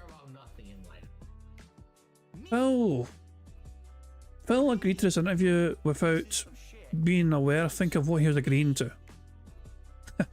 You know, it's like one of those things like, it's like he didn't want Keemstar on, and he hated the fact that Keemstar was on, but he couldn't say no to Keemstar. You know. Oh my dog, what's up? If I say no to Keemstar, it looks like I'm a fucking bad guy by rejecting Keemstar being on, so now I've got to fucking have Keemstar on if I can interview and all that shit, you know, fuck off. Phil is a spineless fucking coward who just cannot fucking stand up for himself. The only way Phil feels fucking brave, if it's a fucking one-way conversation, he gets the fucking last word. He tells fucking Craig to go fuck himself, and immediately, before he's even finished fucking talking, he hangs up on the fucking call. Very fucking professional, Phil. Very fucking professional indeed. You brought that on yourself with how you fucking conducted yourself throughout that whole fucking interview. If you can call it a fucking interview, that was a fucking sham of a fucking interview. Thank you very much to Scythe DK for the super chat, who says, you are forgetting Phil's an admitted serial liar. Yeah, this is the thing. Even when Phil's trying to tell us, oh guys, I was lying then, but I'm telling the truth now, is that a fucking truth or is it a fucking lie? It's like, it's like we cannot take Phil's word for anything. And he had no receipts, he had no evidence whatsoever. You know, he's trying to make his claims, but he's not providing dates or anything. He's just not. It's completely vague, it's completely fucking ambiguous, and there's nothing concrete whatsoever with what Phil's fucking saying. And it just doesn't make sense. It makes absolutely zero sense whatsoever. If Phil had actually fucking sold his account before his Side Scores interview that Phil claimed he did, there was nothing to be fucking lost from him just fucking taking a screenshot of his fucking phone. Just let me boot up the game on the phone. So you know, Craig's like, hey guy, you know, Phil, send me a screenshot, and Phil's like, aight, game on, screenshot, attach his email to a picture. Here you go, Craig. Here is my account, which is not down from the rafters, and he could have fucking felt super smug about it. Never's Noodles saying when Craig brought receipts, the emails, Phil wasn't happy that he did and didn't want to read his side. Yeah, Craig seemed... So yeah, Craig read both sides, his own side as well as Phil's side. And it was good for Phil, and that was good actually, because Phil's often done a thing where he fucking presents only the response but not what he says to other people. He did the same kind of thing with Machinima. Machinima emails, for example, and Phil's like, I've got all these emails from Machinima to fucking debunk them and fucking slam them and talk you, but he never fucking showed his contributions to the conversation. So we don't know how much of an, you know, what kind of language is used from Phil Wetter to fucking promote, you know, prompt these fucking responses from Machinima in the first place, you know. And it's the same with fucking the Stuttering Craig and the emails here as well. So the fact that, you know, we got... It's good to have the full context, put it that way, because Phil likes to fucking leave out a lot of essential details. Because Phil loves to fucking paraphrase and fucking put words in people's fucking mouths. Remember the guy I interviewed him before for something, as I said, this is a recent thing, and it was covered in June's documentary, where Phil fucking put words in a journalist's fucking mouth by trying to claim the journalist said that all his fucking haters are like mentally ill and all that shit, you know. And so people asked the journalist, did you say that people were mentally ill? And he's like, no. Phil just loves doing it, can't help himself. It's like Phil thinks if he's not lying, it's a fucking waste of a breath. You know, it feels like it's in his fucking nature, it's in his fucking DNA to be a lying piece of shit to everyone and anyone for no fucking reason whatsoever. It's the stupidest fucking things he chooses to lie about. Yeah, lying about WWE champions, ridiculous fucking thing, you know what I mean? But even the smallest fucking things, like I never told Craig that he couldn't ask me questions like 2 days beforehand. Now Craig won't get to fucking ask you questions because he had 5 hours to fucking date the previous, you know, last year or whatever. The narrative, it's just, it's all, I mean, Phil just can't help himself. He is a serial liar, you know, and he just, it's like it comes naturally to him. It's more natural than breathing to him, I feel like. Yeah, Ners just says he paraphrases things a lot and obfuscates details to change actual meaning. Exactly, yeah, just to fucking suit his own fucking narrative. Bjorn, the interview is not Q&A. No, I'm not accepting that. Once Phil gets through his contributions here, which I think is at the tail end of, and then I think we'll have some Q&A for his break. So we will get some Q&A, I hope, to tick off. Remember guys, 100 likes, free space. We need the free space as much as we can to try and get a full house. Let's see. I received a $15 tip from Dan on the East Coast. Props to you for facing all this bullshit head on. It's giving us entertainment content, both with games and other content that you're now putting out. You're right. Now again, I want to preface this, guys. This is gonna be the last big piece of like drama content. I don't want to keep doing drama content. I want to go back to covering games, and I'm way backlogged on games now. You're interviewing June next week, you fucking dick. Oh, this is the last of drama content until next week when June the King comes on to explain why he destroyed me in that documentary. How is June's documentary doing, by the way? Let's have a wee fucking swatch. It's June the King. Let's fucking have a wee look at June the King and see how he's doing. Yeah, aggression. I see it every day in my. June, 578,000 views. I had a feeling the views would kind of taper off a bit, you know what I mean? So yeah, I don't think that's going to break 1 million. I think it's going to struggle to get to 1 million for a while, to be fair. I think it might take, I was expecting potentially maybe after the weekend it would be 1 million, but I think it's going to take longer than that actually. It might take till the end of the month, I think, to get to 1 million, if that. I think it's a long documentary. And most people that had to have seen it. So, what's the top comment? Is it still? This one's a quite a good top comment right now. And I was looking for anything new. Is there anything new and substantial from like recently or whatever? But I don't know. Project 7, Ludwig Order. I was like, is there any big names commented or let's go newest first. 3 minutes ago. I remember when It's a Gundam killed the DSP documentary. DSP down, you got him. The radio dedication. Phil has a very vile mouth. It's annoying to listen to him. DSP reminds me of a guy I saw in a small creator community who begged for donations and got them. I don't know how people have so little dignity as to beg people for money while sitting at home and playing video games and being an absolute drain on society. Edit. Also, this guy has a wife. A wife. I can't even imagine what life he was like living with this absolute shell of a man. Bloody hell. Stuttering, why don't you fucking say what you really mean? Also, I don't know why I'm fucking putting on his accent for this fucking comment. I got no idea where that fucking came from. I do apologise for that. Anyway, let's get on with the bingo. because of this drama content. So tonight I'm finishing the React to my documentary. When I come back on Saturday, it is business as usual. It's games and my regular React content. Yes, I will continue to have guests on the show, but they're not going to be overly dramatic guests. Yes, I will felt my detractors. That will happen because they deserve it. And that's entertaining, right? But they deserve it. That's why it's okay to do. They've already... Jade has begged you to stop that, though, because it doesn't care. Your core audience, your fucking most loyalist fans don't care about that. You fucking always... You have banned... Hold on. Is it still a rule in Phil's chat to ban detractor mentions? Seems a bit fucking weird to fucking Phil to promote talking about detractors on his fucking content when you're not even fucking allowed to talk about it in the chat. Given it so much to me over the years that now it's time to give a little back. But outside of that, you're not going to see me going out of my way to do, like, for example, someone says Review Tech should be next. Review Tech is not going to come on this show. You got to understand, he's wanted me on his show so many years. I reached out to him. He literally has ignored me. He will never want to be on the show. I think I don't know if it's he knows better or not. You know what I'm saying?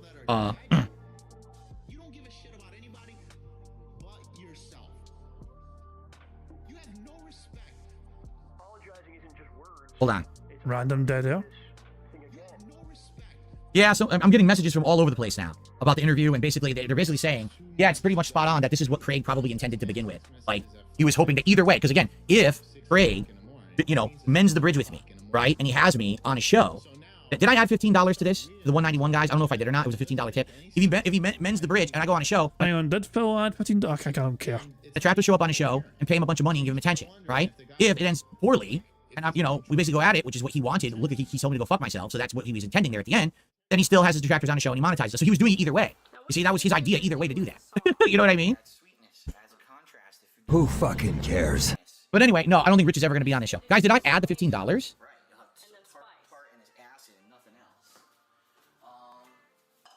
I don't know if I added the 15 or not. I don't think it's a big deal, though. I don't know. I received a $1.25 tip. $15 is not a big deal. Mind you, this is the same person that thought $110 was not a big deal to add on to his fucking night stream. Will I ever do future collaborations with Brian? Oh, it's definitely possible. You know what I would like to do? I'd like to have Brian on this show as a guest, an amicable guest, and we can talk about fighting games, we can talk about video games and life and streaming and all kinds of stuff. That's the kind I hope Brian asks you why I didn't fucking ban Derek when he told you to fucking ban him at the time. That'd be fucking great. But I've got a feeling that Brian's too nice a guy to fucking remind Phil of that. kind of thing I would like to do with the show moving forward is have a variety of guests, not just people in the drama sphere. I want to have a good variety of people on the show from all different walks of life and stuff, just to shoot the shit. And so I would like to have Brian. Yeah, Phil said variety, bingo, you know, Burger. bingo thing. Yeah, we got another fucking thing to take off. Hooray! You know, I forgot we're fucking playing bingo. Fuck me. On as a guest in the future, if he's so willing to. We have talked about it behind the scenes, but we haven't really hashed it out yet because my schedule's crazy right now. Like, I don't even know what's going to happen with my schedule in the next couple of weeks. We'll see, but I would like to have him on for sure. I received a $2 tip. Can you move the Tesla? I'm just kidding, Phil. Loving the current direction. Whatever comes next, have a great day off after this. Thank you. Tomorrow will be my day off. Yes. And my wife and I are trying to figure out what we're going to do tomorrow because it's supposed to be like 95 degrees. Originally, we were going to go out and have a good day out, and it looks like it's going to be too hot. Like, who wants to be out in 95 degrees? We sweating bullets and feeling like crap. So we're trying to figure it out. Excuse me. I received a $2 tip. Shout out from North Macedonia. You can get lots of love recently. I started watching you for real. Spy Z Backstab. Your name is Spy Z Backstab? Okay. It's weird to me that fucking Macedonia is now North Macedonia. Like, the nation of Macedonia is no more, but it's called North Macedonia now because reasons and politics and borders not shit. Yeah. Makes me feel fucking old. So, is this how fucking older people than me felt when like fucking Czechoslovakia just suddenly became Czech Republic and Slovakia and all that shit? I got no idea. Well, thank you for a $2 tip. I appreciate that. All right, it's finally winding down, but then I gotta go back to the YouTube side of things.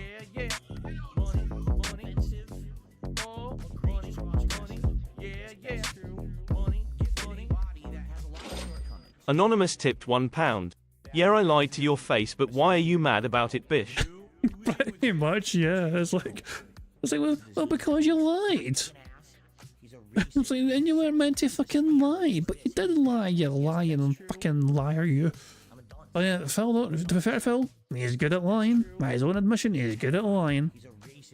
And yeah, just to make me feel like super old. In the 90s, it was a former Yugoslavian Republic of Macedonia. Oh god, man. Yugoslavia as well. That's a long gone thing. Yeah, fuck me, man.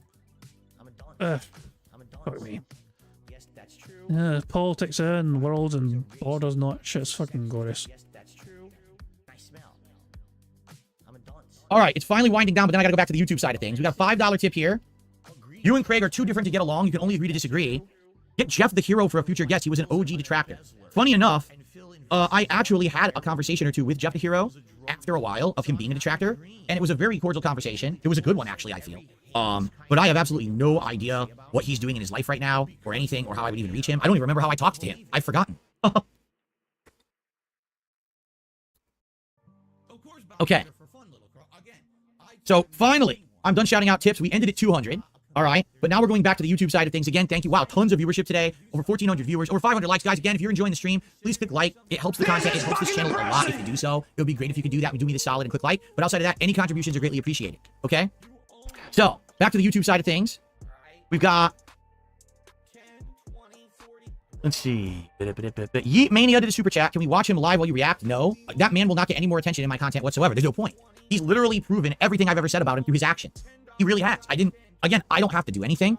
The moment he gets off my stream, he says he has family shit he has to do, and he jumps on his stream and is doing a hate stream on me right now to monetize my haters. I mean, he literally has proven everything I just said about him in the interview. So, I don't have to talk about him anymore, right?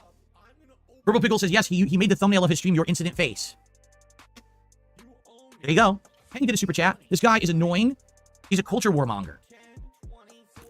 And then this guy is stupid. He's like, oh, you should post all this information. No, I'm not posting any information anywhere at all. Like I said, some people sent me shit, and I'm like, I'm not even gonna read it. Like, I don't care about his personal past and shit. I care about what he did to me and my viewers. He literally, the show DSP Asks It got canceled because of him. This kind of rings true to fucking how he defended fucking Derek as well. He didn't fucking care about Derek's fucking character as a fucking person or whatever, because as long as it didn't affect Phil's content directly, then why the fuck should he care that Derek's a creepy little fucking bastard? Well, why has to fucking play on little fucking girls and children or whatever? No. But Phil doesn't care about the bigger picture of like the scenario or the people or the incident or whatever. No. He only cares about how it affects him directly. He's in his own little fucking bubble, and if he's fucking affected directly by it, then he's going to fucking care. You know, it's the exact same sort of thing. Like, you know, so yeah, like because it affected him, all of a sudden he's going to fucking care about it. But if it doesn't affect him, then why the fuck should he fucking fuck off? I couldn't do the show, and that was a critical piece of content that was going to bring people to the React channel last year, and I had to give up entirely on it because of the actions of that man. So, you know, like, that's what I care about. It has nothing to do with what he's doing in his content now. You be the judge if you like that content or not. I don't give a shit. Big Boss became a member. Thank you, Big Boss, for the membership. Purple Pickle Yum Yum again with a super chat and saying something disgusting. What a surprise. Bourbon Decay did a 10-pound super chat. Craig uses beauty filters on his stream. He uses... whatever. I don't even want to say. Blackjack Yak with a super chat. You've dodged a bullet, because if the stream ended well, disingenuous Craig would be milking you and being fake. He wanted to mend bridges to grift on you forever. Like Keemstar. Again, for him, it was a win-win no matter what.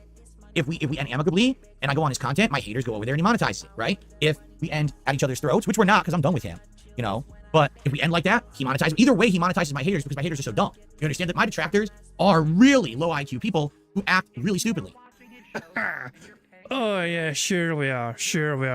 Like all the fucking, you know, a lot of the detractors here are fucking guys that are fucking lawyers and they're fucking doctors and they're fucking, like, you know, there's like people that are fucking scientists, not a shit as well, for fuck's sake. But by the way, I'm a dumb bastard. I admit I'm a complete dumb bastard, you know what I mean? I don't fucking try and hide that fact. But I'm going to defend my fellow detractors out there who are fucking quite intelligent, you know what I mean? They're showing their fucking intelligence, you know what I mean? There's all sorts of fucking people out there that fucking, they got far more brain cells than I can fucking even count, you know? But it's like, no, it's like, but then should we compare them to your viewers, the ones that are fucking shoving like crayons at their fucking nose to fucking see if they can fucking taste the colour? Let time go. You know, so they're going to give this man money for no good reason. They're just that dumb. There's no other if, ands, or... And what's the reason for giving you money, Phil? Oh my god, what's up? Thank you very much. Never knows. Super chat. It says, how long does it take to be done with it? Lol. I'm going to anticipate about several weeks. Yeah. It's, you know, Craig will be getting name dropped again. He is essentially, you know, he's going to maintain his place. You know the intro? You know the intro, you know, this shit, you know, this fucking thing here. Craig will always be on this wall. Hold on, let me just fucking mute the goddamn silence music. Craig is going to be forever on this fucking wall here in the background. Adam as well, you know, but yeah, fuck this guy. And this guy. In the top left there.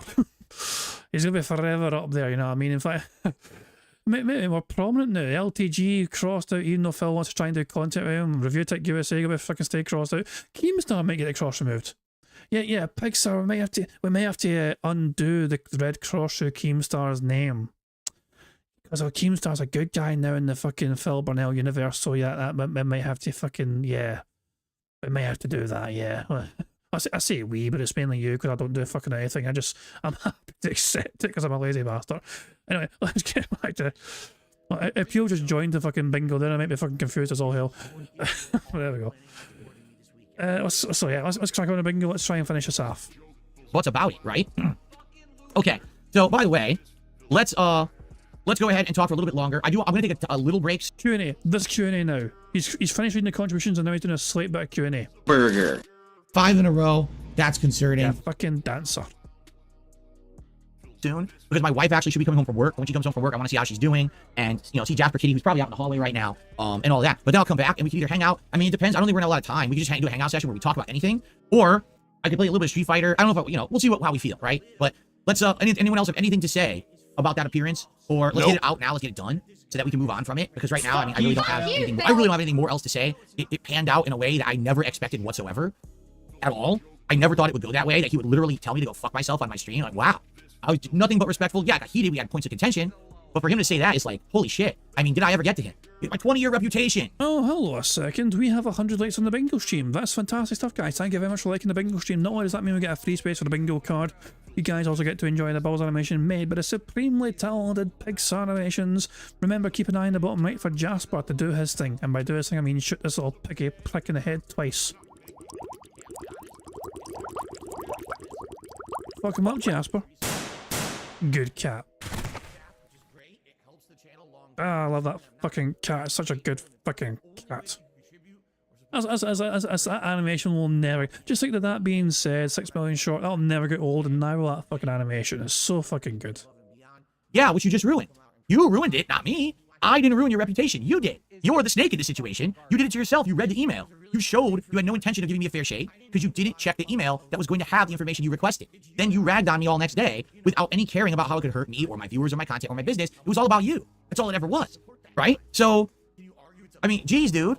I just don't even know what else I have to say about it. He did it. You can literally watch it unfold. It's an hour and a half beautiful drama play of him sliding down the hill off the cliff edge into the ravine. Right? Like, I didn't have to do anything. I didn't have to lift a finger.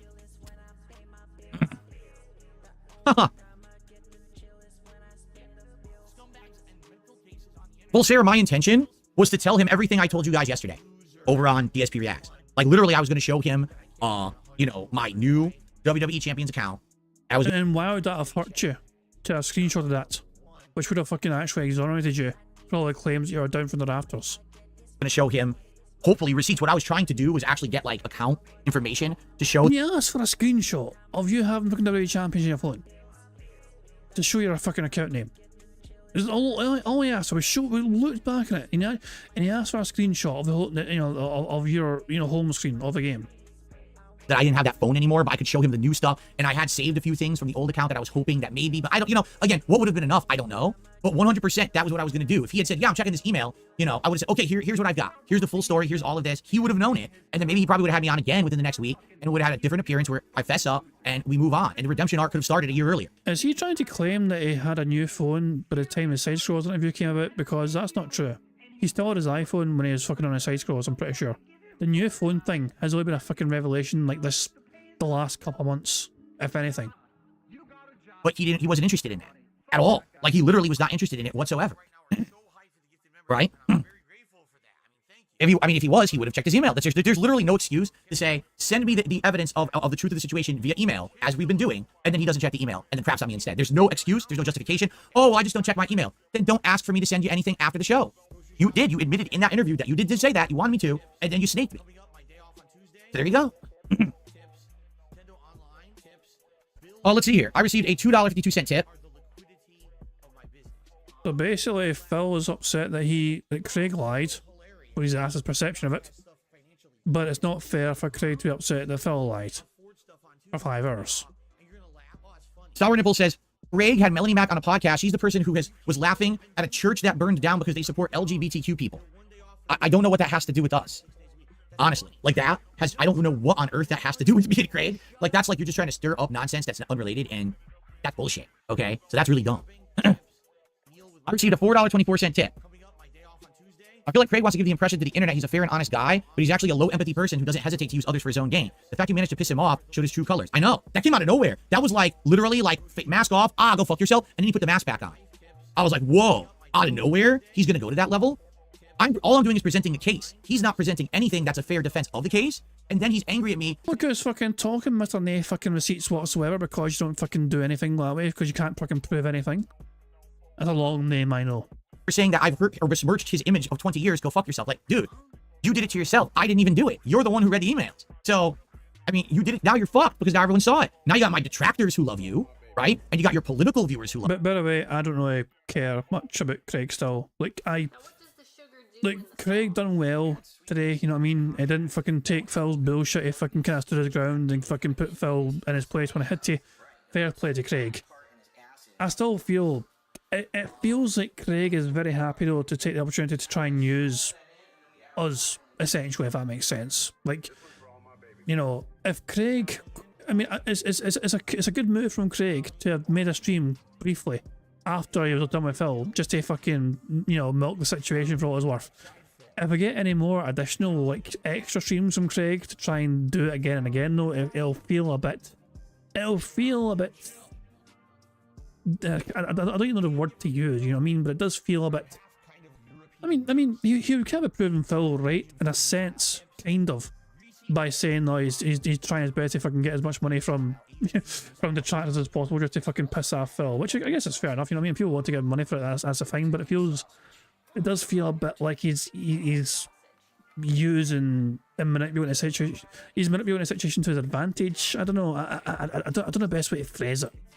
You know, I guess it just feels like people just, you know, it's like you want people to fucking enjoy. Like, his intentions and his motives, I feel, are not because, oh great, we get to fucking piss off Phil. He's more along the lines of, well, I can make bank doing this because the detractors are loaded. You know what I mean? I feel like he's in it for money rather than just to piss off Phil, if that makes sense. In this situation, that's my vibe I'm getting from Craig when he's dealing with this kind of stuff. But I'm not trying to take anything away from the effort he's put in to, you know, the interview itself last year, fantastic stuff. He did a lot of research into it, you know what I mean? He tried to be as fair as possible to Phil or not, you know, but I mean, ever since though, you know, they fucking monetize the hater streams or whatever and everything else, it does feel like he is not in it just to fucking, he doesn't want to be a detractor, he just fucking wants to fucking make bank off him. You know, and I feel like it's like, you know, it's like using people a bit for that. I don't know, it's a strange take, I know. Of you, but it's gonna be hard for anyone to ever trust you when there's evidence you just snaked someone, and they were the big break you wanted that actually got your show attention, that allowed you to have a big break in another sector of content. No one knew who Side Scrollers was until Darkside Phil was on the show, period.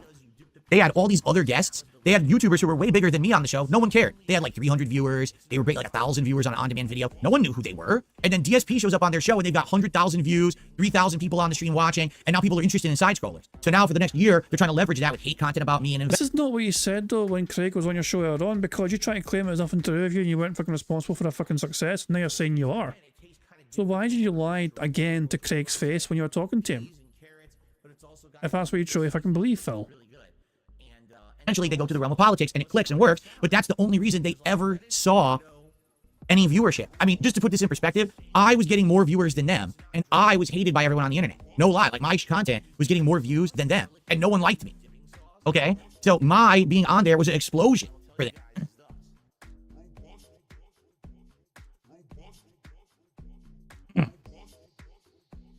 Okay. I received a $2 tip. I don't want to know about this. See, now people are trying to send me shit. I don't care. I don't want to know about anything else about Craig. I don't want to know about personal shit. I don't want to know who he associates with. I don't want to know anything about that. It's not my business, and that's not the kind of person I am. This is not the rag on Craig hater stream. This is not, hey everyone, tell me his... Could have fucking filled me. Sure, so we can talk about it. Let's show up the incident face. Oh wait, that's what he's doing on his stream right now. He's showing the incident face and doing that shit. That's not, I'm better than that. You understand? All we're doing is talking about the interview that just happened very matter-of-factly, and then we're moving on from it. There'll be no follow-ups. There'll be no monetize Craig's haters. None of that's going to happen, okay? I received a $5 tip. Your core fans are here no matter what. Craig is the kind of guy that tries to come off as level-headed and fair, but he's a dickhead deep down. Again, mask came off. Mask came right off. I was shocked.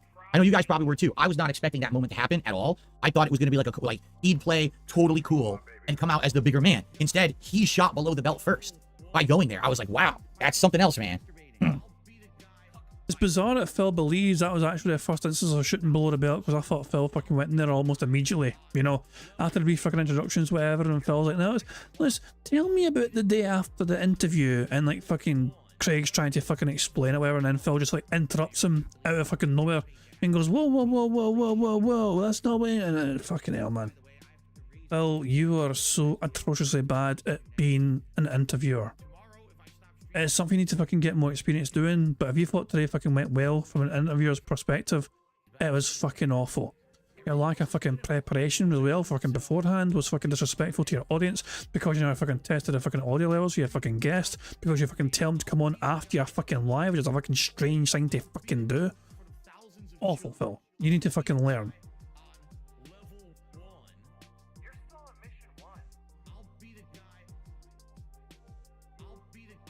Wingo did a $2 tip. You're indeed the king. You felted Craig. DoorDash some Wendy's chili. We will not be DoorDashing any Wendy's chili today, my friends. It's not going to happen. Okay. Fuck you and your friends. Mr. 007 did a super chat. If you had told the truth right from the beginning in your interview last year, wouldn't things have played out differently? I don't think so. I don't think so, because again, at this point, number one, I had no idea I was going to be asked that point blank like they did, like send us evidence. And number two, like I said, I even said this to him in the interview, you wouldn't have believed me. You would have said you want corroborating evidence, because I could just say anything. But you're going to say you want this, you want this, you want this. And I didn't have it because I didn't even know he was going to ask that. You know what I'm saying? Like, I didn't know that he was going to say give me evidence. So that's what I mean. It's a screenshot of your fucking phone, you know. Oh my god. I gotta do it the right way. I gotta take my time to do it or whatever. You know what I'm saying? Okay. Thank you for that. Super chat. What's up, Jade? How you doing? Jade, you thank goodness you weren't here, because I know you don't like drama, and we had some drama. I didn't know we were going to have it, we had some, but now it's over. Okay. Well. 1 second. Fuck the fuck off instead of fucked off.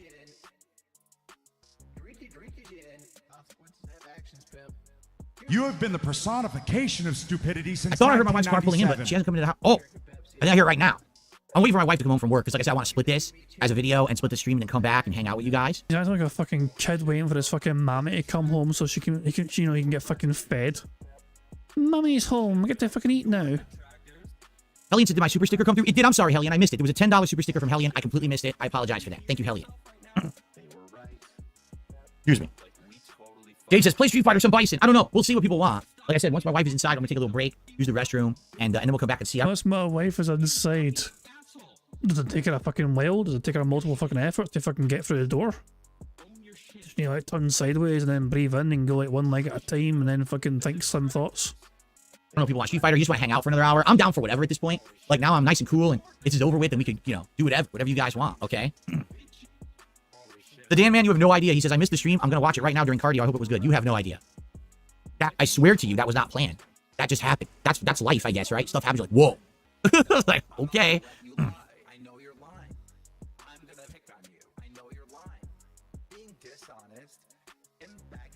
Oh, let's see here. I got a $2 tip. Am I a fan of the Tales series? What's my favorite? Tales of Vesperia was the one that I played before I was even a YouTuber, in the year before I became a YouTuber, and I really liked it. I played the heck out of it. I pretty much like 100%ed everything. I got like every achievement on Xbox that it had. I did play Tales of Exilia 1 and 2. I thought Tales of Exilia 1 was good, but not as good as Tales of Vesperia. Tales of Exilia 2 I got bored of and never finished. I also tried Tales of Symphonia remake, HD remake that they had, and I never got too far in that one either.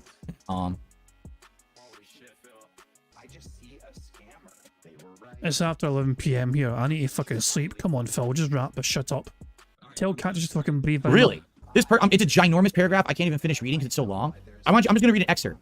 When he said F you, that wasn't aggressive. That's something men say among each other during situations where you squash the beef. What? Sometimes you can say fuck you in a respectful way. I don't know. Nah, look, Phil, you attacked his fucking character. You had a go at claiming, you basically fucking kept saying he was fucking sitting out to fucking bully you and ridicule you and mock you, whatever, and he's like, what? And no, you kept attacking his fucking, his character in general. And he gave you his explanations for it. He gave you his time and he fucking explained himself. And you said, I don't believe you. And you fucking didn't believe he was fucking being genuine. So naturally, if someone's going to fucking tell you, like you fucking did to him, that you didn't believe he was fucking being genuine to you, they're going to fucking tell you to go fuck yourself. I guess you didn't see the interview last week, right? Anyway, alright. My wife is home, everybody. I want to go see her and take a break. I got to use the bathroom. So I will be ending this video here, and I will be back in like a moment. Are the two things related? Are Phil in the fucking bathroom as well as fucking his wife coming home? Like, can he not fucking go to the bathroom without his fucking wife fucking helping him out to get to there or something? Like, does she fucking aim for him or something? You don't mind? I'm just gonna use the restroom or whatever, and then we'll figure out what we want to do. Thanks. I'll be right back. Okay, so guys, yeah, I'm going to quickly go on a break here. Thanks, and I will return shortly. I will play you some music. The audience don't even get fucking funny shorts or whatever. Fuck you, audience. Is Phil back from his break? He is, okay. Oh, for God's sake. I assume he's going to start recording again because, this part here is going to be separate, I imagine. Does Phil start recording when he comes back from his fucking break thing? All within this other stuff. Okay, everybody, I'm back, and what we're going to do is up to you, but, a hangout session's cool with me. I actually forgot I have something to do with you guys today, something special.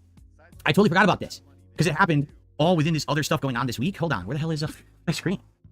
What's a special thing he's fucking showing off? Here it is.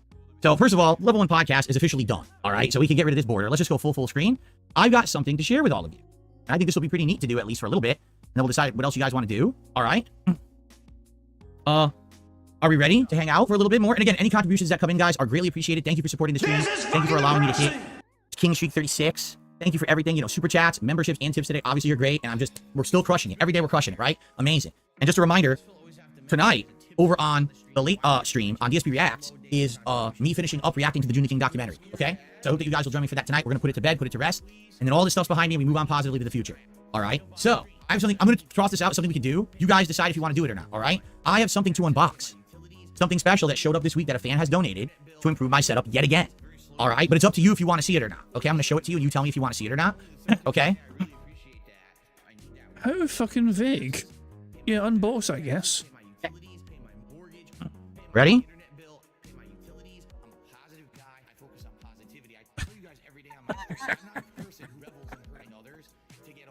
Oh my god. Oh my god. Would you like to see a live unboxing and feature comparison of this and a standard controller? Who fucking cares? It's up to you guys, if you're interested. What do you think? I assume he's going to start recording again at some point. Or is that boring? You're boring. It's up to you. Just start recording so I can fucking end Only this if I trigger the smoke alarm?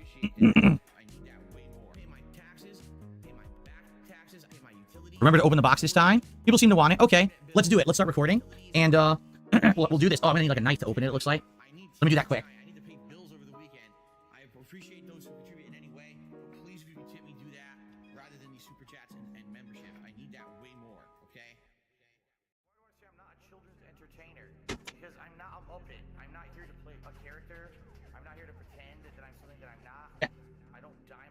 It's almost over.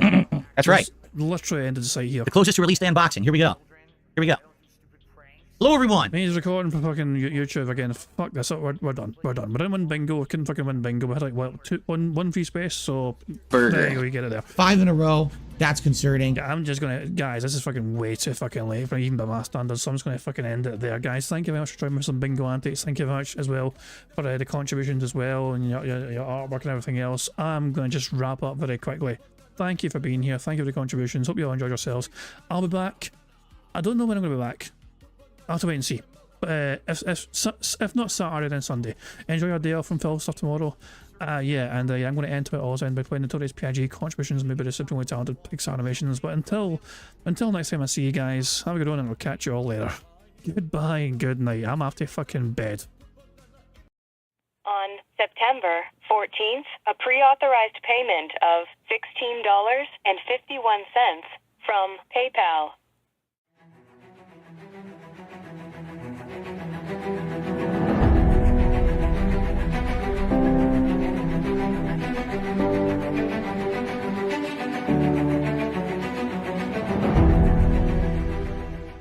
All right, Luna Mills has tipped me $1.30. It says, "I'm back. What's your favorite type of shower?" When you're showered in money. When you go outside and all of a sudden greenbacks start falling from the sky and you raise your face up, you're like, oh, you start dancing, you go, oh, money, money, yeah, yeah. All right, I don't know what the hell you're talking about, but thank you for the first tip of the day.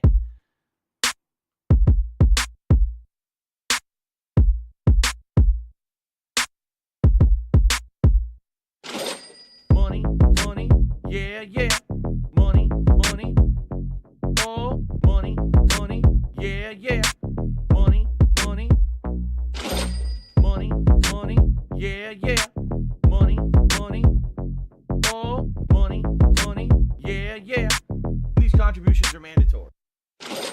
Money, money, yeah, yeah. Money, money, oh, money, money, yeah, yeah. Money, money, money, money, yeah, yeah. Money, money, oh, money, money, yeah, yeah. These contributions are mandatory.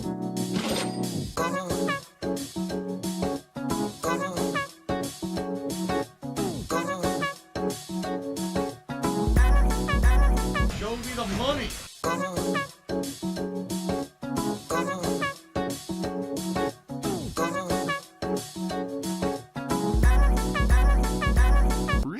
Money, money, yeah, yeah. Money, money, oh, money, money, yeah, yeah.